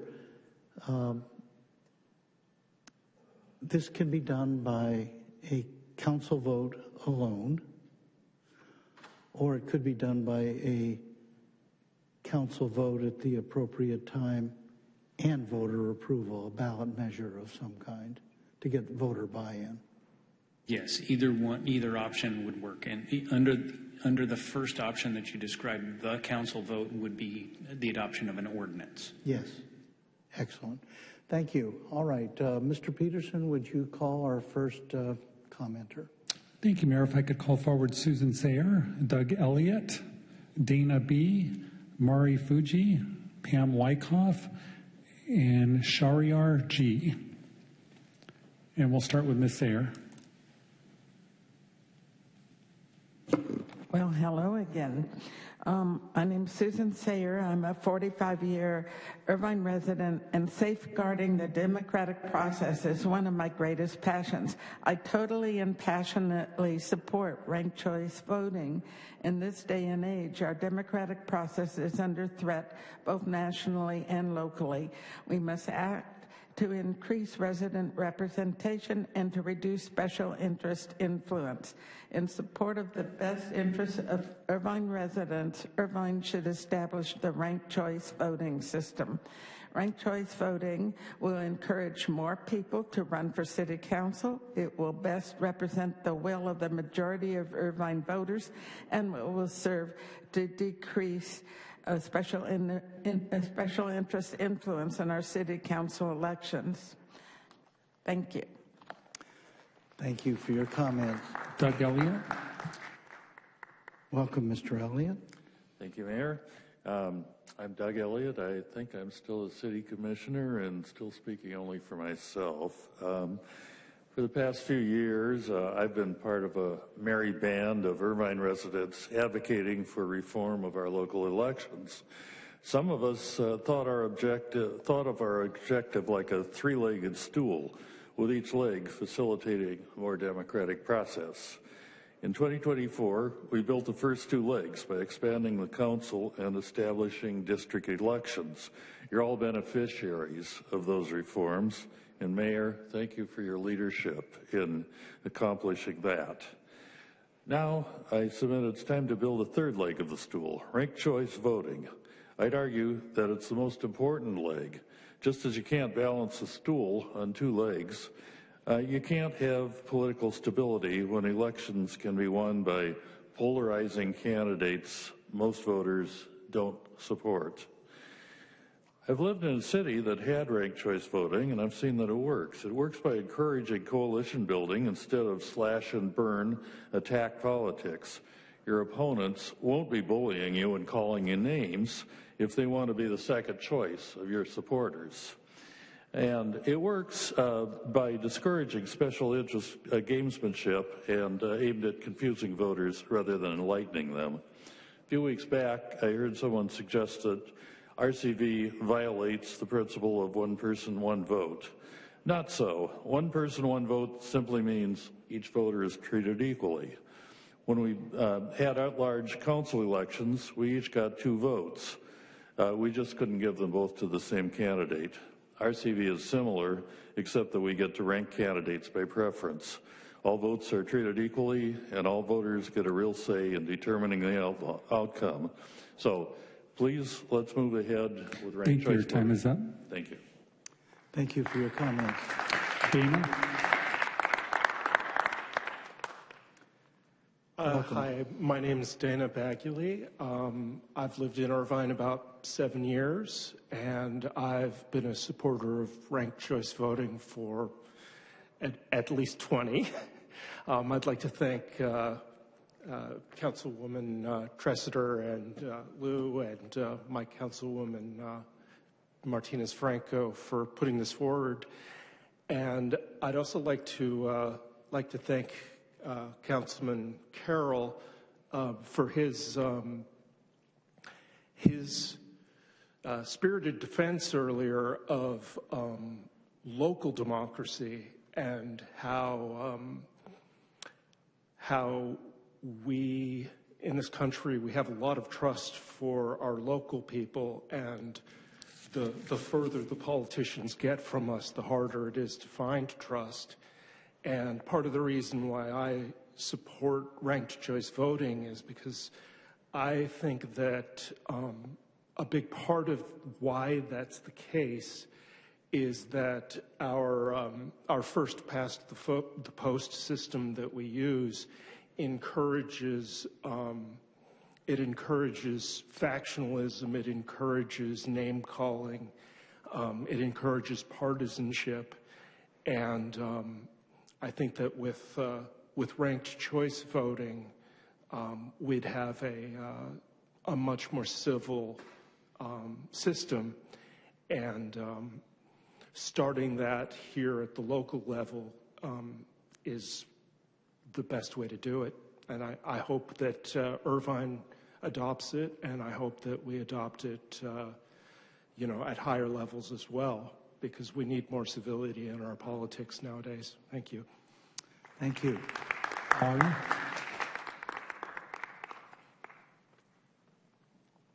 Thank you, Mayor. Thank you, council members. Ranked choice voting makes our elections fairer for all voters. Voters have more voice with the freedom to rank candidates in order of preference. First choice, second choice, third, and so on. RCV adoption is increasing. So far, RCV is used by 36 cities and 3 counties throughout our country, and as well as by Maine and Alaska for their statewide elections, and it appears it's working very well.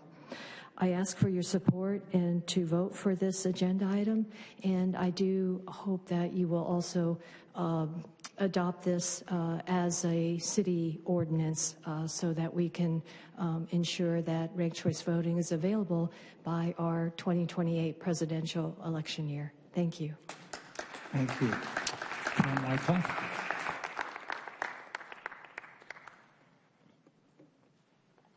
Welcome.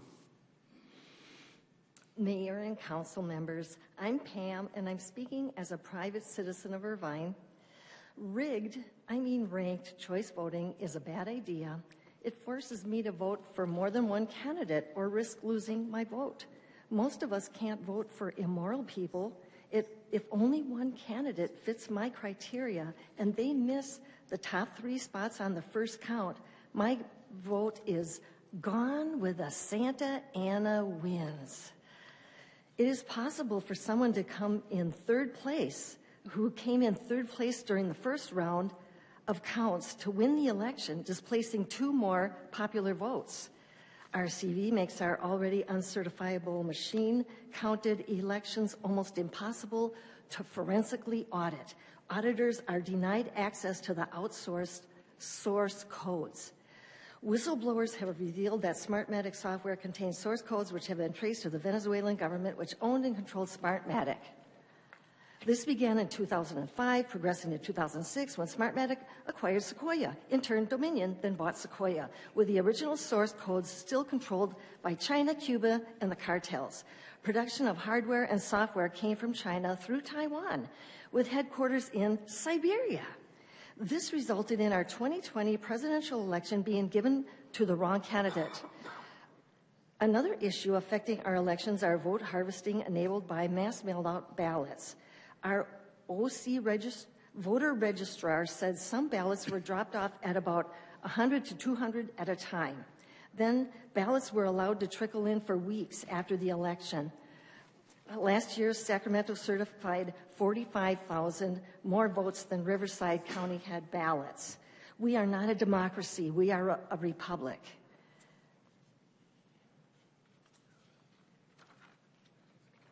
Thank you. Your time is up.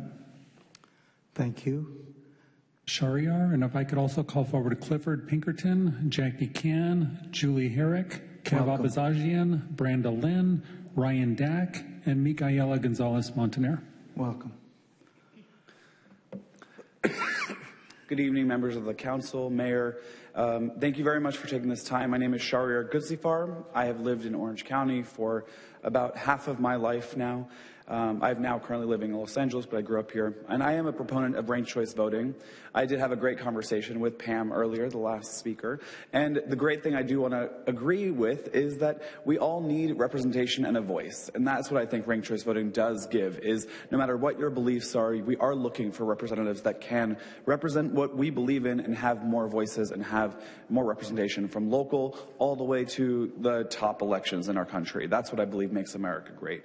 I do want to quickly start with how simple of an idea ranked choice voting is. I learned about this about 3 months ago, and I still now am a volunteer for ranked choice voting, and I go out and speak to the community, and I have conversations at colleges with people of all ages and different languages, and I get to say, ranked choice voting, you heard of it? They say, some say yes, some say no, and when I say all it is as opposed to voting for one candidate, you get to vote for your first choice, your second choice, and your third, and so on. And that way, if you want to vote for someone you really believe in but don't think will get the vote or go on, you don't feel like you're throwing away your vote to some election, but rather that your vote still counts and it's going to go towards someone you really do care sort of about, or towards that direction versus someone you don't. So I think it's very important. What I believe this leads to is more popular candidates that actually represent the people in every level, from very local elections to the big ones.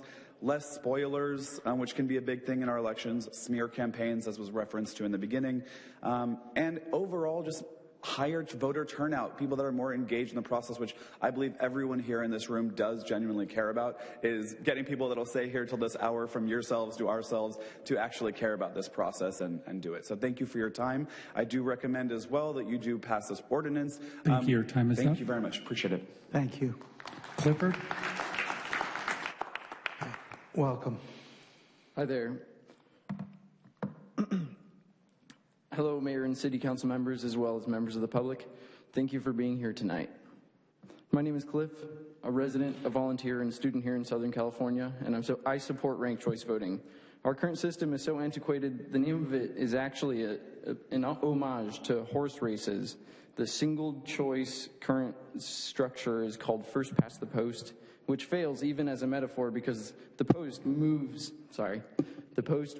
depending on who's in second place. Under this system, everybody gets 1 degree of communication, even if there's 20 people on the ballot. They're one and only candidate, no matter what their level of support is, they're going to be incentivized to vote based on who's popular instead of their true perspective. And for the candidates, divide and conquer is the strategy, it's the norm. Under single-choice plurality elections, candidates can win with as little as 15% of the vote, granting too much power to special interests and political parties. Beyond this, money is wasted with unnecessary runoff elections. The current first-past-the-post rewards mudslinging and personal attacks because tearing down opponents is more effective than earning broad support. Ranked choice voting solves this. Candidates must win with a majority under ranked choice voting, half of the pie, not just the biggest slice. Because they may end up on their voters' ballots as the second or third choice, they have a real incentive to campaign positively, build coalitions, and reach across divides. RCV also lets local voices run for office without throwing away as many votes of their neighbors. We should engage apathetic voters by letting them vote for who they actually want, not just who they think can win. And with multi-winner proportional RCV, representation is improved in a way that truly reflects people's values, not just the big players and money. Thank you. Your time is up. Thank you. Jackie, Ken. Welcome. Good evening, Mayor Agren and council members. Thank you for your time. I hope you're hanging in there tonight. My name is Jackie, and I'm an Irvine resident, and I'm here in support of ranked choice voting for our elections. RCV ensures that the winner reflects broad majority support, not just who had the most fragmented support on election day. It works simply. Voters rank their preferences. If no one hits a majority, the lowest vote getters are eliminated and their votes transfer. We do this kind of ranking all the time in everyday life. I think we all know how nasty election season can sometimes get, and our current system rewards candidates tearing each other down and to fire up their own base. RCV will basically change that incentive and that narrative. Candidates have to appeal more broadly because they need to be someone's second choice too. And that means less negative campaigning for our cities, something I think we would all love, and more actual governing. Irvine has always led the way in Orange County, so let's be the first in Orange County to adopt RCV and show the rest of the county and California what modern democracy can look like. Council members Treseder, Martinez, Franco, and Liu, I thank you for putting this on the agenda, and I urge the full council to support RCV. Thank you. Thank you for your comments. Julie? Welcome. Hi, my name is Julie Herrick. I'm a lifelong Orange County resident and a current staff member at UC Irvine. I support ranked choice voting because I've been frustrated with the way that our current election system incentivizes me to vote for my closest aligned major candidate instead of my actual favorite candidate for fear of a split vote that would propel my least favorite candidate into office. This is also known as the spoiler effect. Ranked choice voting fixes these incentives.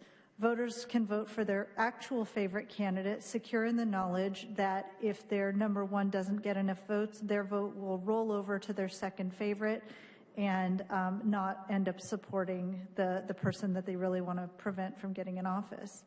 The result is a government that more closely reflects the will of the people because it demonstrates 50% or more support for the ultimate winner. I imagine you might be wondering how RCV affects your own chances of re-election. A 2021 study conducted by FairVote compared cities and concluded that RCV is not a significant factor in determining incumbent success, but many cities do notice that implementing RCV They see an increased voter turnout after the change, and they also see more civil campaigns as this structure disincentivizes negative campaigning. So I hope that you will bring ranked choice voting to Irvine. Thank you. Thank you for your comments. Chair Babasajian. Welcome. Good evening again, Mayor Agren and members of the council. My day started at 5:30 this morning to administer my quantum mechanics midterm at UC Irvine. And I've stayed through tonight's agenda because this item matters. I urge you to direct staff to return on or before June 23rd an ordinance or ballot measure placing ranked choice voting on the November 2nd, 2026 ballot. In a plurality system with 3 or more candidates, the winner can, and in Irvine regularly does, take office with less than a third of voters. Since direct mayoral elections began in 1992, no competitive Irvine mayoral race has produced a majority winner. Mayor Agren won in 2024 with 38.8%. Mayor Khan was reelected in 2022 with 37.8%. The same pattern appears in council races. Councilmember Go won District 2 with 31% in a 5-way race. Councilmember Liu won District 1 with 32.3%. These are not failures of the candidates. Don't get me wrong. Now our current council members. They are failures of the voting system, and they create an incentive structure that rewards crowded fields. Under plurality voting, a faction that wants to defeat a strong opponent doesn't need to beat them head to head. It only needs to ensure that enough additional candidates file to divide that opponent's support. This dynamic is recognizable in Irvine politics today. Ranked choice voting eliminates the incentive entirely. When voters rank their preferences, vote splitting stops as a working tactic. Spoiler candidates simply transfer their support to the next choice. The winner reflects the actual will of the majority. The path forward is straightforward and modest. $12,000 to $15,000 on a ballot voters already receive in November. As a charter city, Irvine has full legal authority to act. Democrats of Greater Irvine, which I chair, has formally endorsed this reform. Thank you. Your time is up. But the case before you tonight is structured and nonpartisan. Thank you. Thank you for your comment. Brenda Lynn. Good evening, Mayor, council members, and fellow residents. My name is Brenda Lynn. I currently serve on the Planning Commission, but I'm speaking tonight as a private resident and on behalf of the many supporters of election reform. First, I want to thank Council Members Triceder, Martinez-Franco, and Councilmember Liu for agendizing this critical item. Our community is ready for this conversation. As you've heard, Irvine voters want elections that are more representative and less polarized. Our current winner-take-all system often forces voters to choose the lesser of two evils or worry about spoiling the ballot. The data in Irvine is telling. Since 1996, every single Irvine mayoral race with more than 2 candidates has resulted in a winner with less than 50% of the vote. We've had winners take office with as little as 37%, as Mr. Abazajian shared, of the community's support, and that's a narrow plurality, not a true mandate. By allowing us to rank candidates in order of preference, RCV ensures that if your first choice can't win, your vote automatically counts toward your second choice in an instant runoff. This guarantees a true majority winner by making it less likely a candidate wins by several similar candidates splitting the vote. RCV also incentivizes civil campaigning because candidates must appeal to their opponents' supporters for those crucial second-place votes. We have an opportunity tonight to make our local democracy more resilient and ensure every voice truly matters. It's time to put the power back into the hands of the voters. Please join us and help ensure we in Irvine elect leaders that represent a majority and not a plurality. Thank you. Thank you for your comments. Ryan Dack. Welcome. Good evening, Mayor and Council. My name is Ryan Dack. I am the Vice President of the South Orange County Community College District, though I'm only here speaking for myself. I'm going to go into teacher mode a little bit. I don't have any prepared notes. I'm going to shoot from the hip. But I just want you to think about what the city slogan is. Think about it in your mind, right? City of Innovation. That is what we pride ourselves on here. And I cannot think of anything more innovative than being the first city in Orange County to have ranked choice voting and positive campaigns for city council. Let's think about a scenario. Let's pick on, I think Jackie O in the back. All right. Jackie Can and I are running in the same district. And a candidate named Andrew Jackson is also running. Now, people have some pretty negative opinions of Andrew Jackson. They don't really like him, but Jackie and I, we agree on a lot of stuff. And we might have some minor differences on some things, and everyone runs for their own reason. But at the end of the day, 60% of the voters would not like to see Andrew Jackson get on to city council. So what's something we can do? We can have a positive campaign. I can cross-endorse Jackie Can and say to my voters, I know you like me, but I'm going to tell you, you should go put Jackie Can as number 2 on your ballot. Jackie can do the same thing if she wants. It encourages a lot more productive discussion about city issues and leads to a much more positive environment because there's no strategic voting, no gamesmanship. And that's what I think we need in Irvine. So please support this ranked choice voting item. And I appreciate all the work you guys do. I was at a board meeting last night till 10 p.m. as well. Thank you. Thank you. Our next speaker is Mason Buck. Mason, you may unmute your mic. Good evening, Council. My name is Mason Buck. I'm a resident of District 2. I'm here tonight to encourage Council to allow voters to decide whether to adopt ranked choice voting or, as the City Attorney has pointed out, an ordinance as well for our citywide elections. Ranked choice voting is a proven common sense reform that ensures election winners have broad support from the entire community. The benefits are clear. RCV reduces the spoiler effect, discourages negative campaigning, and creates a more representative city. Around the country, cities large and small are implementing this system. And the need for RCV in Irvine is real. I'd like to respectfully note that all but one member of this current council were elected by a plurality, not a majority. This means that nearly all of the dais took office without the support of more than half of the voters in the representative districts. And again, as was said before, it's not the fault of the candidates, but of the system. Ranked choice voting would fix that, ensuring that every person elected to represent the city actually reflects the will of the majority.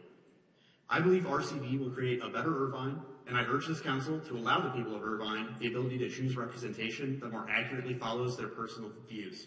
Thank you. Our next speaker is Joshua Moore. Joshua, you may unmute your mic. Hello, I'm Joshua Moore, resident of Woodbridge. I want to profusely thank Council members Treseder, Martinez-Franco, and Liu for placing this item on the agenda. The entire basis for the legitimacy of government in our society rests on its endorsement by the people.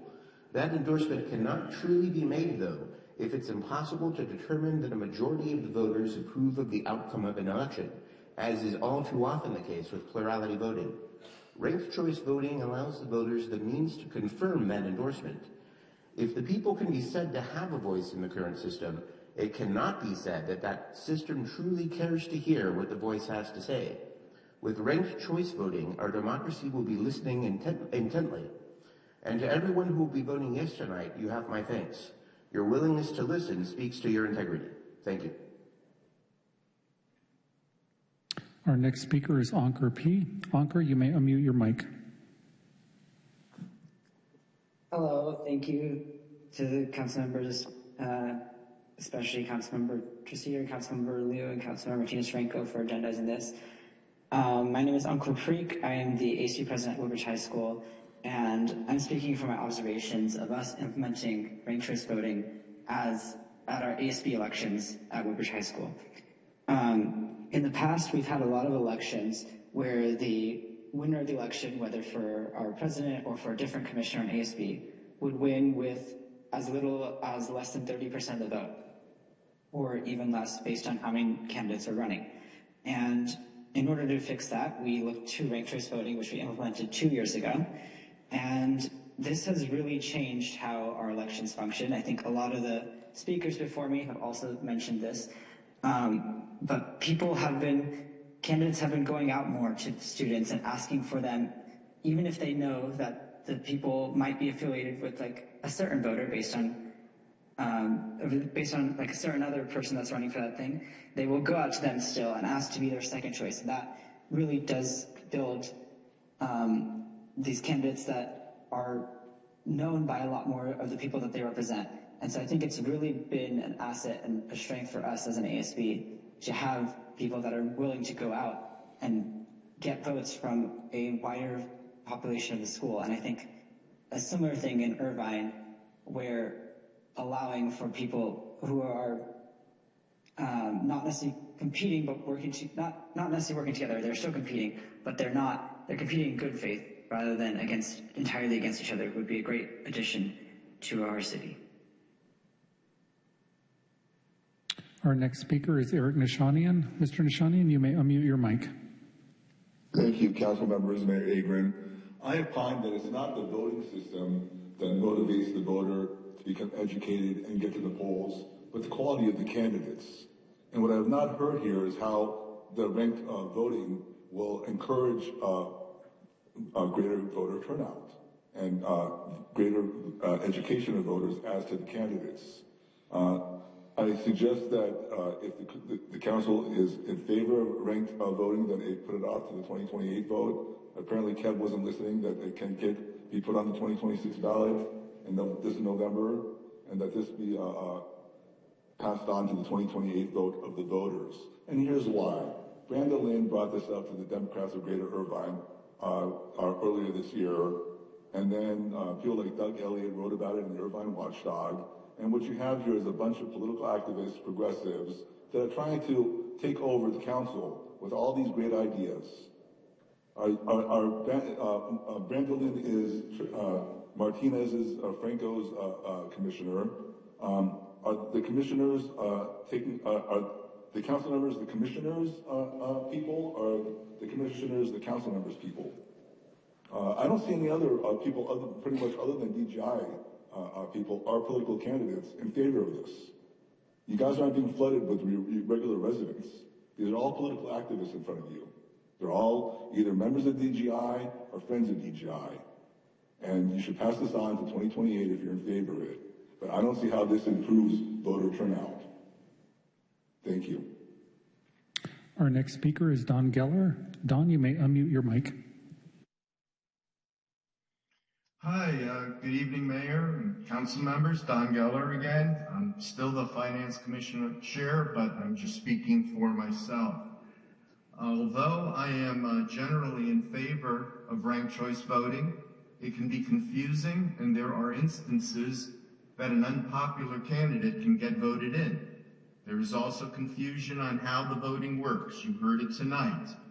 Ryan Dack made a point against voting for Andrew Jackson, but some voters would still vote for him in the third position. So my two suggestions for instructions that would be part of any RCV vote would be: one, when voting, only rank candidates that you support, and two, you may vote for only one candidate. With these two instructions, I think RCV will work better and make the voting less confusing. This is Don Geller, and I'm just speaking for myself. Thank you. Our next speaker is Tiffany. Tiffany, you may unmute your mic. Good evening, Council. My name is Tiffany from the village of Woodbury, and today I'm speaking as neither a DGI member or a friend of DGI. I'm actually a third-party voter. I'm somebody who values individual choice and believes our system should make room for more voices, not fewer, and that's why I support exploring ranked choice voting. Right now, too many voters feel boxed into picking a lesser of two evils instead of the candidate they actually believe in. I believe ranked choice voting will give voters that choice back and allow them to rank in order of preference of who they really want first, rather than worrying about wasting a vote. From a libertarian perspective, that matters a lot to me. It's about maximizing freedom in the voting process, letting individuals express their preferences more fully without that pressure to vote strategically. It also encourages better behavior from candidates. When they need second and third choice support, they're pushed to reach beyond their base and listen and find common ground. And that's not forced compromise, it's voluntary consensus building. That's the kind of system that can produce more thoughtful, balanced leadership. And ranked choice voting isn't about favoring one party, it's about empowering voters, reducing unnecessary polarization, and creating a system where collaboration is rewarded and not punished. And ultimately, that is what strengthens both democracy and our community. And once again, I'd like to thank all of you for continuing to make these meetings accessible. Have a good evening. Our next speaker is Mona. Mona, you may unmute your mic. Oh, good evening again. There are a couple of things that I would like to ask about. First of all, DGI did a wonderful job in sending the email and sending the letters for you to get 50 million letters to support their initiative. I have a curiosity question. I'm a registered Democrat, but I don't care for either party at this point. What is the Republican view on this? Are they for it? Because DGI is the one that's pushing this. And yes, I'll agree with Eric that these are all people that I got the same email. I read it this morning. So for me, if you're going to look at that and then you give me the excuse that, oh, I feel boxed. It's about time people started voting for who they want to vote for. If we all are sheep, then this is what we get, right? Don't tell me you're confused and you have to pick the lesser of the two evils. We've had the power, so let's use it. The other very important question before I get cut off, how much is it going to cost Irvine to do this? Because we're talking about, in 2 years, we're going to be 44 million behind. So let's look at the cost of something like this before we start talking about what we want to do. So that's my 2 cents. And boy, it's been one hell of a meeting tonight. Our next speaker is Steve Chesson. Steve, you may unmute your mic. You have 90 seconds. Thank you, Mayor Agren, council members. My name is Steve Chesson. I'm president of Californians for Electoral Reform.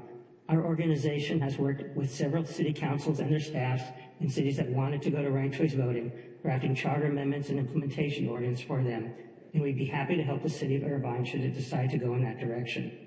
As the city attorney observed, Irvine's charter allows the city of Irvine to adopt ranked choice voting by ordinance. The charters of Albany, California and San Leandro, California had similar language, and they both adopted ranked choice voting by ordinance. 2 additional comments. Orange County uses HART intercivic equipment, as does the city of Redondo Beach in Los Angeles County. Redondo Beach holds their elections in March of odd years and had a successful rollout of ranked choice voting in their March 2025 election using HART intercivic equipment. Finally, there were actually 3 bills to let General Law cities use ranked choice voting that made it to 3 successive governors. In between Governor Schwarzenegger and Newsom, there was Governor Brown, and he vetoed a ranked choice voting home rule bill as well. We hope that the next governor will be more favorable to ranked choice voting and will sign a home rule bill that gets to their desk. I appreciate your time. Thank you very much. Our next speaker is telephone number 347. 347, you may unmute your mic. You have 90 seconds. Yes, this is Dee Fox.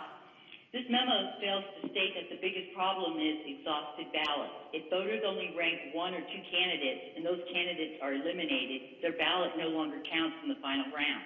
That means the so-called majority winner will not have support from a true majority of voters, only from the ballots still left standing. That is not being truthful, transparent, or fair.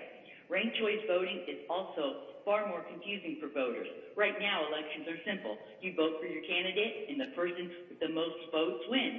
Under ranked choice voting, voters are expected to rank multiple candidates, understand rounds of elimination, and trust a process many people cannot easily follow. That leads to mistakes, voter frustration, and less confidence in elections. Council members want to spend taxpayer money on studies, consultants, and surveys for an election system change nobody is asking for and no city in Orange County has adopted. Please do not approve this. Thank you. Our next speaker is Jeremy Ficarola. Mr. Ficarola, you may unmute your mic. You have 90 seconds. Yeah, hi there, Jeremy Ficarola, Irvine resident of District 2. I'm in full support of ranked choice voting. Irvine is an intelligent city. Ranked choice voting is not complicated. I think we can handle this, so let's get it done. Thank you. And that is all, Mayor. All right.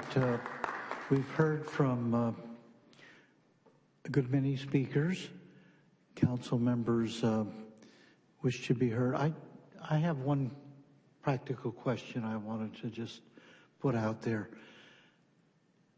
How does this work if our elections coincide with statewide elections and ranked choice voting is not used in state office seekers elections? Could you in fact have a hybrid vote? When the suggestion was made about Redondo Beach, I assume that's an exclusively city election. It's not a state election in March. You can forget that part about Redondo Beach. How does it work mechanically? I'm going to parrot back what the city clerk told me, which is that you have software that operates on the voting machines. A module can be added to the software that allows for the conduct of ranked choice voting. I don't think that would then supplant all of the other non-ranked choice voting options that would be on a ballot. It would just allow a ranked choice method to be used for a specific for that particular election. Yes. Thank you. And we have verification of that from the Registrar of Voters? I'm going to give it to Carl now. That's as far as I got. Thank you, Mayor, for the question. I did reach out to the Registrar's office. They are exploring a potential module that could integrate with the current system. They did let me know it would not be ready for 2026 for sure, but they think they could potentially be ready for November of 2028. So they are exploring that, yes. All right, thank you. All right, council members at the dais here, Councilmember Treseder, followed by Councilmember Mai, followed by Councilmember Carroll. Thank you. I really appreciate all of the public speakers. Enjoy hearing your thoughts. I also want to thank Council Members Liu and Betty Martinez-Franco for co-signing this memo. I think this is really important to do, especially to avoid the spoiler effect. So just to reiterate, let's say someone's running for office and they have an opponent who they sense might be able to beat them. So they have a few different options, but so one, which is what I think is in the best interest of a representative democracy, is that that candidate goes out, reaches out to the voters, speaks to the voters, talks about why they're the best candidate. That's what I hope people do. But in reality, what people do, especially in Irvine, is they'll run a spoiler candidate to try to take votes away from who they perceive to be the leading candidate. And, you know, sometimes if the elections come down to 2 or 3 percentage points, if they can run a spoiler candidate that can pull away 3 or 4% of the vote, they've got it. And I don't think that that is in the best interests of the public. And I think it's a way to manipulate the public, because those of us who are close to the elections know who the spoilers are and they know who's doing it, but the public at large wouldn't necessarily know. And then it makes it very difficult for the voters who do know, like, well, do I vote for my favorite candidate? I think maybe this other candidate might be more popular, and I don't want to throw away my vote, so I got to vote for the other candidate, even though I don't like them as much. So that's one thing that ranked choice voting avoids. Another strategy that's used a lot in Irvine elections, and I think anybody who's lived in Irvine for more than a few years has seen it, there's a ton of negative campaigning, really, really negative campaigning. And this will help circumvent that. Again, I think that is in the interest of the public. I think the negative campaigning is pretty cynical and pushes people to vote for the person they dislike least. Ranked choice voting would allow people freely to vote for the people they like most. And so that's why I like it. Thank you. Thank you, Councilmember Mai. Thank you, Mayor. You know, I'm going to start off by saying I'm not trying to change any minds here. We have 3 council members, my colleagues here, that put this on here. Looks like you guys got it. And there's a majority of people in this room that support it. The majority of people called in. I saw one person against it. I never would attack your position. I hope you don't attack mine, but if you do, that's okay. I'm used to saying unpopular things. Happens. Mr. Melching, thanks for the explanation of that. That's something that I'm kind of like, oh, okay, this guy our lawyer just explained it, but he took quite a while to explain it. And it's not your fault. You explained it very well. I don't know how that would go with my grandmother if she was alive, or somebody out there. If I can't explain something in one sentence, I kind of say, well, that's kind of strange. I think this thing is polarizing. I always say campaigns are nasty. I never ran for office before this. I just said if the people would vote for me, I would win. I didn't care if it was 15%. My district was 15%, on the other side. If you can't clear the field, and if you can't get your party to clear the field, then it's going to get split. It's not fair. Life's not fair. I don't think that we need technicalities to make life fair. I believe in just working harder. I think most people understand the plurality. Only 8 cities in California use RCV. Ranked choice voting has been also banned in 19 different states across the country.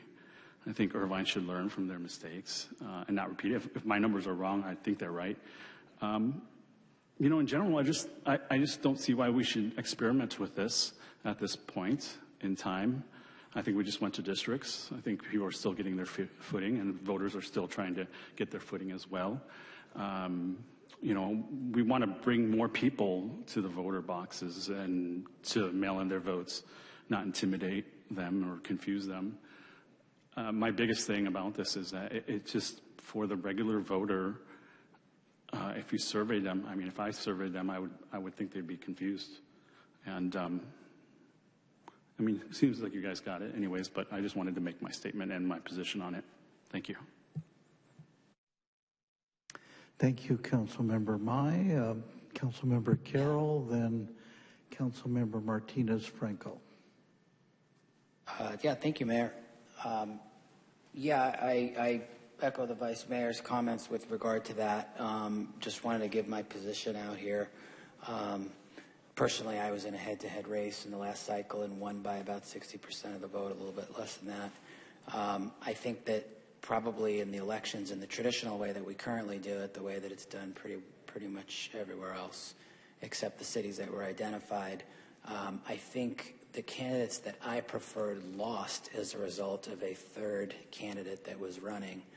And I wonder, and again, I'm not really much of a, know too much about RCV, ranked choice voting, but I wonder what this would do if it would maybe potentially, for people that understood it and grappled with it, if they were thinking about filing to want to run for a city council race or something like that, whether it would discourage a long shot candidate from throwing their hat in the ring and running, knowing that they would just be thrown out. A study, it sounds like it may not be logically, according to our clerk, be able to be mechanically implemented by our registrar for this cycle. In my opinion, a study of ranked choice voting, it sounds harmless. Studies usually sound harmless. The city council often passes studies to kind of move things down the way a little bit. But this is a study that would be, I guess, related to a check that our residents are going to write. It's staff hours we really don't have, as we learned from the last few meetings. It's a consultant's invoice landing on a desk in a city that's already tightening its belt. We're looking at hard budget choices this year, real ones, choices about police, parks, potholes. And tonight we're being asked to spend money on a solution to a problem that it doesn't feel like a wide groundswell of the city is raised and kind of a small or certainly a discrete cohort has raised. And I too actually commend the group, and I think it's Kev and their group on the organizing and the email sending and the rationale for it, and the T-shirts. This is clearly a real effort here. I respect the people that brought this forward. I think ranked choice vote is well-intentioned. I think we've seen it happen on some of these larger stages. I do think it's a movement, and there's practical consequences that are still being sorted out. It's also costly. We haven't really talked too much about cost, but I think in Portland, their one-time costs were about $122,000. And that was the startup. I think there was another 110,000 for voter education, and then another 131,000 for the counting of the ballots itself. Maybe it was the module costs. In 2024, 2 years ago, a small county in Oregon spent $353,910 on one-time ranked choice voting transition expenses. And of course, New York City, we saw my old stomping grounds ran a $15 million voter education effort in 2021.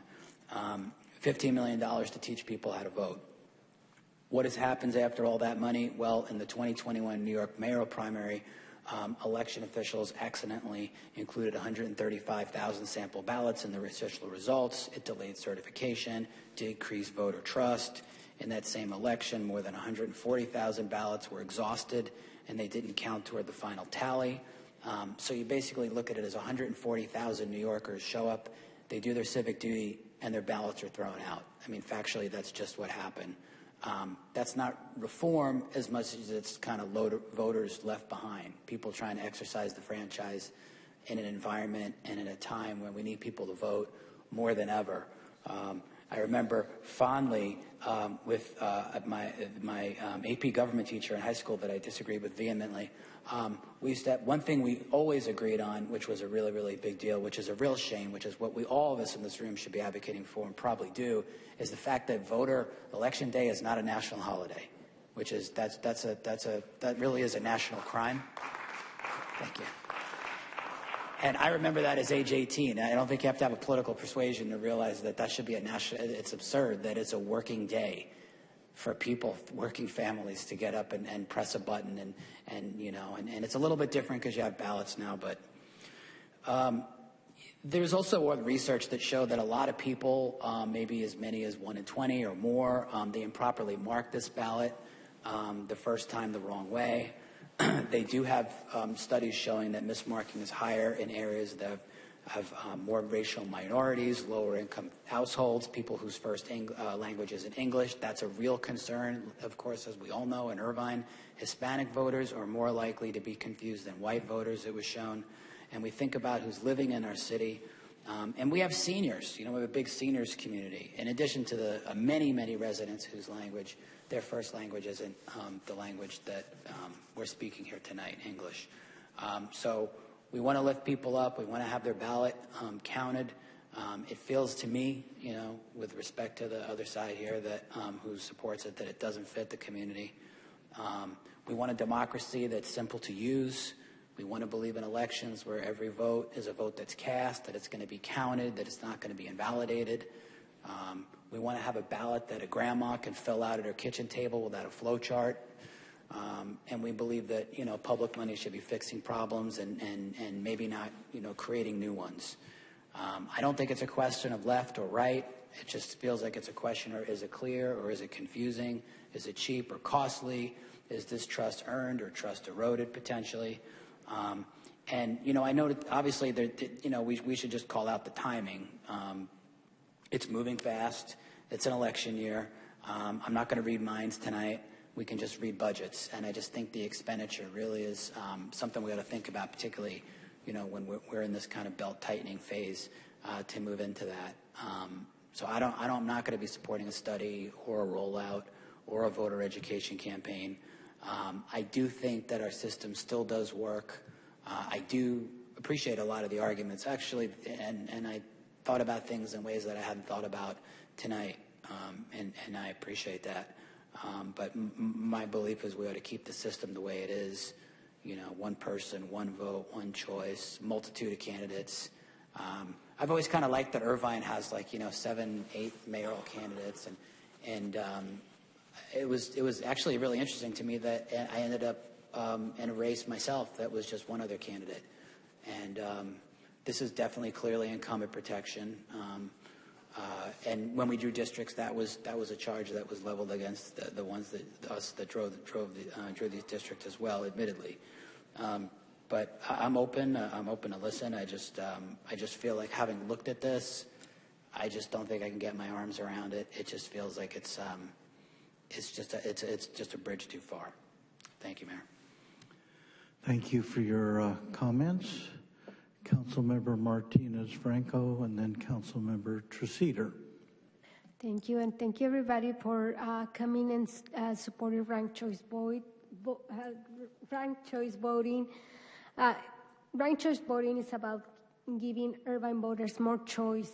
And Council Member Carroll addressed a lot of the questions I did have, because a few of my concerns are that how are we going to do this outreach into our diverse communities?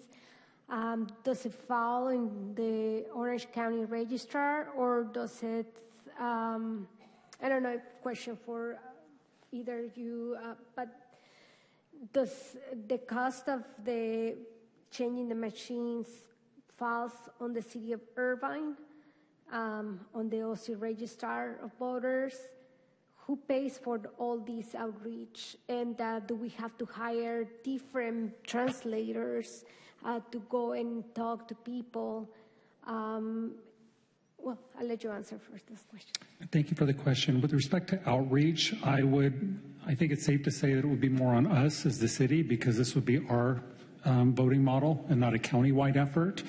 With respect to costs, are really unknown at this time, as it is. When I reached out to the registrar's office, they're exploring the potential for this module to be integrated into the system. I think it's safe to say that there would be an added cost for the module itself. But again, I can't say 100% for sure. But in addition, you need additional ballot space to have the ability to rank voters. So it's not your ballot would look different than it does today. You know, a lot less space. Just there's check boxes next to names, basically. Ranking would add that additional ballot space needed in order to vote. So I think it's safe to say there'd be costs there as well. Just at this point, I don't know what those costs are. One other thing just to add to that, there's so many factors that go into election costs. One of them is the amount of candidates. So for example, this last election, we had a record 22 candidates, which was second to incorporation. So it was a really big election. If you had an election that had, far less candidates, that could potentially compensate for the additional ballot space to rank those candidates. So it's really hard to say at the end of the day what actual costs would be, again, because so many factors go into determining election costs.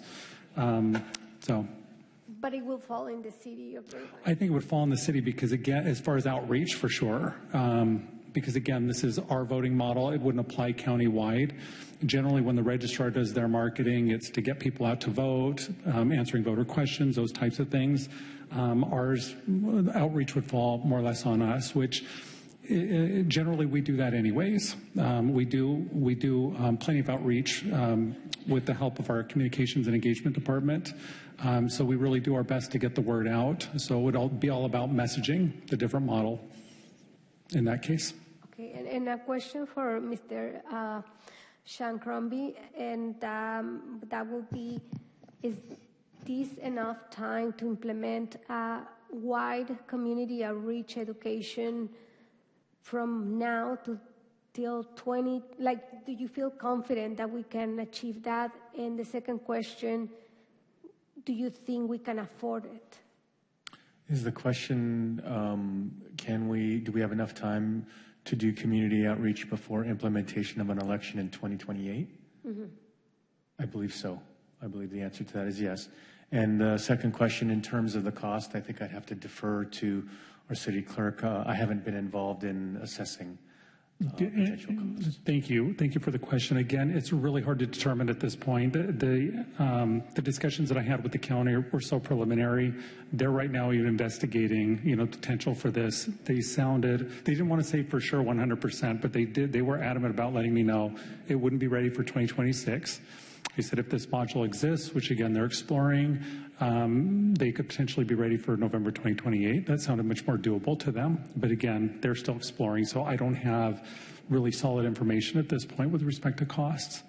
Okay, and just the last comment that I want to say that, again, this is about choice, and I like the fact that we can rank all our candidates and we have that choice, but for those who still are purist and they want to keep one vote, one candidate, they still can do that. They still can leave their ballot blank and just choose their candidate, and that's the only vote that they can just perform, and that's it.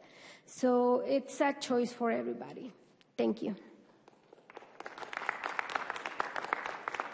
Thank you, Councilmember Martinez-Franco. Councilmember Treseder. Okay, thank you. Well, it looks like we've heard from a lot of folks already. I would like to take this opportunity to make a motion. My motion is that we direct the Irvine City Attorney to draft an ordinance to use our ranked choice voting for all city elections starting in 2028. The draft shall be ready by May 15th, 2026. It is recommended that the City Attorney utilize the California Ranked Choice Institute for assistance with this task. Ranked choice voting is defined as the voters ranking the candidates and the vote being tallied as an instant runoff, as is done by other California cities already using ranked choice voting. Thank you. Is there a second?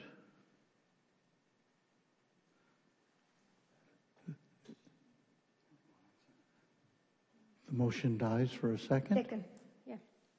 All right. There's a motion before us.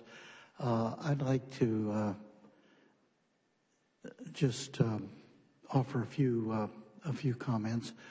I think ranked choice voting, which I tend to think of more as instant runoff voting, and I know there are slight differences depending on the system you choose and so forth, but I think that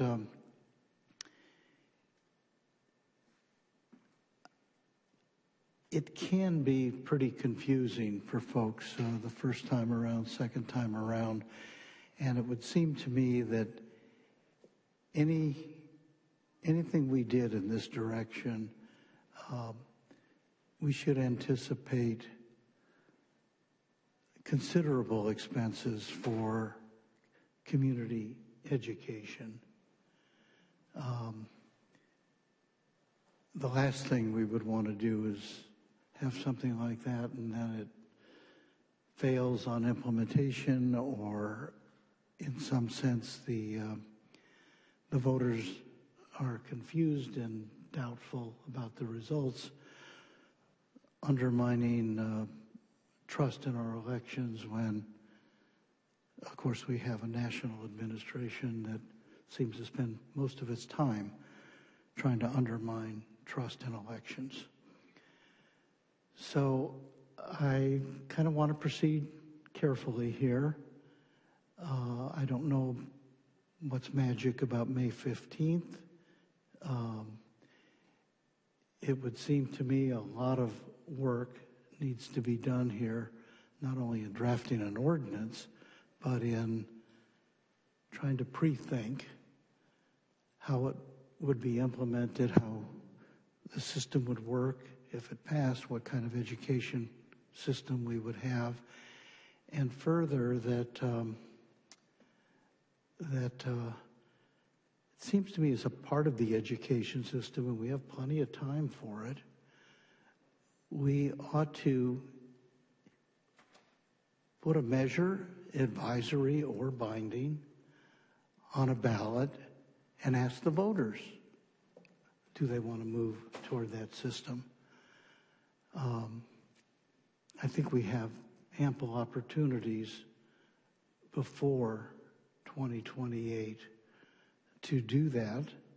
It could be as soon as this election. We could have an advisory measure if we wanted, I assume. But I want to make sure this doesn't just become an exercise among political junkies, those of us who have looked at these things and pondered them for years and years. So I'm inclined to be supportive of the motion, but I just want to I want to be cautious as to how we proceed here. And if the May 15th date is problematic, did I hear that correctly? It's May 15th this year. If that's problematic, I would like the city attorney to be taking more time and making sure that what comes back to us is done well. Mayor, Yes. we will act on the schedule that the City Council dictates. To be clear, May 15th is a Friday. The meeting that is in front of May 15th is May 12th, and we publish for that agenda next Tuesday. So that's the work window to prepare. Well, again, I think it's foolish to be rushing into this. I don't know what schedule works, but it doesn't sound to me as though May 15th is an appropriate deadline of sorts.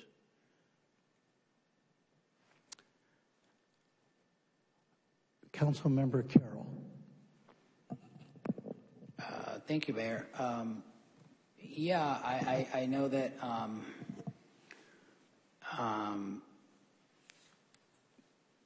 we have a motion and we have a second. I guess the big question that kind of comes up for me would be the cost. You know, and then through the chair, the maker of the motion basically was moving for a hiring freeze 2 weeks ago.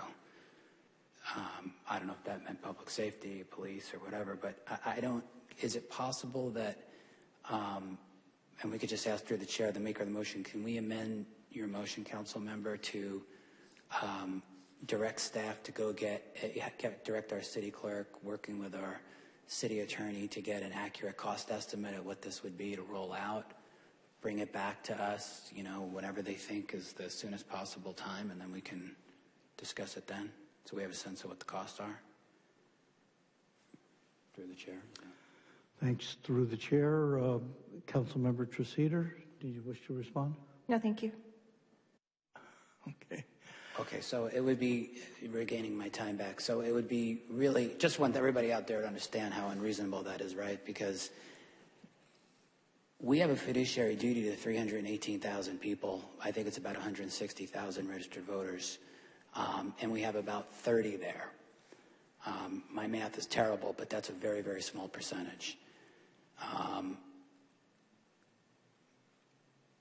I don't even know where I would turn out, whether I would want to see a citywide referendum, whether people want ranked choice voting. I feel like that would just fail, die on the vine.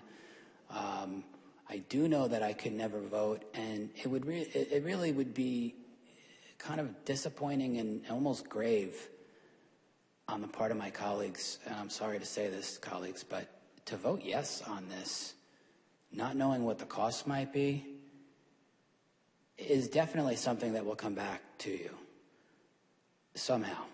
Not by me, I don't even understand this. So I think if we're going to talk about, like, let's just do the logic, everybody, okay? We're a big room, we're all intelligent. I'm not for this, that's clear. But is it really fair to the people of Irvine that we go ahead and direct, 4 of us go ahead and direct those guys without any idea what the cost is to go run this program? If we're going to sit in this room and talk about transparency, if we're going to run on campaigns and talk about honesty, well, let's get the cost. Because the same people who are trying to freeze hiring police officers and city workers and calling for a financial audit of this city now want to run a drill. Sorry for the trap. I don't think it's I'm that intelligent to figure it out. That we're going to go approve this, that 4 of you are actually going to side with the maker of that motion in the second to go ahead and do an unbounded roll for 2028, not knowing how much this is going to cost. There's a reason why you can hear a pin drop right now. And the reason why you can hear a pin drop right now is because I am talking truth. I am talking truth to the power that resides in the 6 people to the right and to the left of me. That is why I'm going to vote no. I am going to vote no because this is potentially one of the most foolhardy things that's compounded by the fact that it's being made by someone that called for a fiscal audit of the city, and a hiring freeze and interrogated the city manager about a budget crisis that doesn't exist, about a budget cycle that doesn't start until July 1st of 2027. Okay? There's a reason why you can hear a pin drop in this room. And it's not because I'm eloquent. It's because the words make sense. We need to know the cost of something like this. Our city clerk just spent a few minutes. Let me translate staff speak, because it's very kind to the 7 of us. Our city clerk said, we're paying for it all. Our city manager said, yeah, we could do the communications, all being paid for by the same city that's in apparently a budget crisis. So, are we in a budget crisis? Okay, so I'm going to be voting no. And I hope 3 of my colleagues vote no as well. Councilmember Go, I think this is your decision. I'm sorry, but it's on you. So we're going to see how you vote. We're going to see how we all vote. It's not necessarily him, because again, it's going to be 4. But the responsible thing to do, the thing that I spent all day doing, the thing that I spent missing my meeting here for $800 an hour 2 weeks ago, is advising people how to exercise fiduciary duty. There are 2 subsets, the duty of care and the duty of loyalty. There is no duty of care, and there's no duty of loyalty to 318,000 residents to go and greenlight a proposal that could be hundreds of thousands of taxpayer dollars without it being outlined what it's going to be first. And I will gladly take that vote, and I might consider voting yes. I'm likely a no, but we need to know what that's going to cost. And any of you voting yes on this is throwing cost by the wayside, and that will come back to you. Thank you, Mayor. All right. Thank you, Councilmember Carroll, Councilmember Treseder, then Councilmember Liu, then Councilmember Go. Let me just note it is a few minutes after 11. We have to alert ourselves and the public at this hour by our rules that the meeting is running late, and that we should proceed only with the concurrence of the council that they want to push on. Is everybody okay with continuing? That being the case, we'll allow ourselves till midnight, see if we can adhere to that goal. That being the case, Councilmember Treseder, you're up. Thank you. I will just say that Councilmember Carroll was simply trying to bully me, and that's just not going to work. Point of order, Mayor? Point of order? What is your point of order? Yeah, my point of order is I was absolutely not bullying. I don't even understand what that means. That is against the rules of decorum. I wholeheartedly, fully disagree with that. I stand by what I said. So, in general, I'm looking forward to our discussion of the budget at our special meeting coming up, where I will reiterate that my support of the Vice Mayor's motion included not doing hiring freezes for the police, regardless of what Councilmember Carroll says. In terms of the date, I would like the drafts to be ready by the date I said, and then be agendized for the next available council meeting. Thank you. Thank you, Councilmember Treseder. Councilmember Liu. As one of the 3 council members that submitted this memo, I do have concerns about the cost. As much as I think this will be encouraging to have the majority represent the city, not have a plurality and actually reflect what the voters want, and encourage a positive campaign. I do understand that sometimes on the dais we have to vote against what we want in the ideal world, because I also live in reality. I do need to know how much is this going to cost. If it is way more than we are not observing our duties to be fiscally responsible with taxpayer money. So I would like to ask the maker of the motion again if you would consider that maybe we'll have a study on the cost before we decide on the ordinance. Yeah, that's fine with me. I'm sorry, what was that? I didn't hear you. You said yes? Yes. All right. Councilmember Go, then Councilmember Carroll, then Councilmember Treseder. Thank you, Mayor. I'm glad that we did address the cost issue. I was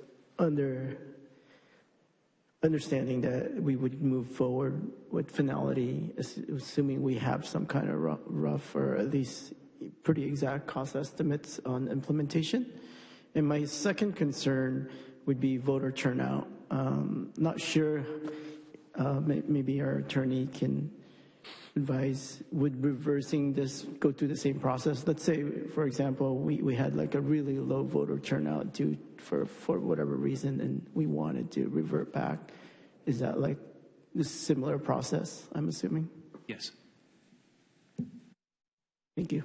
That's my concern, and I really hope that we're able to address the cost issue as well prior to voting. Thank you, Councilmember Go. Councilmember Carroll? Oh, no, it's okay. All right.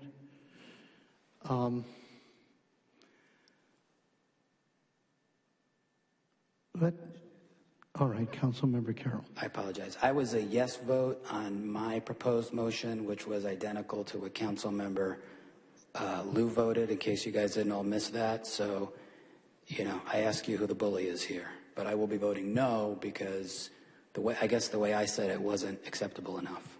So, thank you. Let me just think out loud here for a few minutes.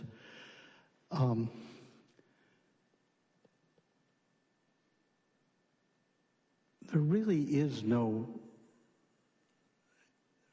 rush on the draft. I assume you could use a model ordinance that's been adopted in another city and adapt it to the city of Irvine, and you could probably do that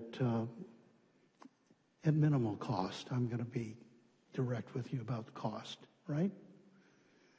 Yes, and in fact, that was part of Councilmember Treseder's motion, was to work with the organization that advocates for ranked choice voting, pick up a model from them. All right. So we would at least have some draft legislation in front of us, a draft ordinance. And how about the question of cost? Can Mr. Peterson and others begin to get a handle on this? This is obviously a major concern, and when you start talking about new modules and what the registrar might require and so forth from such a system, can't we just take a little time to get that information?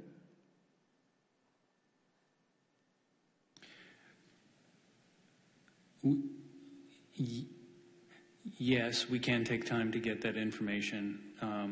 We are reliant on the county in some important respects in terms of getting reliable information.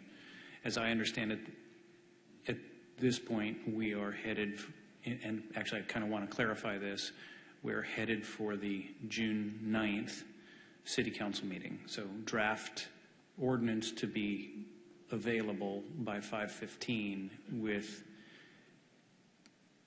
presentation of the draft and the cost information at the June 9th City Council meeting. That's what I understand the motion as amended to be.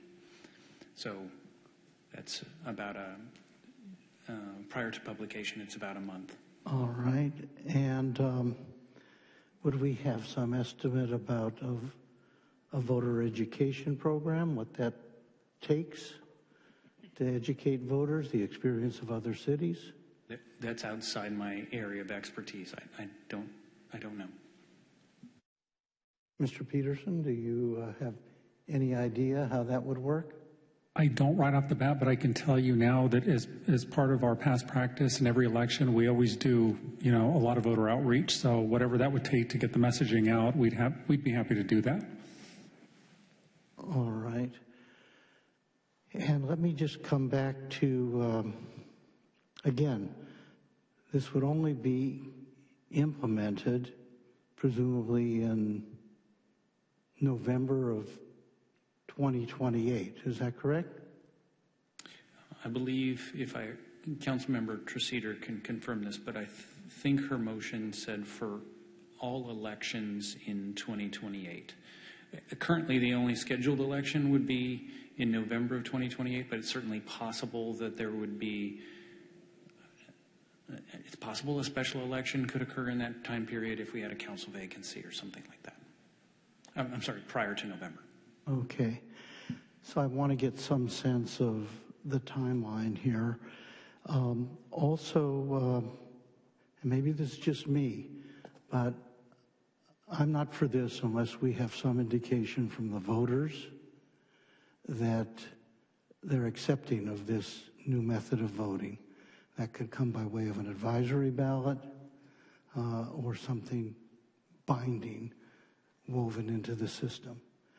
So I want to know if the maker of the motion is willing to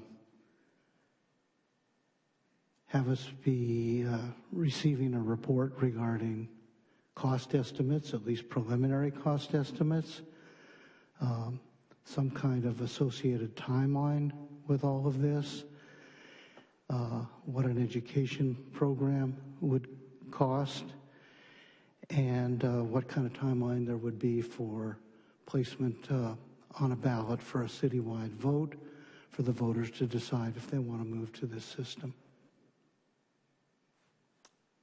I believe we've already amended the motion to include a request for a cost analysis. So I'm good with the way it is now. Thank you. All right. How about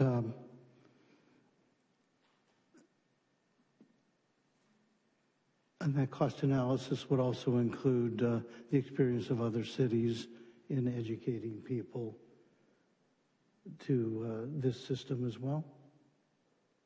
Yes, a cost analysis. All right. And how about a ballot measure? No, thank you. Okay, you lost me on that. Councilmember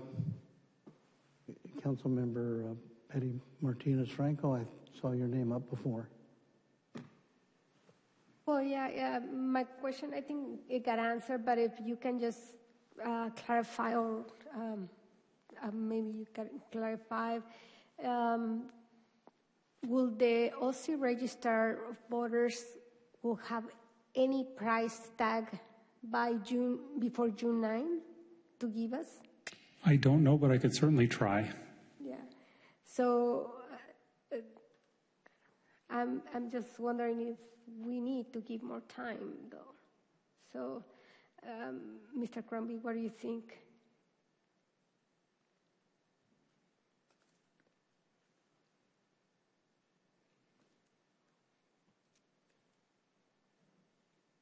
I think that cost data really has been started by our city clerk and is dependent upon the county in terms of having numbers.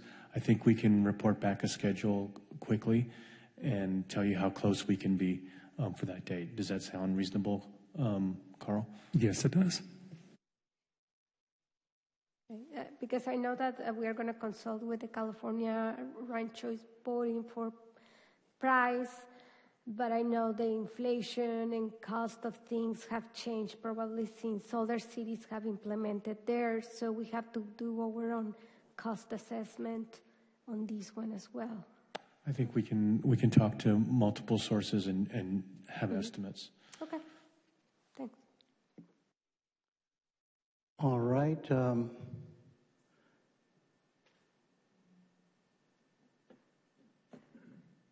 Would Mr. Peterson read the motion?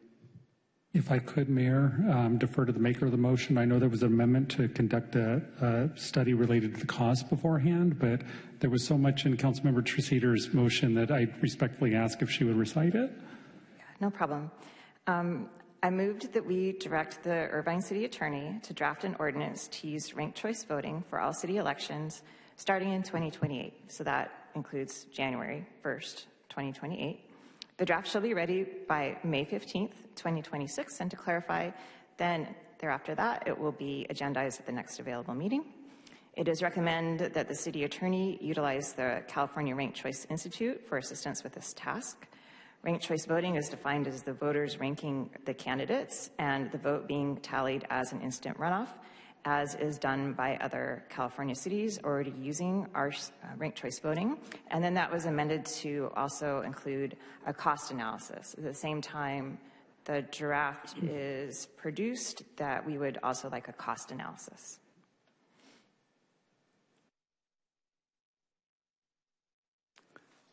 All right, I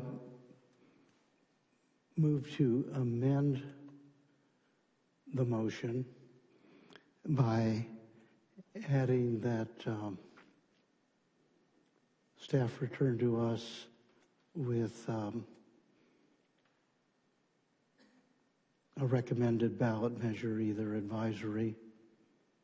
Well, we don't need to do the binding part of it. The ordinance would be that. But an advisory ballot measure for this November. Is there a second? All right, the motion dies for a second. I'll have to be voting against this. With that, would the clerk please call the roll? Councilmember Carroll. No. Councilmember Go. Yes. Councilmember Liu. Yes. Councilmember Martinez-Franco. Yes. Councilmember Treseder. Yes. Vice Mayor Mai. No. Mayor Aiken. No. Carries 4-3 with Councilmember Carroll, Vice Mayor Mai, and Mayor Aiken voting no. All right, that concludes this item, taking us to the annual report on the police use of military equipment pursuant to Assembly Bill 481. Sorry, Carl, for preempting your job. I'll have the officers introduce themselves, if they would, and this item. Thank you.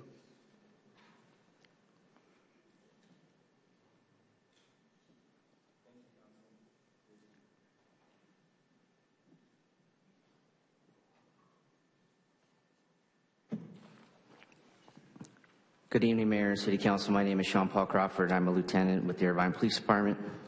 I'm here today to provide you with an overview of Assembly Bill 481 and provide you the mandated annual military equipment use report for the 2025 calendar year required by the statute.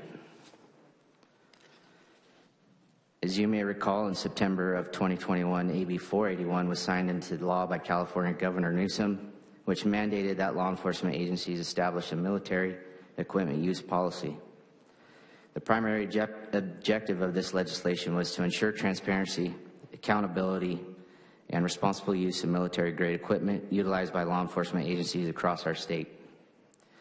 The passage of AB 481 underscored the significance of maintaining public trust and ensuring the responsible deployment of military equipment in our community. The Irvine Police Department embraced this legislation as an opportunity to strengthen our commitment to serving and protecting our residents. In response to AB 481, the Irvine Police Department developed a comprehensive military equipment use policy. In April 2022, Chief Kent presented this policy to the Mayor and City Council, and it was approved. This policy outlines clear guidelines for the acquisition, deployment, and usage of military equipment by our officers. It also requires an annual report on the use of any military equipment utilized during the year. As required by Assembly Bill 481, I'm here today to provide you with an annual report on the use of military equipment by the Irvine Police Department for the year 2025. I am pleased to report that we have adhered to the guidelines set forth by the bill and our department's policy. Over the past year, we have used some of the defined military equipment on occasions where it was deemed necessary. Each of the equipment was evaluated to ensure it was appropriate for the situation at hand. Each deployment was documented and reviewed, allowing us to report and assess the effectiveness and the value of the equipment in various situations. I would like to emphasize that the use of military equipment by our department is strictly regulated and reserved for situations that pose a significant risk to public safety. We continually evaluate the circumstances surrounding each deployment and actively seek alternative means to resolve incidents without the need for such equipment whenever possible. I would like to provide you with a brief summary of when some of the defined military equipment was used by the City of Irvine during the year 2025, beginning with our armored rescue vehicle deployments. Our armored rescue vehicles were deployed on 10 occasions for calls for service, SWAT callouts, high-risk warrant services, and to assist neighboring agencies for SWAT-related calls for service. On January 16, 2025, the SWAT team assisted the Tustin Police Department in serving a high-risk search warrant for subjects wanted in connection with the theft of armored vehicles. The Bear and Bearcat were deployed during the warrant service, the suspect complied, and the search warrant was executed without incident by the Tustin Police Department Investigations Division. On March 15, 2025, a suspect was barricaded inside a vehicle in connection with a retail theft investigation. The suspect refused to comply and was continually moving inside the vehicle. On-duty SWAT operators deployed the Bearcat to obtain visual inside the vehicle. As officers positioned the Bearcat in front of the suspect's vehicle, the suspect complied and surrendered.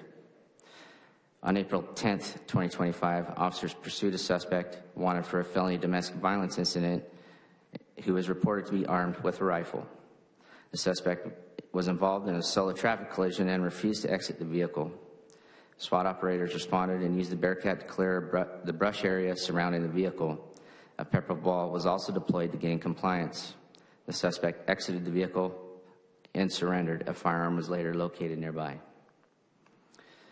On May 19, 2025, Tustin PD was investigating a report of a subject who brandished a firearm and threatened to shoot someone. IPD's Bear and Bearcat were used to surround the residence. The suspect complied and surrendered.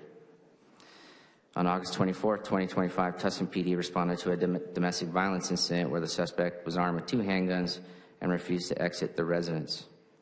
IPD's Bearcat and Bear were used to surround the home. Multiple 40mm rounds were deployed into windows to gain visibility inside. The suspect then exited and surrendered. On September 26, 2025, Irvine PD executed a high-risk search warrant for a home invasion robbery suspect in the city of Montclair. The Bearcat was deployed to surround the residence. The suspect complied and surrendered.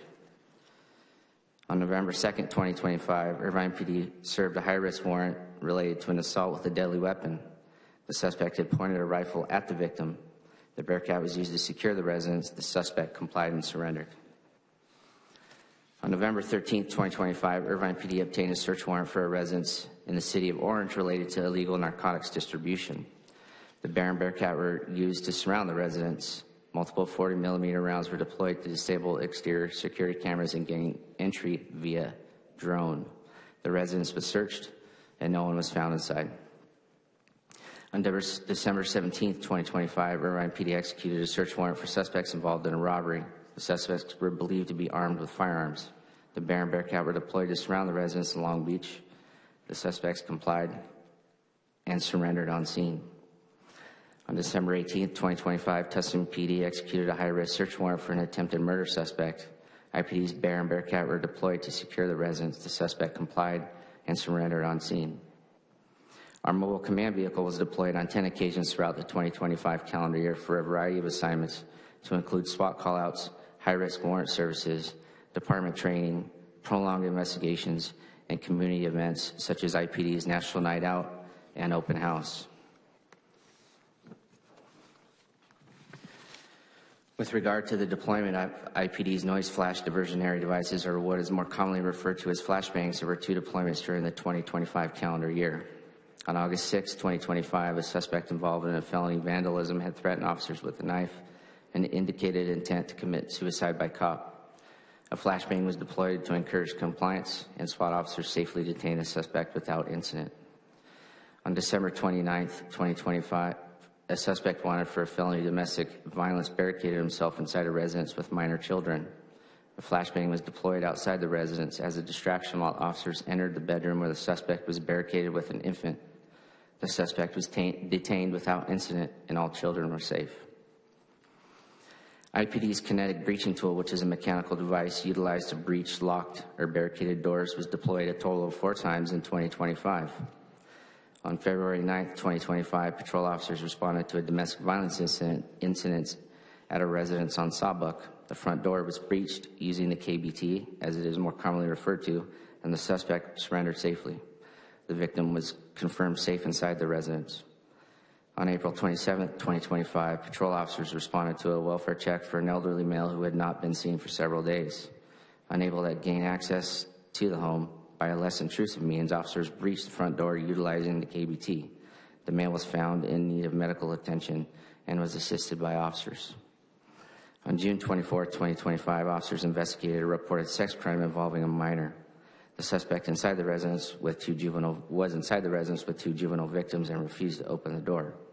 The KBT was used to breach the front door. The suspect surrendered safely, and the victims were unharmed. On June 27, 2025, officers responded to a woman threatening self-harm. She became unresponsive inside the residence, and blood was visible. The KBT was used to breach the front door. The woman received on-scene medical treatment and was transported to a hospital. Additionally, with regard to the use of pepper balls, a pepper ball gun was deployed on one occasion to assist in the apprehension of a potentially armed domestic violence suspect in April of 2025, as I previously had mentioned. Our department issued Colt AR-15 rifles were safely deployed by our highly trained police officers and SWAT team members several times throughout the calendar year 2025 as a threat mitigation tool during calls for service and SWAT activations. None of these resulted in the discharge of the firearm. As previously noted, while highlighting the use of armored vehicles, there were 2 occasions in which 40 millimeter less than lethal projectiles or what may be referred to as direct impact munitions were deployed 2 times in 2025. These 2 occasions were in August and November of 2025. As you know, the Irvine Police Department also utilizes drones or unmanned aircraft systems as an effective tool in our policing efforts. In 2025, the Irvine Police Department unmanned aircraft systems team conducted approximately 4,300 flights, accumulating over 850 hours of airtime. This increase reflects the continued expansion of IPD's drones as a first responder program and the integration of UASs into our routine patrol operations. The breakdown includes approximately 1,250 drone as first responder flights and approximately 3,050 traditional UAS deployments. A UAS vehicle was deployed over 60 times to support extended operations beyond standard patrol-based assignments. The team is composed of 21 pilots. At the heart of our military equipment use policy is our department's commitment to training. We believe that thorough and ongoing training is essential to ensuring that responsible and effective use of department equipment by our officers, including military equipment. Our training programs encompass a wide range of topics, including scenario-based exercises, active shooter training, arrest and control training, as well as situational awareness and de-escalation techniques, just to name a few. It should be noted that our department did not receive any complaints concerning military equipment during the reported period, and an internal review revealed no violations of department policy. The total annual cost and inventory of our military equipment items can be found in our annual report, which was submitted as an attachment to the staff report, and it can also be viewed online on our website. I am requesting on behalf of the Irvine Police Department that the annual AB 481 report be reviewed and approved by City Council. The alternative to receiving the annual report would be to not approve the report, which would ultimately limit the capabilities of our department to do our job safely and effectively. In conclusion, I would like to express our department's commitment to upholding the standards set by Assembly Bill 481 and maintaining the trust of our community. We recognize the importance of transparency and accountability in our operations and will continue to provide the Mayor and City Council with the annual updates on our use of military equipment. We believe that by adhering to the guidelines outlined in our military equipment use policy and by emphasizing training, de-escalation techniques, and by actively evaluating the need for equipment deployment, we foster a safe and more secure environment for the residents of Irvine. Thank you for your time and attention. I am happy to address any questions that you may have. Thank you for your report. I'll turn to Councilmember Carroll. Did you request to be heard? I did. Thank you, Mayor. Just very briefly, I know it's late. I make this comment every time we do this presentation. I think this presentation is 100% absurd. I have no idea. I mean, we could just run the thing. I could run the tape last time and make it easier. I don't know why you do this. Makes no sense to me. This is a perfect example of Sacramento and one-size-fits-all law coming down from that faraway capital that I can't even place on a map down to an amazing, incredible, integrated, diverse, safe city of Irvine that you guys lead. This is the greatest police department in the history of the city of our country and currently in our cities. And the fact that you guys have to detail this stuff bothers me greatly because you do a great job and you don't need to be called for account by some stupid thing Sacramento and the governor mandated that all cities do. I don't believe this equipment is military equipment either. I believe it's the equipment that the police department, the city of Irvine, purchases on behalf of the people of the city of Irvine to protect the people of the city of Irvine. And I should add, surrounding cities as well. So thank you for what you do. I'm sorry that you have to do this, and I regret having to sit through it. Thank you, Mayor. Thank you, Councilmember Carroll. Let me just make a comment. There are no other requests here. I have a little different take from Councilmember Carroll. All this has come about because there was, for a period, a significant militarization of police work, not only across California, but throughout the nation. And there was concern about that. And that has obviously not been the history here in the city of Irvine, although we do use some remarkable heavy equipment that roughly falls into that category. I read your report. I read it from beginning to end. I was reassured with all those incidents that you cited and that you proceeded to recite tonight as well, that the equipment worked. It made a difference. It made our policing more effective. And having taken 20 minutes to a half hour here to be reassured in that regard and reaffirming our police department is on the right track. And we have been for years and will continue to be. So, like Councilmember Carroll, thank you for your service and thank you for your report. Councilmember Liu.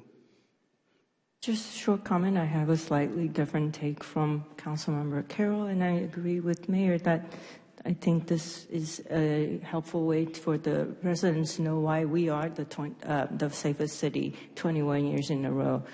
And as much as I hate to hear all the incidents, I am glad that you're here to protect us with the right equipment. So thank you very much for doing this. And I'm glad that this is a way to let the residents know and also increase government transparency. So thank you. Thank you, Councilmember Liu. Councilmember Martinez-Franco. I'm going to echo the thoughts of the mayor and Councilmember Liu. I really appreciate you for all the work that you do and for doing this presentation. I think it's important not only for council members, but for whoever watches at home. This presentation, just to see, like Councilmember Liu said, why we are the safest city. So thank you for your service. And the only thing that I'm sorry is that you have to wait this long to do your presentation. So I thank you so much for your patience. Thank you. This is a receive and file. Mr. Mayor, I apologize for the interruption. Yes. We do have one member of the public who wishes to speak on this item. All right. Why don't we hear from that person, and then we'll, I think, dispose of this with a motion, which I'll make at that time. Go ahead. Thank you, Mayor. If I could call forward Rolf Parks.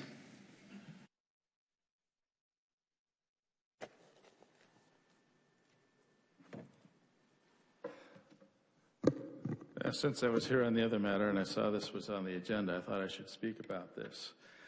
I'm addressing the council today in support of all of this weaponry that we are using today, and why. Because some people may not why, and maybe some people object to police arming themselves this way. Before I came to Irvine Police Department, I was with the Riverside Sheriff's Department. And, I was here as an officer for 30 years. But when I came here, while I was with the Sheriff's Department, I'll just say I'm probably the only person you'll ever hear from that was actually involved in a mass shooting that involved a bank robbery, police pursuit, and explosive devices to be used on all of us. This happened on May 9th, 1980, where it began in the city of Norco in an incident that later became the Great Norco Bank Robbery.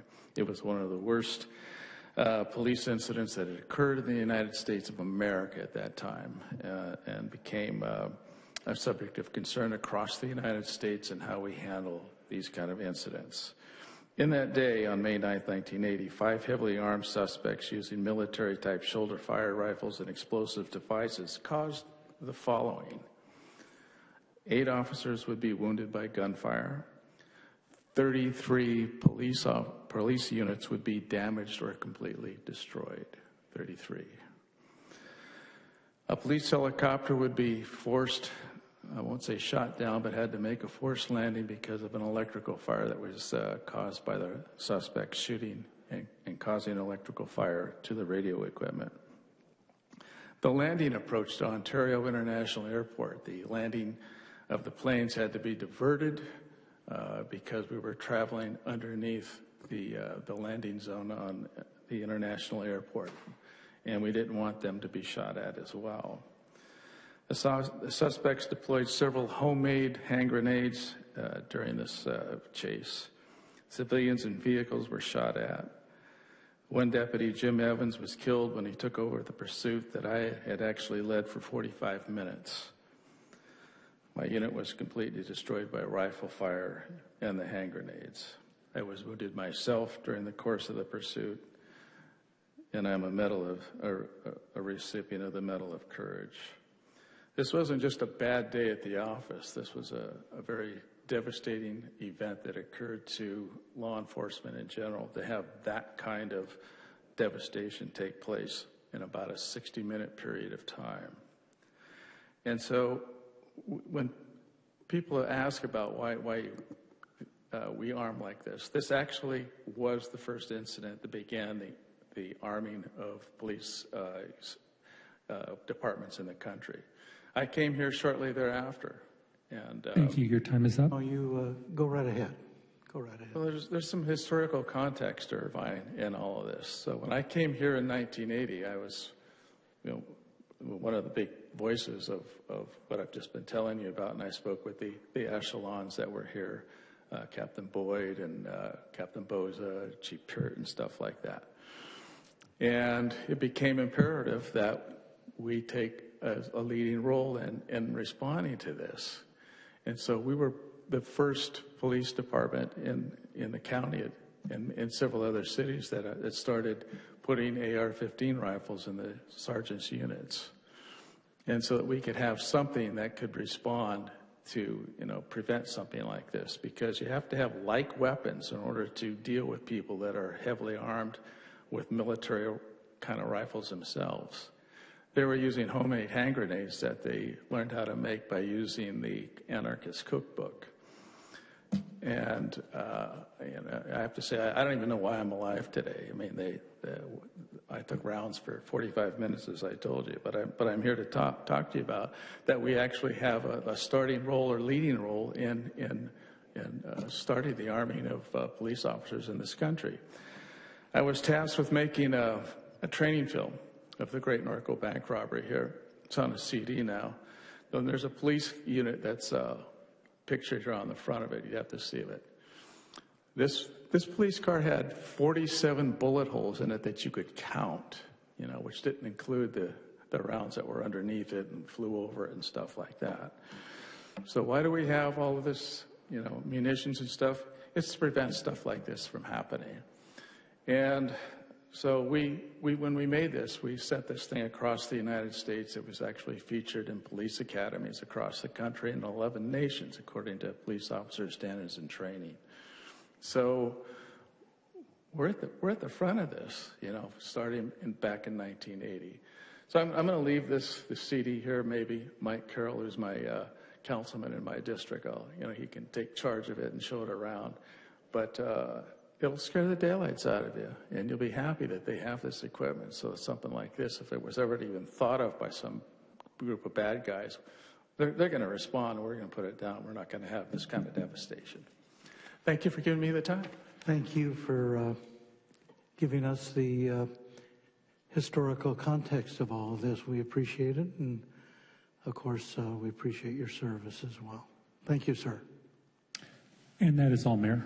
All right. That concludes our business for the evening. And with that...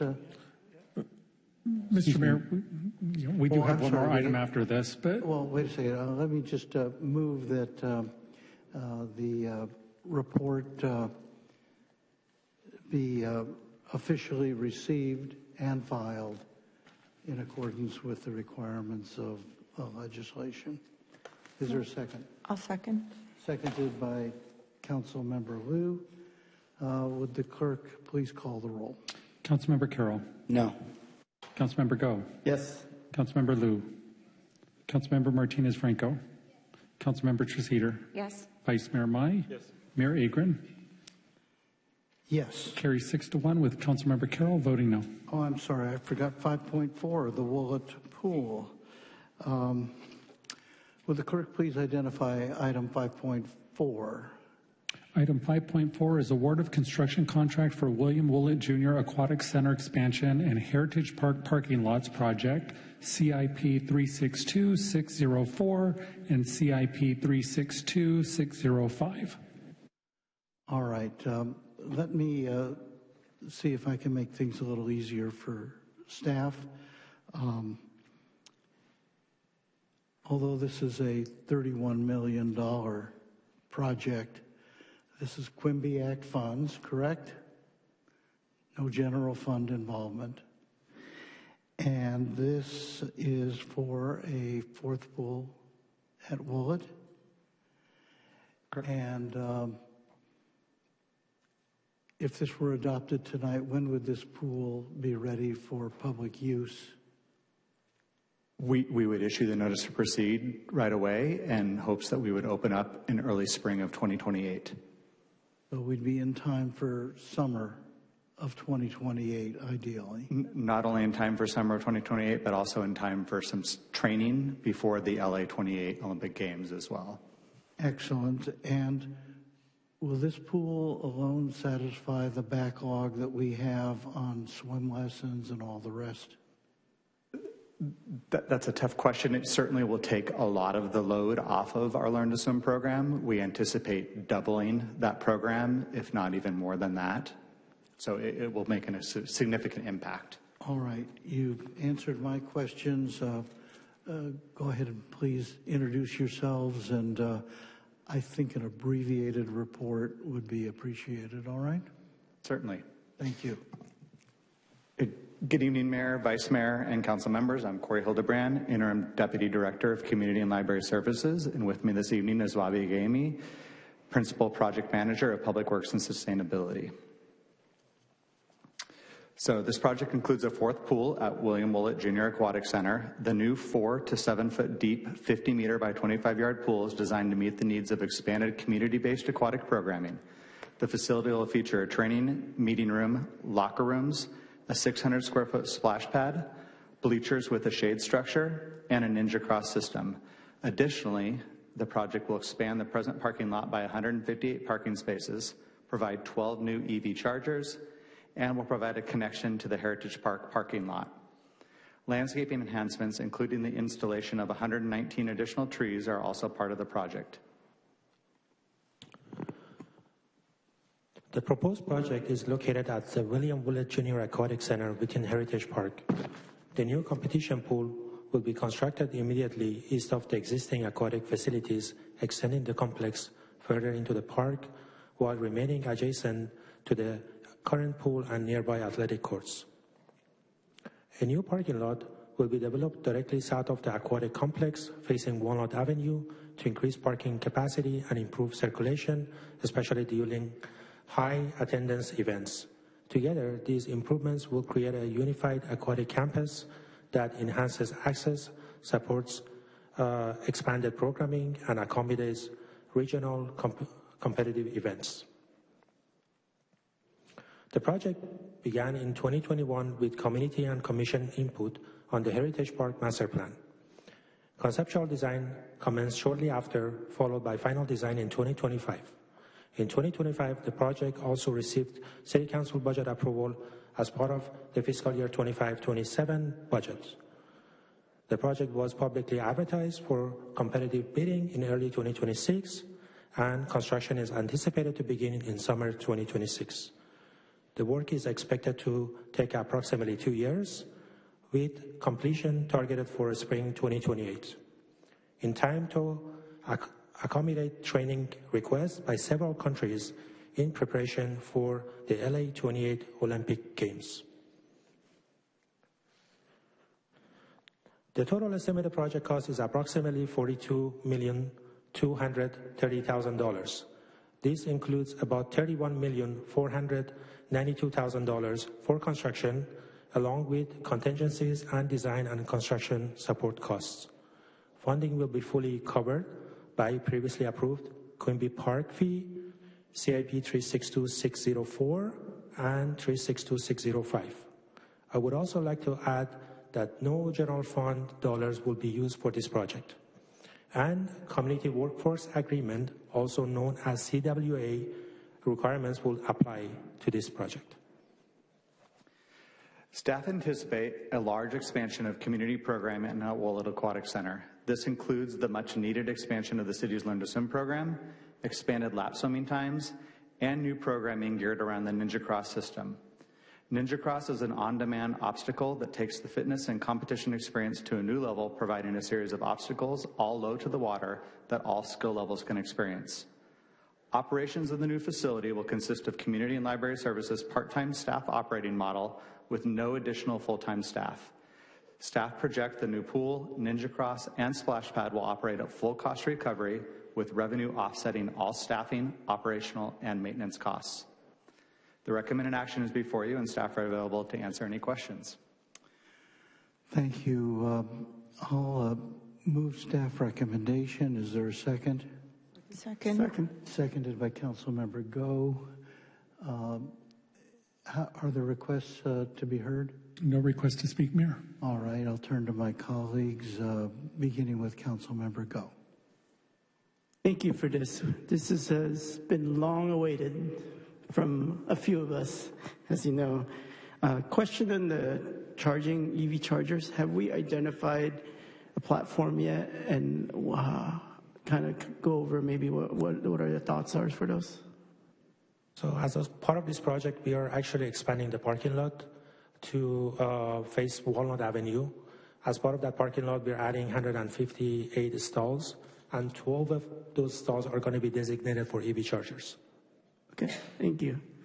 Would appreciate update as it gets developed as well. So one of the major issues here is when we hold those meets, nationals, whatnot, there's just never enough parking. And I understand, that's just a math problem that's not easily solved other than spending a lot of money in a parking structure. But I do want to advocate more active transportation options. I know we have a bike rack out there, but it's not exactly robust enough for, like, let's say a nationals meet. It'd be nice to have like covered parking, or I proposed a couple of bike lockers options. But if we can build in maybe the back of the building where we can house like almost like a bike valet garage. I think that will solve a lot of the parking issues for some of the meets, a lot of the meets actually. And just a big advocate of Woollett. I think I might be there in about 6 hours. And if you guys haven't gone lately, I highly encourage everybody here to check it out. It's one of our greatest facilities in our city, and that's why people choose to live here. Thank you, Councilmember Go. Any others? Thank you, gentlemen, for the report. There is a motion properly before us. Would the clerk please call the roll? Councilmember Carroll.